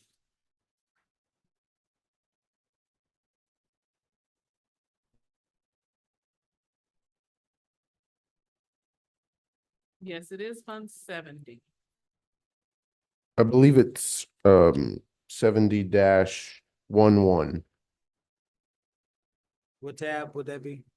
I'm looking under city manager's budget at the very bottom, under utilities, under contingency emergency, that has a $25,000 price tag budgeted for this upcoming year. That's the contingency fund used under manager.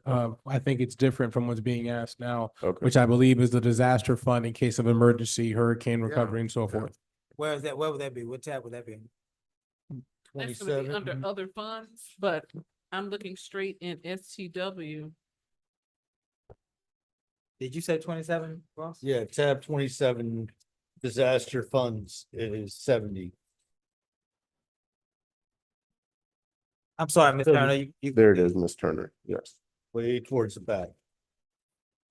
What are you saying? It's under tab 27, way towards the back. It's Fund 70. Probably the last one under other funds.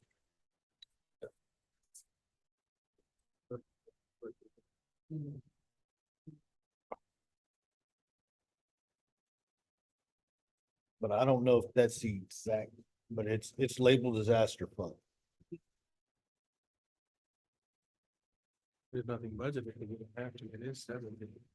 But the way it's written, it's shown in the tab, it only shows. Have it in the. That's what we got to put.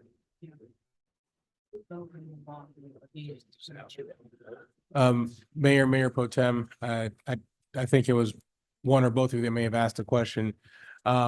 Looking at what's listed under Fund 70, it only shows, I believe, 14,000, which is not accurate, obviously. Going back to last year's approved budget book, there looked to have been at least, and I'm looking at the sideways, roughly $2.1 million in there. And that's what we got to clean up and bring back to you. No, let's That just was be in clear. Let's 22. just be clear. Yeah. We took, that was the COVID. Yeah. I mentioned this to you before. We took 1.1 because we were authorized to do that. Move the COVID disaster dollars. And we took 1.1, I think, of that amount to balance the budget, Yes. right? That's what you said, negative, but it was not. We didn't have a negative balance. That's how we balanced it. You could use that. So according to this, you're right, there should be, but that's where I'm pointing out, there's gotta find that money. The number for that, Ms. Turner, is 70-3700.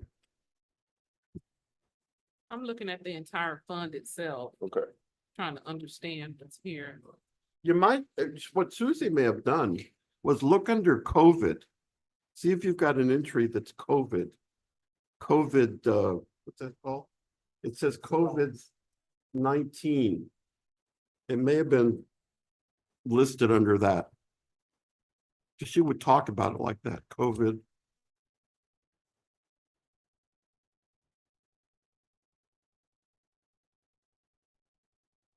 She has several expense accounts. They're all named in the book COVID-19 supplies. But they're from various departments. Yeah. So But it says grant proceeds. That's at 70, according to this last year. 70-3700 -00 $2.169 million. And then at the end of the year, 2.071. she could go to different places. See, I'm not understanding this stuff.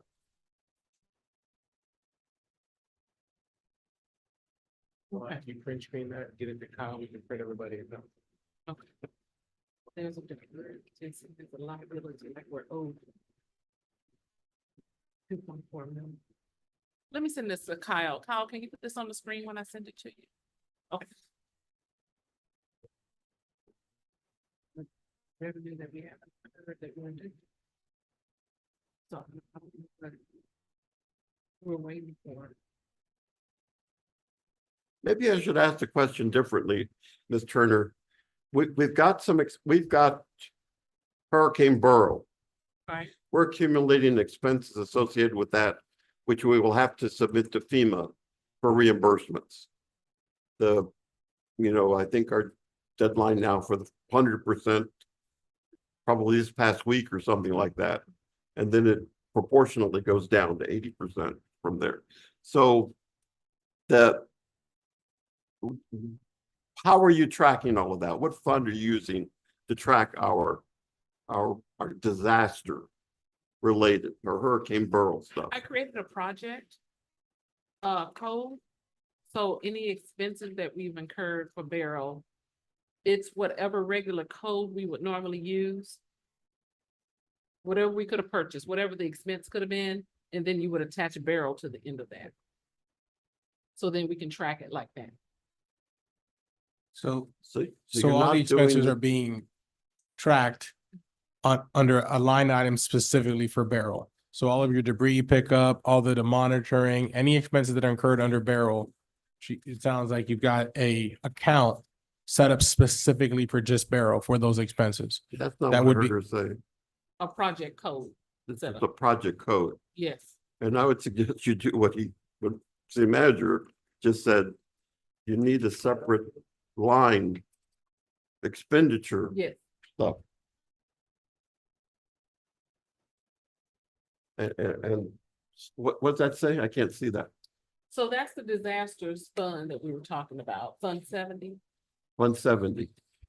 And year-to-date actual is at the cash. 1.7 million? That is in our fund balance. There's a deferred revenue, and I will have to ask, are we, deferred revenue is revenue that's pending that we feel is coming to us. We haven't received it yet or earned it. Is that that can't be from Beryl because we haven't submitted any No, reimbursements, so that's old stuff. that's old. If you remember, up until last year, we were still working on closing out some other storms. I believe Harvey was the last one that we were still No, working on. Uri. Uri was the last. I know, but even up to maybe a month ago, we were still working on Harvey, on closing out some Reimbursements, stuff from right. Harvey, from reimbursements. Like I know there was some damage to, was it next door? Was it the? Yeah, so we're still dealing with some of the cleanup of Harvey, like funds that may be owed to us that we're waiting on FEMA judgment on, As well as Winter Storm Uri. as well as my Uri, understanding. obviously. But I'm saying as far as date chronologically, we're still dealing with some of all the way back then. That may be what those numbers are. Oh, that's new to me. That was the first time I've seen that one. So I think listen, it was unexpected.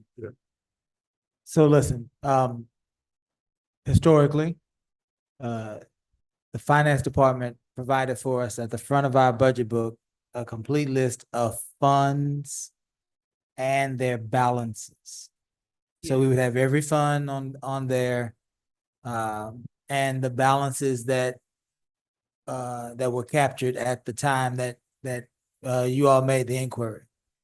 And the disaster fund would be one of those. You should have that in your books. It should be in your. the Is that flap. general revenue one? It should be where now? In the flap of the arm of the folder? In your The binder? little plastic flap? Yes. Okay. This is what you're referring to? Yes. Okay.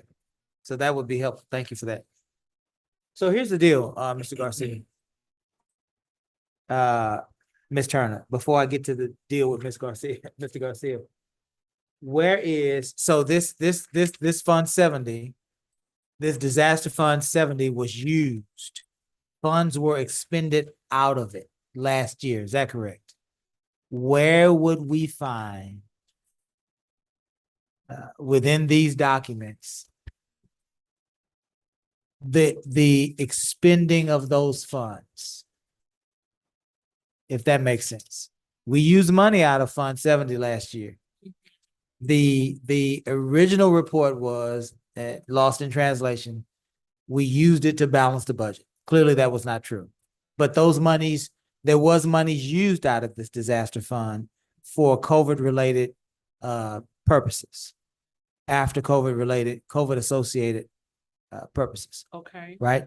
So Okay. money was used. Clearly, the city manager shared with us money was used. Okay. Clearly, he suggests that we budgeted these monies to be used. So where is that fund that shows that we have expended these monies? Like every other fund that we have, every other, right now we're looking at the city manager's budget, and there is a FY 2024 estimate of all of the funds that have been used and what we believe will be used. Well, it would be there on account 2010, supplies. That's an expenditure line item. Those are So here- expenses. Is that all? Everything should be up there. I So, would have to find out. I can only see what I can see right there, and then I have to go and dig Okay. some more. Yeah. Okay. Did can you I wanna just, try to- yeah, I just want to comment on that, Mayor. So what the funds that you see up there, and again, I can't speak to what the motive was and what the plan was specifically to this because I don't have Ms. Suzie to ask this question.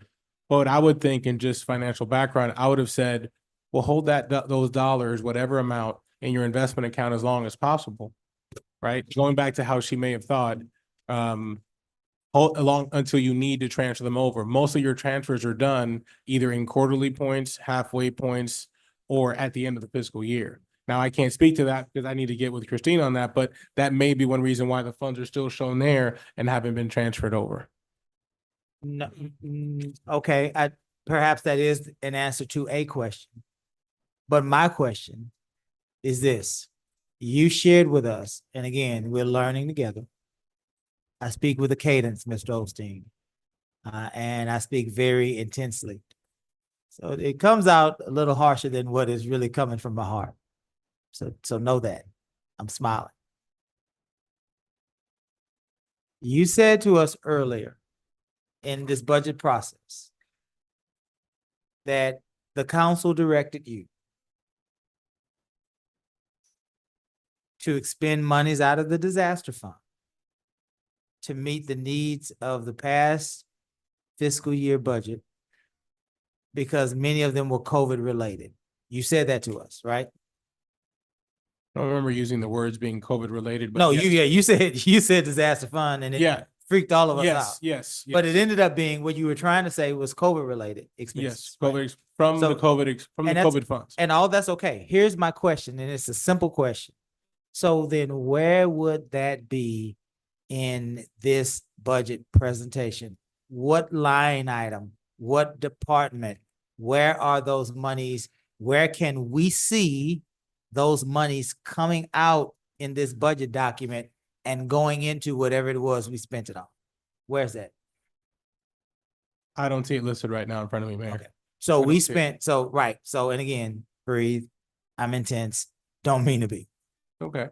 So we expended $1.1 million, according to what you said to us previously, out of a disaster fund. But there is no record right now. I'm sure there's records out in accounting. I'm sure Ms. Turner can go find those. But right now, there is no record of us doing that here.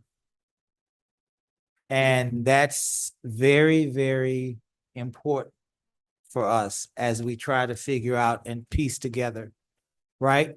Because if we can go back to that same sheet, Kyle, please. Yes, sir.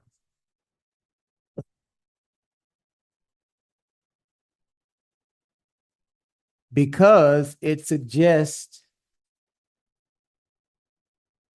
it suggests that there is it suggests that there's a fund balance right now of $1.7 million, right?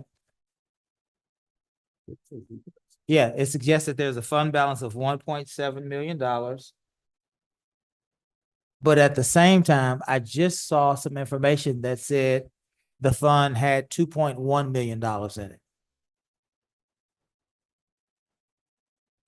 And 1.7 plus 1.1 is $2.8 million. And not $2.1 million. And just Right. Go ahead, Mayor Pro Tem. just for a bit of clarity too. That COVID was a declared federal disaster, and municipalities were permitted to utilize the COVID, which we did. Absolutely. The COVID funding to use it in the general fund. They were permitted to do that, which we did for purposes of last year. But I'm on board on this. This fund traditionally, that doesn't make sense to me, actually, right? I don't see, where did I guess, what is it, 2021, if I'm looking at right? What is that, an object, or is that date? That's, Where are you? that's an account. That's, An Oh, optional that's an account. Mhm. What's the time period on these? Doesn't show when these. I would have to dig into each Yeah, account. it needs a lot. Mhm. If you would. Yeah. It just needs some more research. Okay. On this whole. So that's something tracking. we need as soon as we possibly can get that. That's really important. Mr. Ross. so if I look between the budget book that we were for the adopted and what we have with the proposed FY 2025, we started out 2022 with 2.169, ended with 2.071, and then you got more grant proceeds in 2023 of 165,000. And then I see where the 14,000 spent in the proposed budget book for 2023 for the R&M water lines. But here, R&M machinery and equipment for 2022, we spent $37,000. So just the numbers between the two books are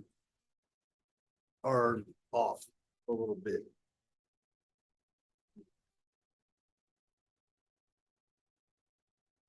So I have the book for what we're talking about for 2021 forward. And there are a list of expenditures in 2021, supplies for Uri, at different amounts. There's different ones. There's COVID-19 supplies back then, as well as the page that Councilman Ross is referring to, where it says actual FY 2022 2.169318. But in the 2021 book, what it says is 2.982164. 2.9 million 2,982,164. And so then it breaks down the expenditures beyond that, just kind of speak to it, to whereas the total at the end minus the expenditures would be the 2.232491, $2,232,491.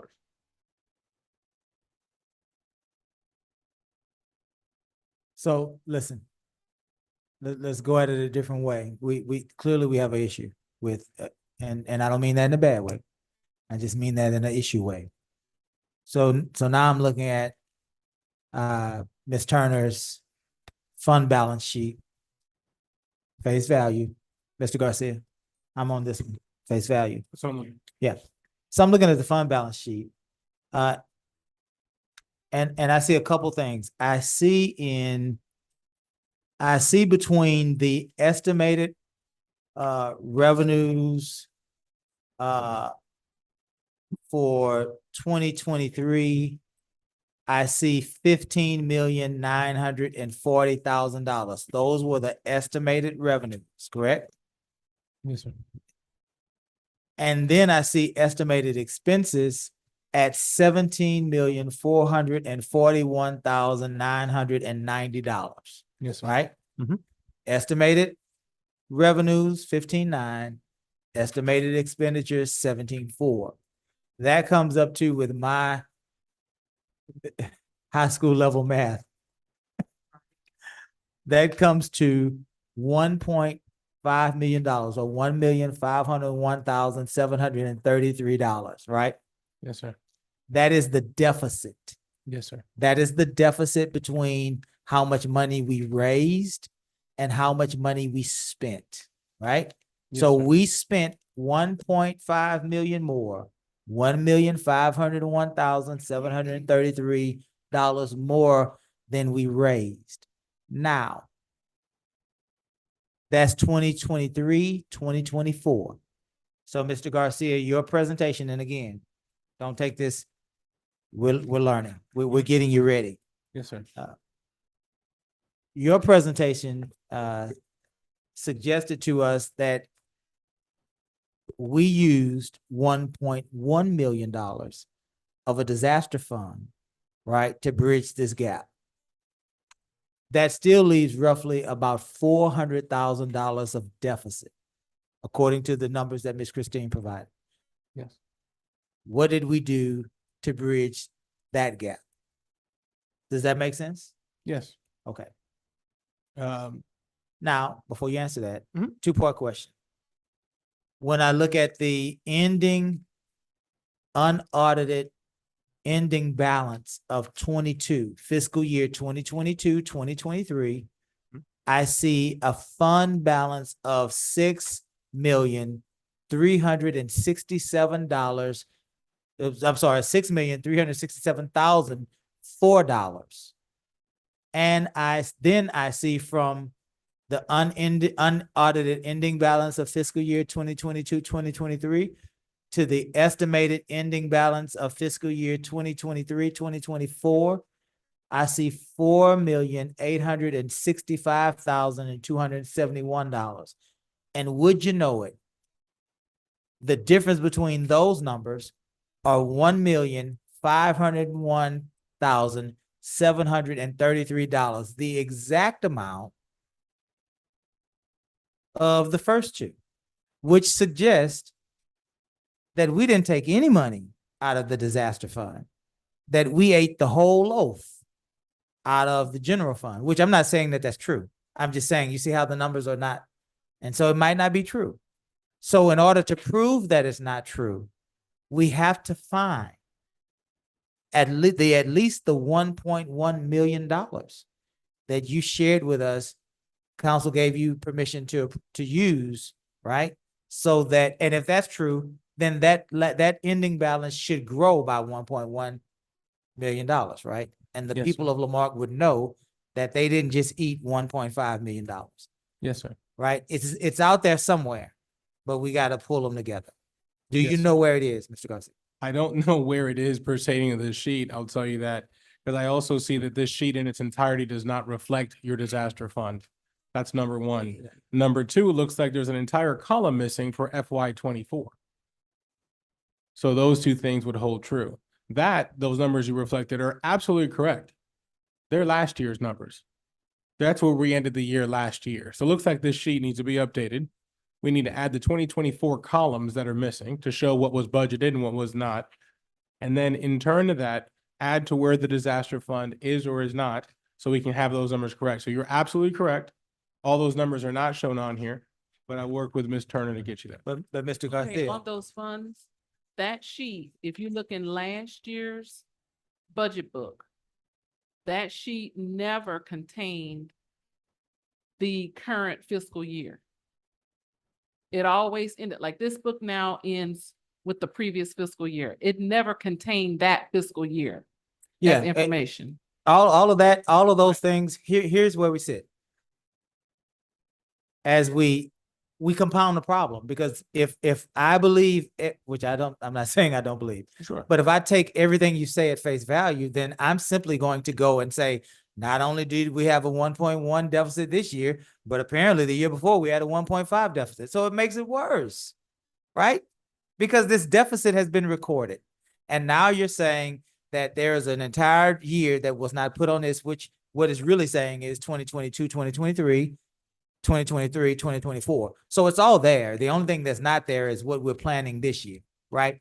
Fiscal year, when it says fiscal year 2023 estimated ending balance, that's the ending balance of fiscal year 2023/2024, the year that we are in now. That's what that reads. That's what that has read prior to Ms. Turner, who may have a different system, but under Susie's system, if that's what we're using, that's what that meant. So at the end of the day, $1.5 million is the deficit. You're saying council used 1.1. We got to find it. Certainly. We got to find it, right? And then we still have to find the other $400,000. Correct.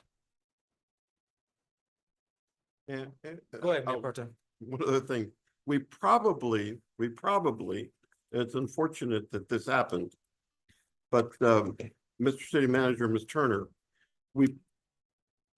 is Gus online or I don't know. I thought Gus might have been in meetings. Okay. Yes. But we probably need to update by way of I don't know how you would do it, but this needs to be corrected, this general fund budget summary page that's in this, that shows this negative, because that's just not accurate. That needs to be corrected. What page are you What looking page at, are you Mayor on? Pro Tem? This was page 34 Of last year's budget, sir? of last year. It's not accurate. It needs to be.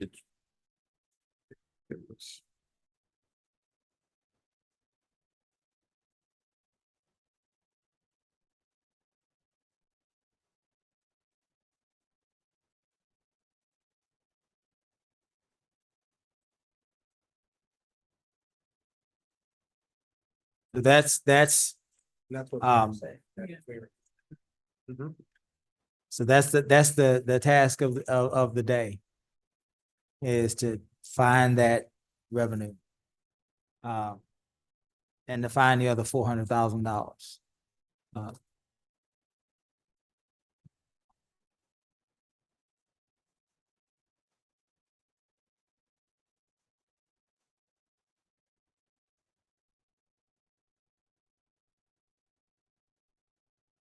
Yeah, and you know what, on page 36, Ms. Turner, as well.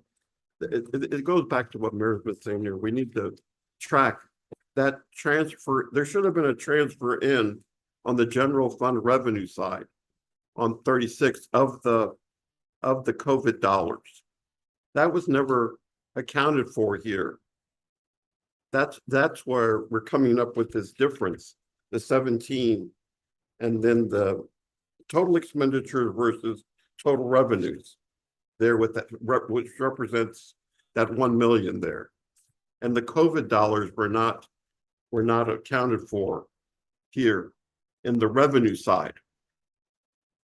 But, and I don't know how we correct that, but if we need to anyway, we may have adopted. I wish that I could reach out to Miss Susie Koo and kind of ask her the history No, of no, this. honestly, this is just me. Yeah, If this should be in the system. If not, then I'm gonna reluctantly have to say something's not right, then, we need to take a harder look at tracking. It's gotta be accounting. You're the accounting side, right? you're right. I'm I'll dig the it economics. I'm up. economics. Right. My area was economics, right? And Okay. micro and macro. Okay. And that is. my area. It's gonna take me some But time. I'm gonna accounting retrack steps. will tell the story tracking, Right. but it's got to go back to, I've always had problems. And Mayor knows our council. I basically told, as much as I hated to, but I said, I don't have faith in your accounting. I told her that. I don't have faith. And, that was it. Thank you. So we're definitely trying to finish up the city manager's budget. I think we perhaps have gotten into maybe a stopping point to give you all a chance to find that money. Council, do we have any more questions as it relates to the city manager's budget?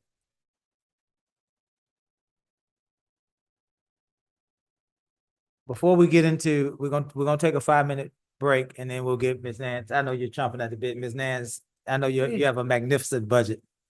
It's gonna be pristine. Council's budget is gonna be perfect. I'm telling you now. You just don't even worry about it. But before we do that, Mr. Garcia, as we part for a break, one of the things that I wanted to just kind of ask you to keep in mind to come back with explanations for is there's $244,000 allegedly in the meter replacement fund. I just want to make sure that when Ms. Henderson was making her presentation, I know she said that there were meters that she needed, 150 to 200 meters, right, for the new. So we just want to make sure that these monies are being used, that we're not pulling them, there's money available for that. One of the other things right here in our face is the equipment replacement fund, which it has like $576,000 in it. And so we've been talking about equipment, needing equipment. There's been remounts, and which I'm not suggesting that money's earmarked for that. I'm just saying the council needs to know there is a revenue stream as we are working on as lean of a budget as possible. There's a $576,000 equipment replacement fund available. There's always concern about the hot fund. There's $332,000 in a hot fund. We need to really have a better understanding of the debt service fund, which has $930,000 in it. There's a youth fund. Watch this. This will blow your mind. There's a youth fund. And according to these numbers, we have $150,000 in a youth fund. That's what you know. $150,000. Looks like it was never getting transferred over back to general fund. So are we using that money? Did we use it? I according to this, looks like no, but I'll have to double check. Right. So we're talking about interns and we're talking about $40,000-$50,000 in internship programs. And what it boils down to, Mr. Garcia, is there is and I'm not going to even start this argument because this is the one thing I think that Councilman Lara and I are going to fight back to back on, whoever comes, tax cuts. But here's the argument. So you proposed a 41-cent budget, right? Which we understand. But then there are all of these little places that as we do our due diligence, it starts to make the overall budget number come down, right? And ultimately we might find ourselves in a place of 39. That's just me talking. And that's important because we have a whole police station that we're trying to have built, right? And I was talking to Ms. Turner at lunch, and we were sharing the idea that if that passes, that will affect the tax rate. So we don't want to go into a situation where we're asking our people to vote, to back the blue, and give our police department adequate services. And then they have to decide on whether or not they want to afford milk or diapers, right? We want them to be able to, in good conscience, however they want to vote. But we don't want money, their home budgets to be an issue when it comes to our police officers, right? We want it to be a yes or no based on what they believe in their heart, not based on can we afford it. So when we look down also at this line, we find that here's another issue. The Parks Board has been told all sorts of things about how much money they actually have, how much money they don't have, but then there is a Parks Fund, and I don't know if this is a volunteer fund. Perhaps it would be, but it suggests that there's $58,000 in that Parks Fund. What about the $55,000 in the Child Safety Fund? What about the $236,000 in the PEG Fund? These are revenue streams, and Mayor Pro Tem requested that we talk about these revenue streams after we get through the budget presentations. But again, as we work through this, we're getting better, but as we work through it, you see all of that? All of that can be infused, right? Along with some other things that the council might elect to do. All of these things can combine to give the police officers what they need, to give the firefighters what they need, to give other departments what they need, and keep our tax rate as low as possible, right? So that we can continue to grow. That's just what we're trying to share with you. Council, if we have no further questions for the city manager, let's take a 10-minute break to give them a chance to find what's going on with the disaster monies. And then we will reconvene with Ms. Nance. And then we will have Mr. Compion go out and defend the council's budget right there. Right there. I'll be your advocate. Let's take 10-minute break.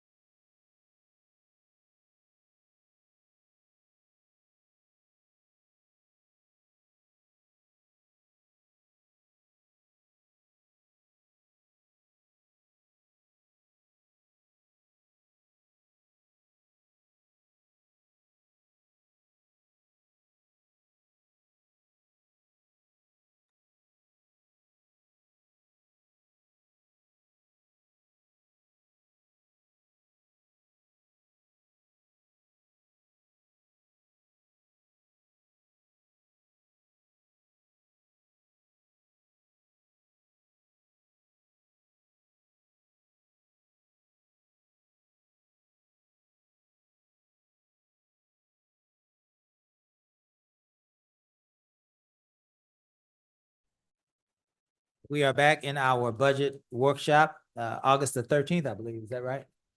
The afternoon session. We have before us Mrs. Kiera Nance, who is our city clerk, and she will be presenting the city clerk's budget. Welcome, Ms. Nance. Hi. Do you have a presentation? Yes, Kyle, can you show the? And you, I know you're soft-spoken, but you're gonna have to speak Yeah. directly into the mic loud. We have several residents that are following along via YouTube and other platforms. Sorry. No, you're fine.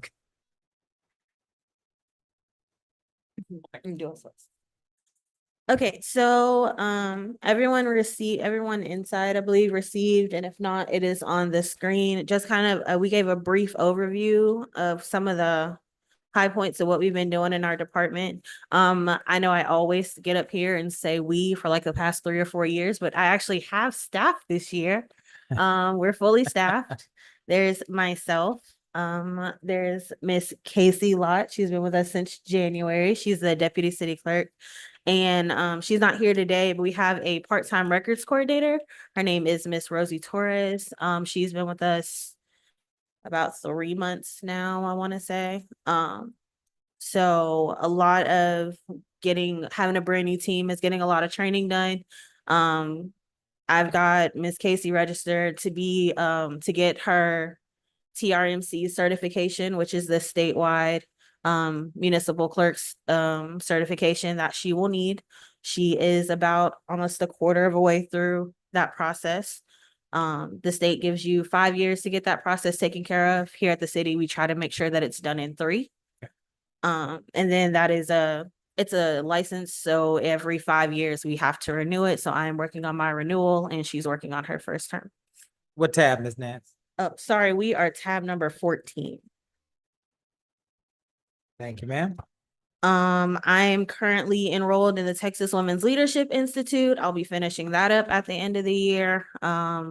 That is done through the Texas City Managers Association. There's a group of 20 women from across the state who get selected, and I got chosen this year. There's also been extensive training in public information, open meetings, records management, and for the first time, I think ever in the city, our whole department is CJIS certified as well. I know the thing that Certified in what? CJIS certified, so we are certified to handle police records, like actually be able to see and audit and handle police records. A lot of that comes from our records management project. There's been a lot of talk over the last few years about the city going digital. And part of that is this big PD records project that's been kind of looming over our heads for the last few years. We've started taking on earlier this year, I want to say at the beginning of the year, maybe. Approximately February, if I remember correctly. Yes, so we went ahead and got all of the police records they were archived. They've gone through, we had a company come in and sort through all of those records and organize them for us. And we are working on internally doing the digital records project. That is actually the second major records project that our records coordinator is doing, because she has already fully digitized our court process. So all of their historical records are now digital records and stored within their software. So we are currently working on the PD process as well. So, the next big thing that we have is public information. That's just one of those things that's always consistently growing within the office, the city clerk's office. Since October 1 of 23, we have processed 208 records requests, whereas the police department has done about 636 as of last week.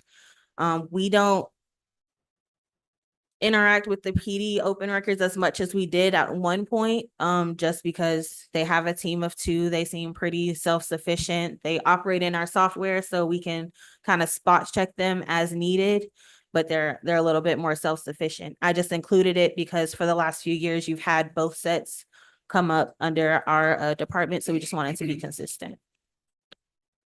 We've created 16 internal policies for how we operate on a day-to-day basis, they can be found in our office. We have a designator bind for them. We have had across all boards and commissions, we've given a breakdown, of all the meetings that have been held. We've facilitated 14 ordinances, just the documents and processing for that, and 65 resolutions this year. So that's kind of just a kind of high level overview of what's been going on in our office. Any questions? Council, have any questions for Ms. Nance? So, PD records, you handle the PD records now?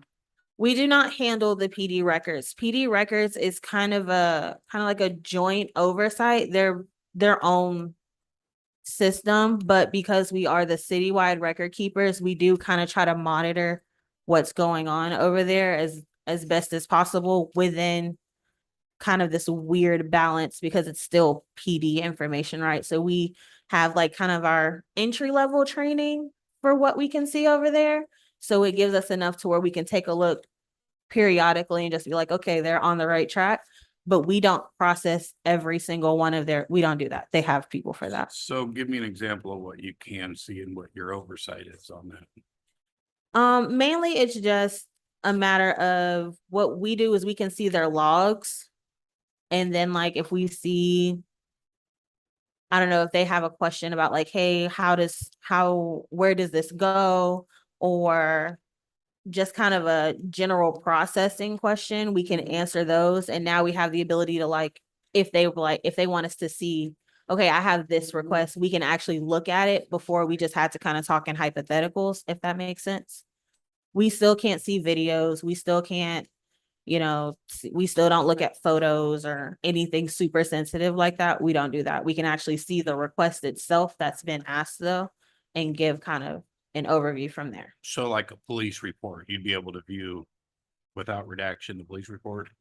I could see a report without redaction, yes. But like I said, anything that's got to do with like evidence or anything like that, any of the supporting documents, we don't really look at that. Does that help? Thank Okay. you. Councilman Lowry, if just kind of recap, we've been looking at doing this project for a while. We gotten quotes from other companies to do the whole project, and I think they were upwards of $400,000 or $500,000. And we obviously don't have the budget to do that. So we encountered the endeavor of starting to do some of the record in digitizing in-house. And that's what part of this project is, and that's the level of the certification that they received for us to start being able to physically put hands on things that we would not have been able to do before. So we can digitize it, and then it goes back into custody for PD. We're only facilitating with the digitizing portion of that project. Does that summarize that? Yes.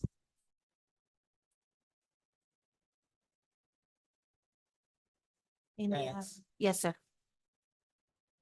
This $152,000 salary line item, is that accurate?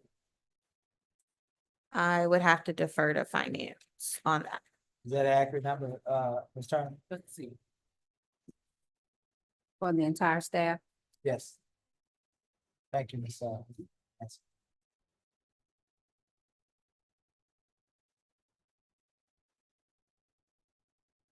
I will check. Y'all can continue. It's okay. So 138,000 of that is salary. What's the breakdown? You just said to us that you are the department head as the clerk. Yes, sir. She is our deputy city clerk, which is essentially she's an assistant director. What is your salary? Or what is the salary for your position? That's a better way to ask. Mid-80, Mid-80s, Yes, sir. 85, a little bit lower, but yes, 84, 83? in that 83. range. What is the salary for the deputy city clerk? It's 52,000. 52 plus 83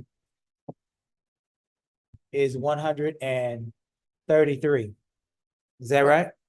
Is that right? Right. What's Okay. a part-time Yes, and the part-timer, I believe, is budgeted for 15,000 for the year. So Yes. that's what the 16,000 is Right, up there. It says 16,000. Okay. Yes, sir. right.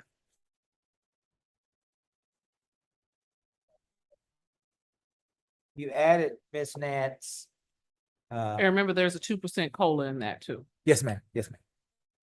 Ms. Nance, you added, on 4021 election costs, you, uh, you budgeted $55,000. Yes, sir. And yet they are scheduled now, scheduled. There are at this point, no scheduled elections. So we budget in that line item every year.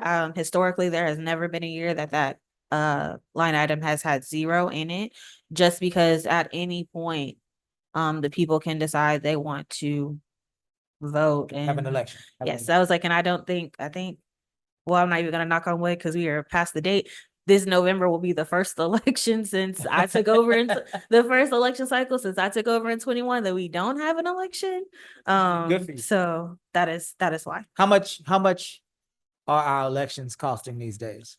I just received the latest, the one from May, and they're running roughly $40,000 now, which is they've almost doubled in the time that I've been here. But I think we're a little bit over 38,000 for the election we had in May. And that costs the city $40,000 Mhm. to do it. That's our share. Yes. So why would, question, when you drill into that line item, 55,000, Mhm. 35,000 of those dollars are going toward a line item for a November election. And 20,000 of those dollars are going toward a line item that's entitled runoffs. I get that we have budgeted for elections. Mhm. Just curious, not a big deal, but why would we, or would it be better served that we would maybe just have those in general election line items instead of November? So I think this was mostly the breakdowns are still kind of holdovers when we first created them in the system, because ultimately it's the $55,000 main general election budget. This is just a rough estimate of what we thought it would cost to run each of those. If we got asked, well, how much do you think you would anticipate if we were having a November election? Well, we know roughly it'll be about $35,000. If we get to a point where we have to do a special election for a position and there has to be a runoff, we know those typically cost us about $20,000. Right, so at some point we can just take them, leave them in that major line item, but take the dates that are, and the types of elections that are associated with it Correct. Yes, out, sir. because, right, as you said, we don't have that, we've passed the time to have any sort of November election. Yes, sir. Okay. So I'll just lump it all under one line item, 55,000, election Elections. costs. Mhm. And some elections, Miss Turner, are scheduled. Mhm. Mayor A and C, that's scheduled. B and D, that's scheduled. So when Right. those years come up, I don't think council would have any heartburn with seeing council B and D elections, right? Yes, sir. Because we know that they're scheduled. But if you're budgeting for unscheduled, it could be anything. It would probably be safer to do it that way. Yes, sir. Do we have a line item, we being the city council? This is a bone of contention. Do we have a line item in our budget that reflects dues, subscriptions? Yeah. We do? In the city council budget? Yes, sir, you do. Okay. Asking for a friend. Could we possibly, as council members, have our own subscription to the Galveston Daily News? We are tired of using Kyle's subscription. Yes, sir. I believe maybe 2 weeks ago or so, Ms. Casey reached out to all of the council members to see if they would like to do that, because those would be individualized accounts. Those would come out of the each council district's account.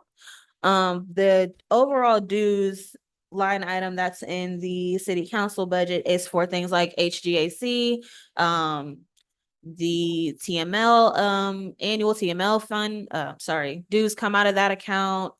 The sister cities, I believe, comes out of that account. Oh, I'm missing a few. The Galveston County Mayor and Council Association dues come out of that account. Those are the dues for that the entire council participates in. Does that make sense?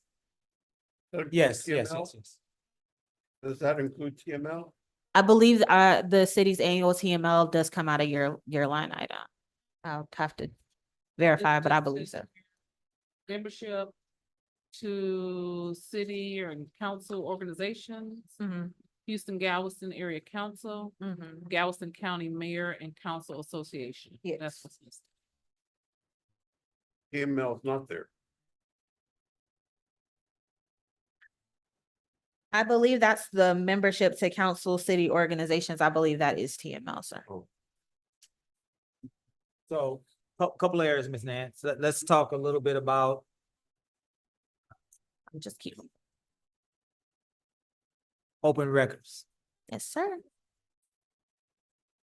You've shared with us that they've increased. Mhm. But with the increase in requests, we have also realized an increase in mistakes. Mhm.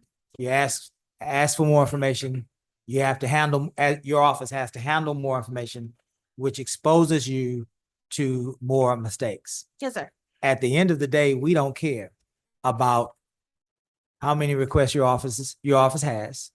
All we care about is reaching the highest level of accuracy possible. And I said all of that to say, are you sure? Because you're going to be held responsible for this. Are you sure with the deputy clerk and the records management person that you have? 20 hours a week? Is that what it is? Yes, sir. Are you sure that you have enough staff to, within reason, right? Nobody's perfect, but within reason, improve the quality of your fulfillment of open records requests, quality and accuracy? I will say yes. Now, do I? That's kind of double-edged sword. On one hand, I would say absolutely having the additional support is going to realize improvements almost immediately, just because there's more hands to do more with, right? Can I 100% say for certain that we'll be sitting here in a year and with that we notice like, okay, yeah, that was too much for one person to do, but it may also be too much for two people to do. I can't say for certain that that won't happen right now, but I know that having a second full-time person, because that responsibility is now with Miss Casey as it was when I was deputy city clerk. We've increased our response times. We have already started to see successes in that area. So we would at least be able to, let me ask you this, is there a way for us to judge your performance in the area of fulfillment of open records requests? Is there a percentage that we can compare you to when we compare other city clerks' offices for accuracy? I'm sure that we can. I would need to just reach out to other departments around us just to get some like baseline information. How would you know, but how would you know, how would we know as we think this through together? How would we know? We would know how many requests that they would fill and fulfill, but how would we know whether or not those requests are accurate? Is there a way and there may not be a way. Oh, are you asking like I don't think there is Is a way. a quantitative way to determine, because, and I'm not saying this just to kind of dance around the subject, but accuracy is going to be, if you're asking me for something and I give you what I have, whereas from our standpoint, yes, we have fulfilled you with accuracy because that is what I have to give you. But if you're looking for something and you feel like what I give you is not that, you're going to say that what I gave you isn't. That's not a matter of accuracy. What a matter for me, that's a discussion or a conversation or some sort of back and forth between the person requesting the information. Maybe they need to be more specific. That happens. I'm talking about things like redactions and things of that nature. Don't know if there's a way, but here's what I will say. You said earlier in this conversation that you believe that your accuracy will improve with the extra help. And so I would like for us to think about how we would be able to quantify that. Okay. Right? In other words, mayor and council, this past year, I received 5 complaints about redacting or a complaint about a request for information on the fire department, and we inadvertently sent information on the library, right? Those types of things. I'd like for us to find a way to keep track of that, so that we can make sure that in this day and age of information, that whether it's you or Casey or whoever ends up being the city clerk 5 years, 10 years down the line, that there's a way that we can make sure that our clerk's office is being as accurate as possible. Yes, sir. So that's the one thing I'd like to work with you on. At this point, you're saying that you have today, in 2024, you feel as though you have adequate staff. Can't promise us that you'll feel that way this time next year. We get that. Correct. But right now, you feel good about what you have. I do. Second, the other issue with the office is two other issues. Perhaps both of them are associated with the budget. The first issue is our ability to drive the agenda process for boards and commissions. That is an area of great concern. At the end of the day, your office is the office that is of official record and record keeping, and your office is the office of official posting, right? And so I never liked, and I'm not saying that this came from you or any other person, but I never liked the idea that administrative assistants that work outside of City Hall drive an agenda process that your office is ultimately responsible for. So I'm asking again, with the amount of resources that you have at your disposal and coming into this new budget year, do you feel like you have the ability to maintain control over and drive the agenda process and the meeting processes for our boards and commissions? Okay, so you asked me two questions.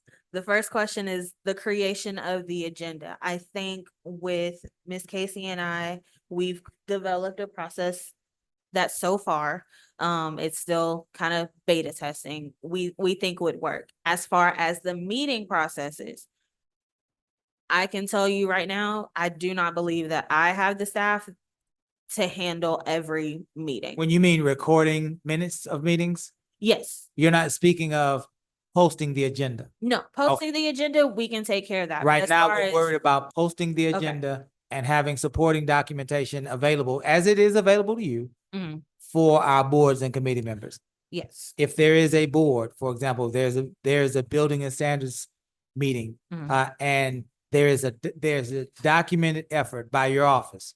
We need documents. We need supporting documents. We need supporting documents, and there are none there. And you still post that agenda, and those board members arrive, and there's no supporting document, but there is documentation where you have tried to reach these department heads or staff members. That's fine. Okay. Because it takes it out of, you've posted, the committee has met, then the rest of that supporting document falls on the staff members and department heads. I think we all get that. Yes, sir. Do you have enough staff to make sure that all board and committee meetings are posted? And that if there are pieces of information and documentation provided, your staff can receive that and distribute it among the board members? Yes. You okay there? Last, do you need a line item? There's a constant issue with resolutions and ordinances, with the timeliness of them making it into the newspaper, as well as the language, be it resolved, be it ordained. A lot of that you have to work with the city attorney. And so the next two questions and I'll be done. Do you feel you have enough support and that you have developed enough of a process to make sure that for the most part, 90 to 95% accuracy, that all of our publications are in the newspaper in a timely fashion? 90 to 95%, 9 out of 10 at least. You feel Yes. good about that? Mhm. Do you need council to budget additional resources for legal to make sure, or maybe you don't? Maybe you and Gus have already worked this out. But do you, hey, Gus, see how that works? Do you feel that, that's crazy. That's really crazy. That's creepy, Gus. It's creepy what you just did, man.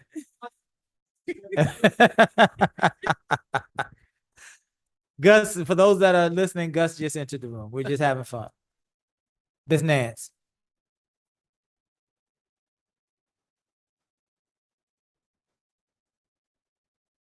Do you feel that you have all the fiscal resources you need to make sure that those important pieces of ordinance and resolution that appear before council for us to act on, that they will be accurate within 90 to 95% moving forward? I think fiscal resources, yes. I think so, yes. Okay. Thank you. Council, I'll open it up. Do you have any questions for Ms. Nance? Yes, sir. Mr. Lowry? Open records, that's been a fun one for a few years. I think to protect yourself, and I spoke with Mayor Bell about this earlier. Anytime you get a document, it needs to have an author, where did it come from, who created it, and it needs a date. And I can show you these crime statistics for the last several years. Mhm. I can show you in my phone where the statistics that have been provided were wrong multiple times over and over again. They were wrong from what we have here in the city compared to what League City has. And also those crime stats are in a way created here. The data is created here and passed on to League City that holds the data. But they haven't been accurate. So that's one thing. We'll bring up Fund 12. That's another one. We have, when there's an open record request, you got to be very careful that it's complete. If it's not complete, then it's considered still open. We can't close that open record request. That's what I've been trying to get across to mayor and council for the last several years. If it's not completely answered, it's still open. Fund 12, we've been working on that for 6 months. Still not complete. Fund 12 has been given to me in portions, and each portion that's been given to me has been different compared to other portions. We've never had a complete accurate account of the funding going in and going out. Another item to remember in an open record request, if somebody asks for spending habits or spending, that needs to be revealed in full. When somebody's just given MasterCard or Visa, that is not an accurate account of what was spent, and a citizen has the right to know, no matter what account it's coming out of. We'll bring up Fund 12. Well, I'll leave Fund 12 alone, but statistics is a huge one.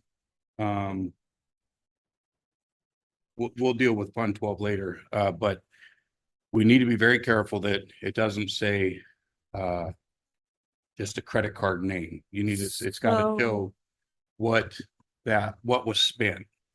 And when somebody asks for a ledger, we still don't know what. We'll go back to Fund 12. We still don't know what Fund 12 started with, what it ended with. So is there $1 million in it? Is there $1,000 in it? So I feel like, and I'm not being combative or anything, but I feel like we should have a discussion on what our role is in that process. So your questions, it seems like they're geared more towards content, which we don't create, right? Your concerns are related to the content of the information that we provide. Our role in the open records process is to provide the documents that we have. So if there's a question about what was purchased, the citizens and council has a right to know what was purchased. MasterCard is not what was purchased. But again, I MasterCard- feel like you're asking a question about content, which doesn't come from our department. So then, like I said, it goes to who's given us the documents, make sure it's completed, because that that's not a full open record request. If we're not responding to the answer, what was spent out of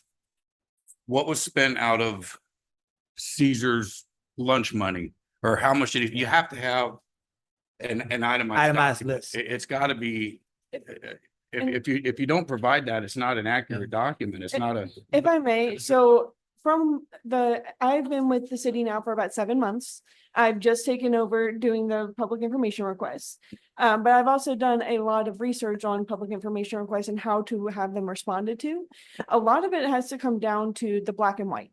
So what I mean by that is if you have given a statement saying, I want all of Fund 12 statements and documents, we're going to print what we have on Fund 12 statements and documents. We're not going to find out what each individual purchases for, because what we've just received is that black and white saying, I want Fund 12.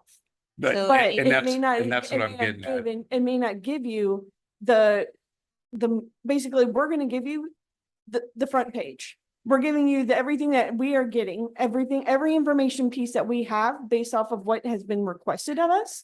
However, if you're asking for additional details, that's a clarification question. It's not necessarily something that's just automatically presented. It's been determined that you're going to have a clarification for a more specific idea. Therefore, we would have to do additional research. But again, it comes down to what was black and white on the actual description of what was said. So if somebody asked for what was spent with that fund, what did we buy? And it's important to answer that correctly, because there's legal repercussions if we're not following the law, state and federal guidelines on what's coming out of that account. So You could just say, well, we just spent MasterCard, Sam's Club, Visa. That's not an accurate thing to give to the public. You have to fill that open record request. I feel There like has we're to talking be- about something Let's very do specific this. here. Yeah, let's do this. Let's let Mayor Pro Tem come in. Mhm. And I get what you're trying to say, and I get what Councilmember Lowry is trying to say. We can try to bridge that gap, but let's let Mayor Pro Tem. I think that, here's just a clarification, Gus chime in too, but Mhm. when I've dealt with these myself, but it's how the question's written, Joseph. And so she's accurate in saying her department, right?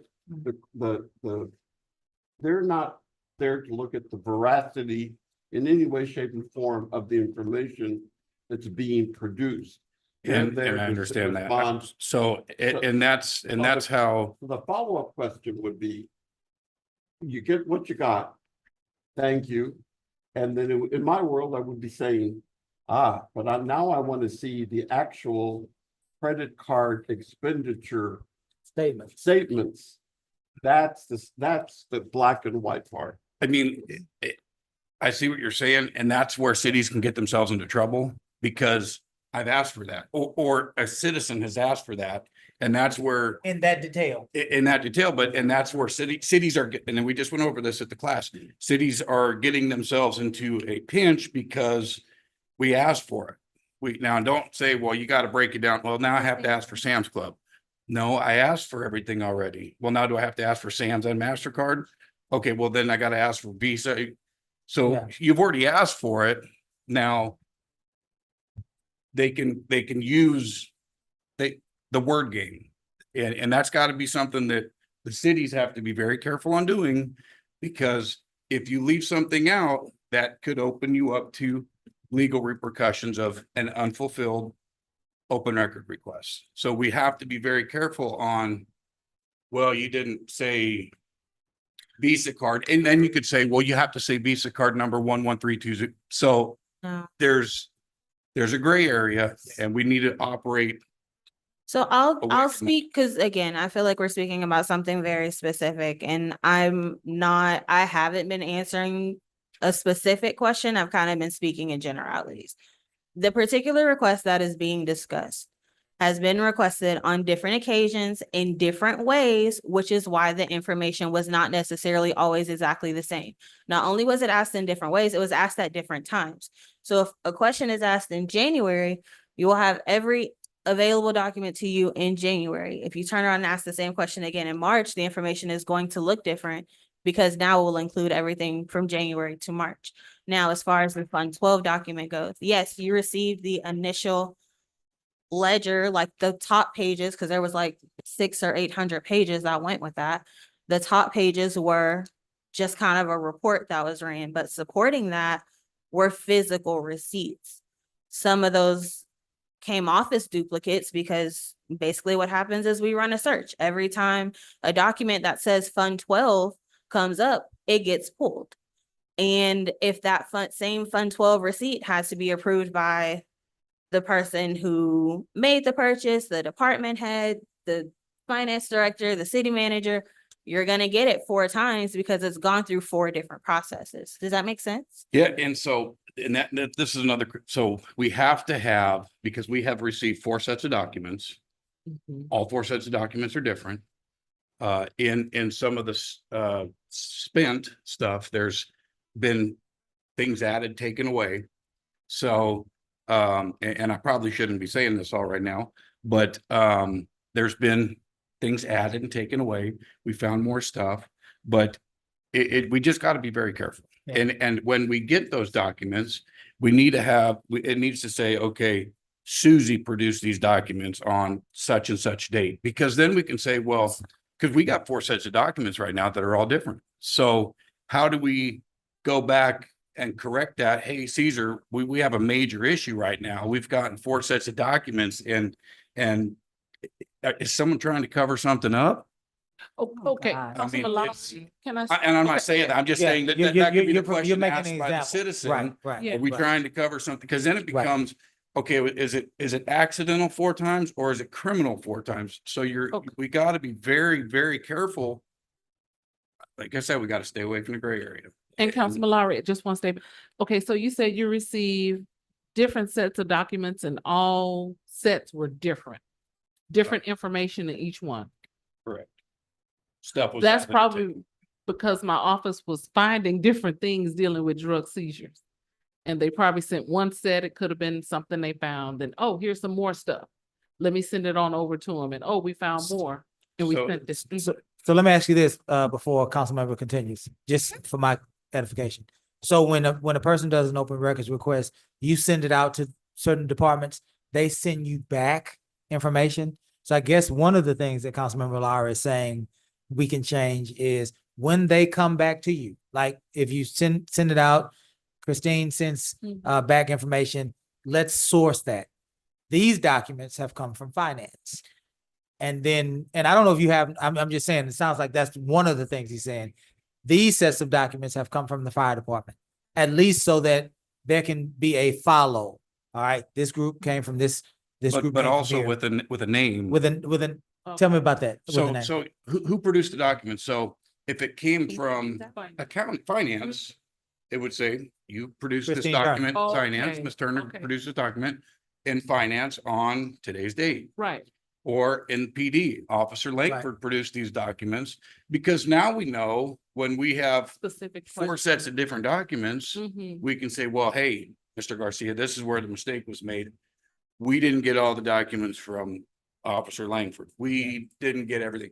So we have to have something to cover Kiera to protect her from backlash. If she's not, she's just providing the documents that she's giving. Right. But then she's taking the heat for what's not being produced. Right. And it's not Kiera's fault, but we have. to She's just getting information and giving it. So we have to protect her with, we need authors, who's bringing it, who's providing it. Yeah. And then it covers her. Yeah. I'm gonna need to take some time just to verify that that's something that's allowable. I just worry that we run the potential of running into creating documents, which we're not allowed to do. So if we can, I will clear that with the state and I mean, if it's got a digital signature on it, then okay, cool. Yeah. But I do want to make sure that I don't want to violate the the Public Information Act in an attempt to not violate the Public Information Act. Does that make sense? It does. It does. I think work with Gus on that. I don't know how that works, but I do think it is a valid point sourcing information. That's a valid point. So whereas internally, we in our software, we can see everything it's digital, right? Everything has a digital stamp on it. I know who turned in what. I guess my question is that going to be considered a created document if we Yeah, attach that sure. to the request? And then we would simply need to ask as a city, a municipality, how would we have residents that want to simply know the source, whether you may not be able to say Casey Lot, you might be able to say finance director, or you might be able to say patrol lieutenant, right? Right. You And- might, right? You may not be able to. Currently, as they are online, I mean, it does show what department it's coming from. It's just. It just may not necessarily say the individual. It's not. So how do you, let me ask it this way, Councilmember Lara, to try to help. I get where you're going. So let's say, for example, there's an open records request done in the library. Library is the easiest department we have, so we just use them for all examples. And let's say the request is, we want to know how many books we have available to children who are under the age of 7, right? Let's say Amy wants us to believe that we have 50,000 books for kids under the age of 7, and when we only really have 10, right? How are you able, and maybe it's not your job, but then you perhaps are passing on inaccurate information. How do we stop that? I think that's kind of one of the things involved in this. How do we ensure the information is accurate? So this is and it's funny because I was actually talking to city manager about this and Gus about this yesterday. This is one of the issues with our doing what we do, right? Our role is to distribute the information that we have available to us. I don't have the ability to qualify content. I don't do the things that are being asked. I don't do them every day. So how do I know that what I have to just believe that the people Yeah. who And that are the comes to- experts in these divisions know what they're talking And about? that comes to the author. And it's not creating a document by having someone say, I did this. Because if the city so chooses, if it's something applicable to be charged for, then there's going to be a charge and who did it anyways. So it's not creating a document because you can say, okay, Susie worked on this document for 6 hours. There's a $15 charge of 6 hours. So it's not creating a document. You would already have a person doing that. So it's by putting a signature on it, it's not, Do these people, they email you this, right? No, there's software that we have that it's all contained. So you make the request and then they upload these requests into this software. So if I may, Mm. I think just the discussion Kiera and I need to have, and I don't think it would be a long one, or Kiera, Caesar and I need to have, it's just internally, as part of the open records response, is it appropriate to include the, for lack of a better term, trail or list of people who fulfilled it, whether that's individual persons or departments? Does that make sense? It does. And I'm already not saying happens. it is or it isn't. I'm just saying that's the discussion that we need to have, or that I hear being asked us to have. And it does happen already. So if you get a record from PD, typically it would say, if Officer Langford's back, it would say Langford on the paper. I mean, it's not, From PD, when you do PD. is what when you you're do saying. PD. So it's not, whoever it's got to be assigned to a department. Yeah. I mean, somebody's got to take. So it's already happening, Councilmember, when you get requests from the police department. Mhm. So if it's already happening when you get requests from the police department, which is a more, So they're already documented by department currently, is what I'm saying. Like it already states which department it is, whereas in that particular department, there's one department and ultimately one person who does it, so hers is set up a little bit differently. Gotcha. But it's a back end thing that I will work with legal on to see where we can meet. Like I said, currently it tells you what departments it came from, it just doesn't give names. well, we definitely, there is some value for sourcing in this. Because I believe Councilmember Lara is bringing up a valid point. There has to be a person accountable for the accuracy of the information, and that person is not you. You are a conduit.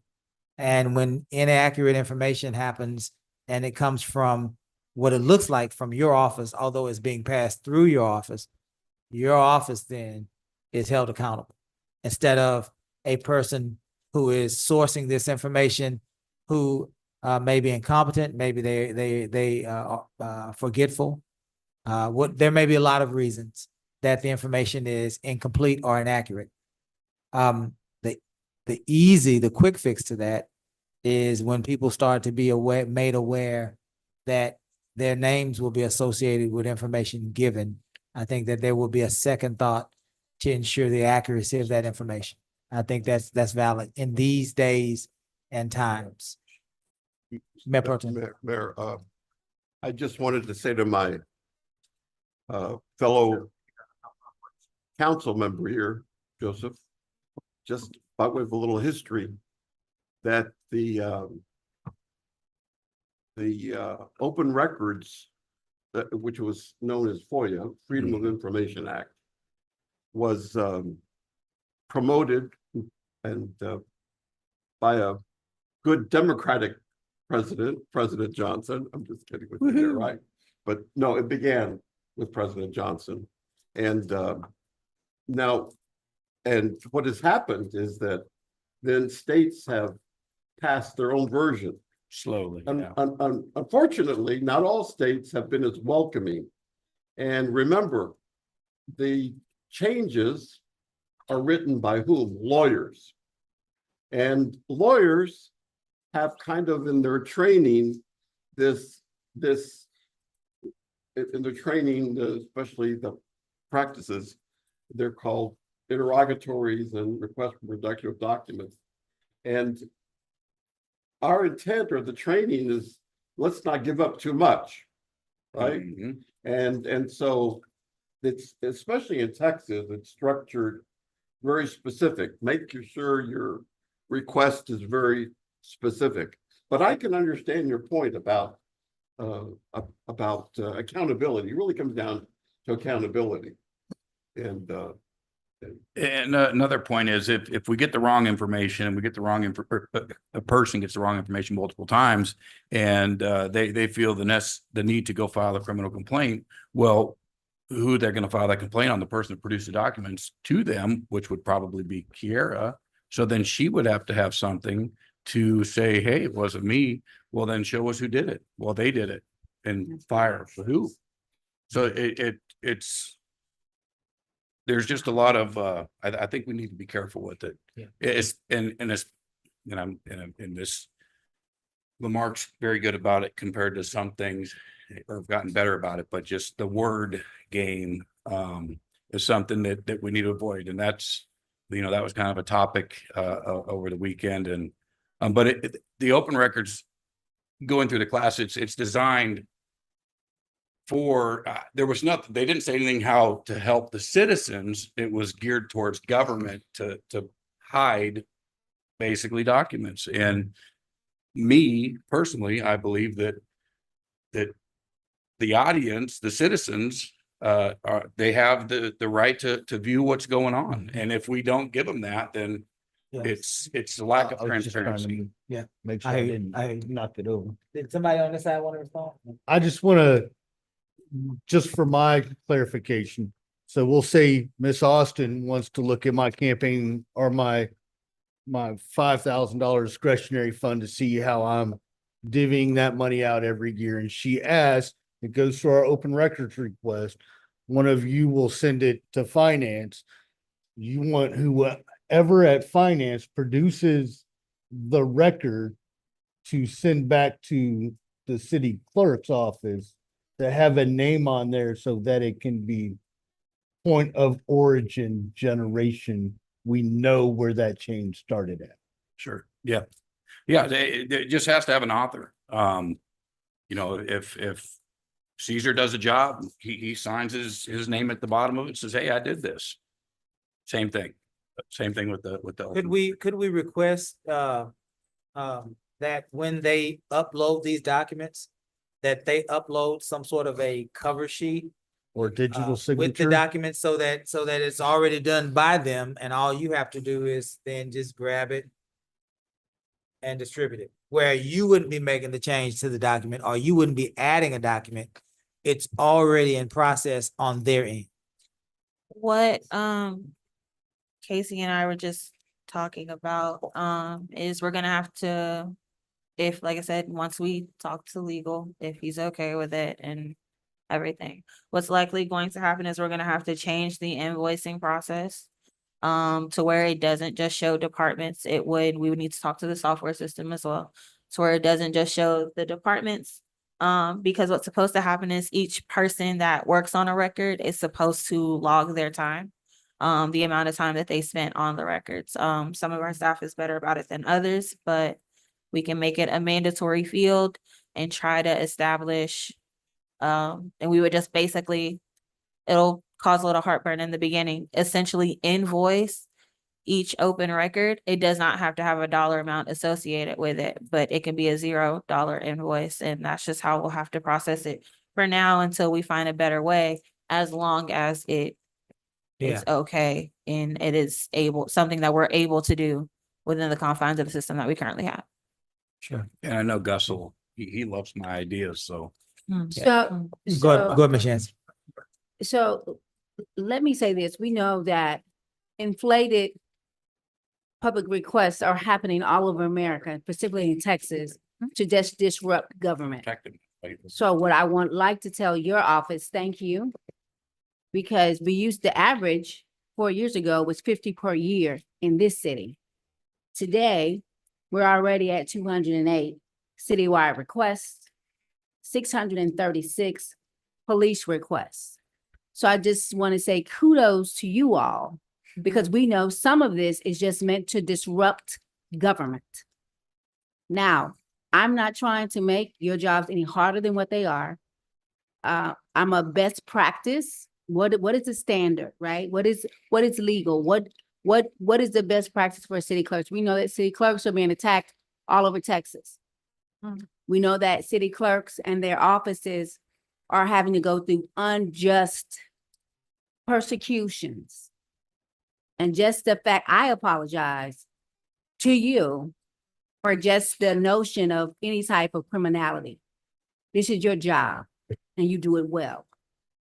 So please note that on this record, we have seen this office have to adjust under heavy scrutiny. And every time we come back to this, I think people need to know what the data looks like. 4 years ago, we were at an average of 50. Today, we're already up to 208 citywide requests already.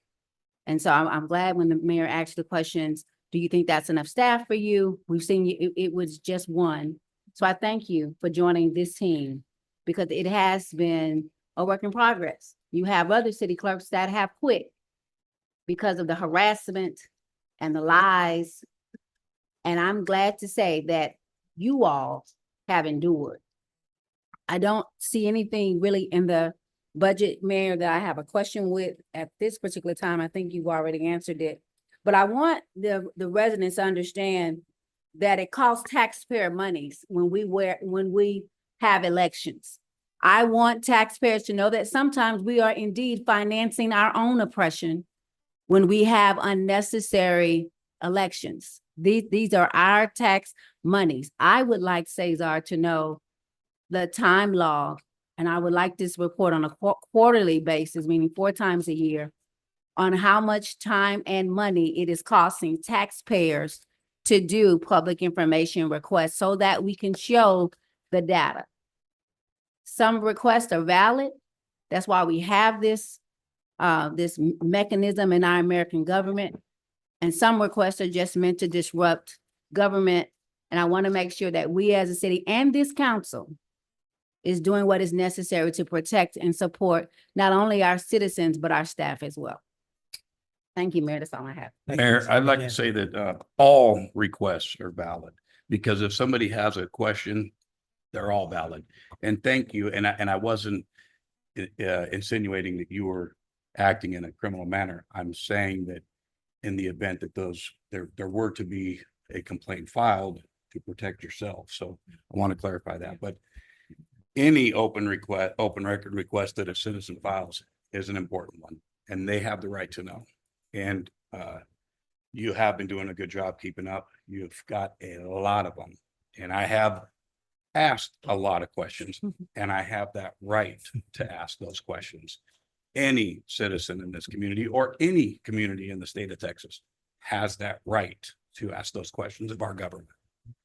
I And, just. and you didn't shrink, you didn't shrink back here. I think, I think that to both of these persons' point, I think Councilmember Lowry was actually saying, in his line of questioning, doesn't seem like it's you, seems like it's what's being given to you, which is an acknowledgement that he's seeing things perhaps from a different perspective when it comes to what's happening in your office. That's a good sign.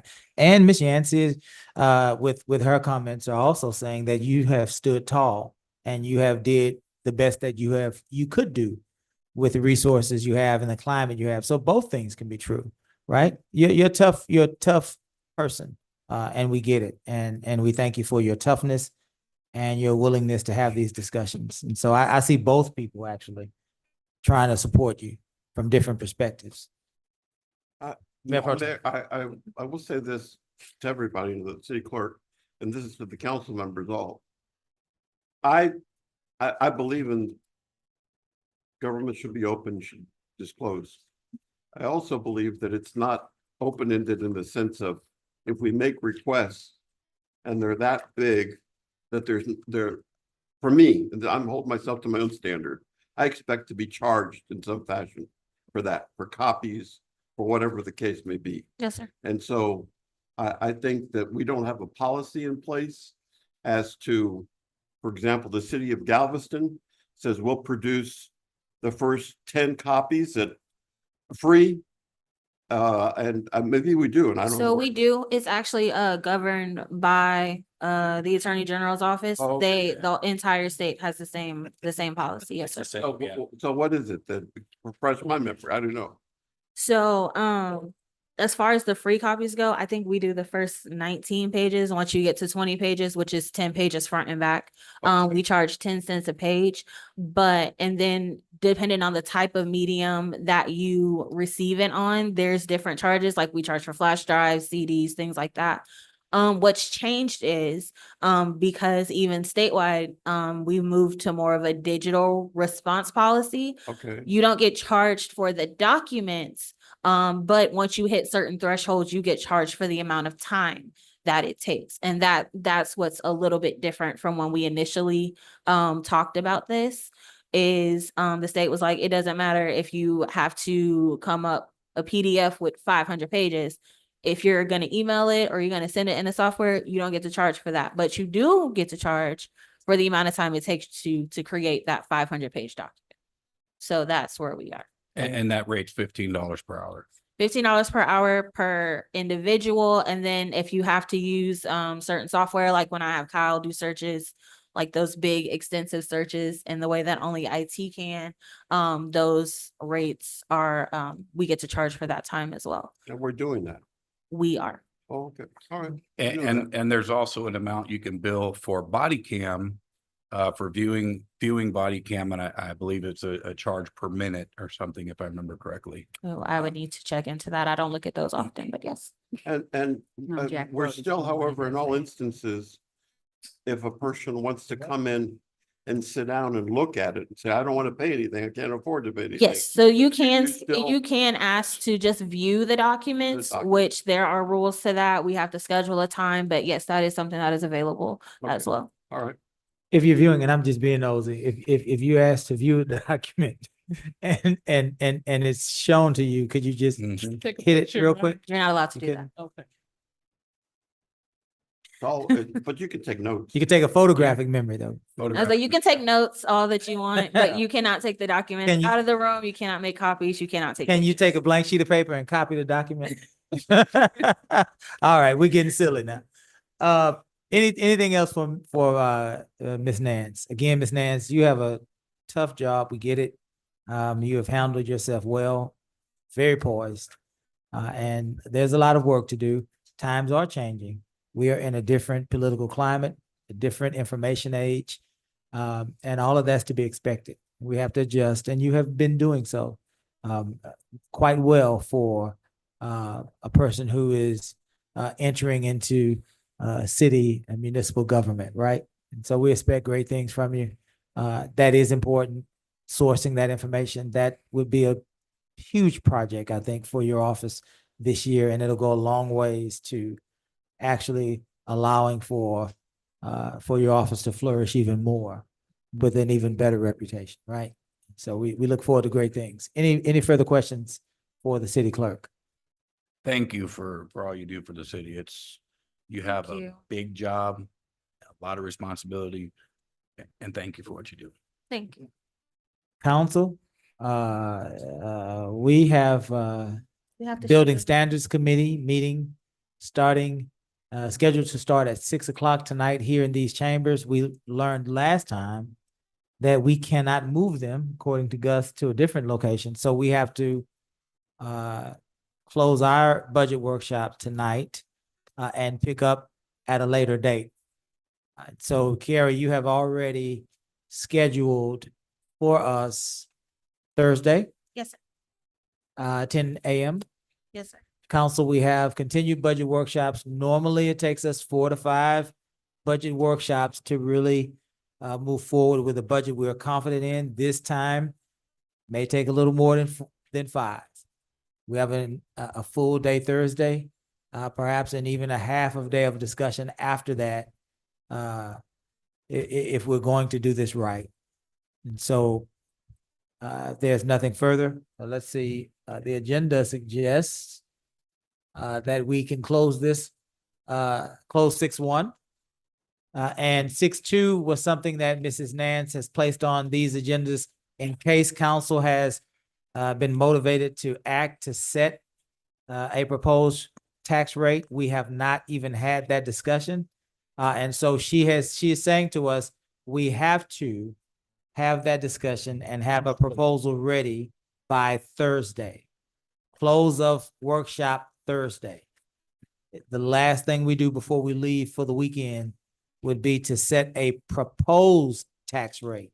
Now, for our edification, a proposed tax rate is not the council saying, we're going to do this. A proposed tax rate is the council saying, this is the rate we propose to the community. It will be followed up by a tax rate hearing or two, where people can come and say, we agree or disagree with the tax rate, which will also be followed with a budget hearing, where people would be able to come and say, we agree or we don't agree with the budget. So this is only the first step, a proposed tax rate. That'll happen on Thursday after our discussions amongst each other in open council session. So Thursday, the start of the day will be city council budget. Thursday, we will also look for the $1.1 million in our hunt. We're looking for the $1.1 million expended from that disaster fund. We're looking for the $400,000 that appears to be the other portion of this deficit from last year. Again, as we close tonight, council did not pass a budget with a deficit. Council passed a budget expending disaster funds related to COVID activities. Okay, anything further, council, before we close? Kind of hoping we could at least add a couple more days for budget, maybe a week. We definitely have Thursday, and Thursday, council member, we're gonna have to discuss exactly what our workload, and it may end up being a whole nother. Thursday, we'll definitely outlay our plans for after Thursday. Council, thank you for your work. Staff, thank you for your work. This budget process continues. We don't have anything in executive session tonight, nor do we have any actions taken from executive session. So we are at item 9, and that is entertaining a motion to adjourn. Is there a second? Second. All in favor? Aye. We stand adjourned.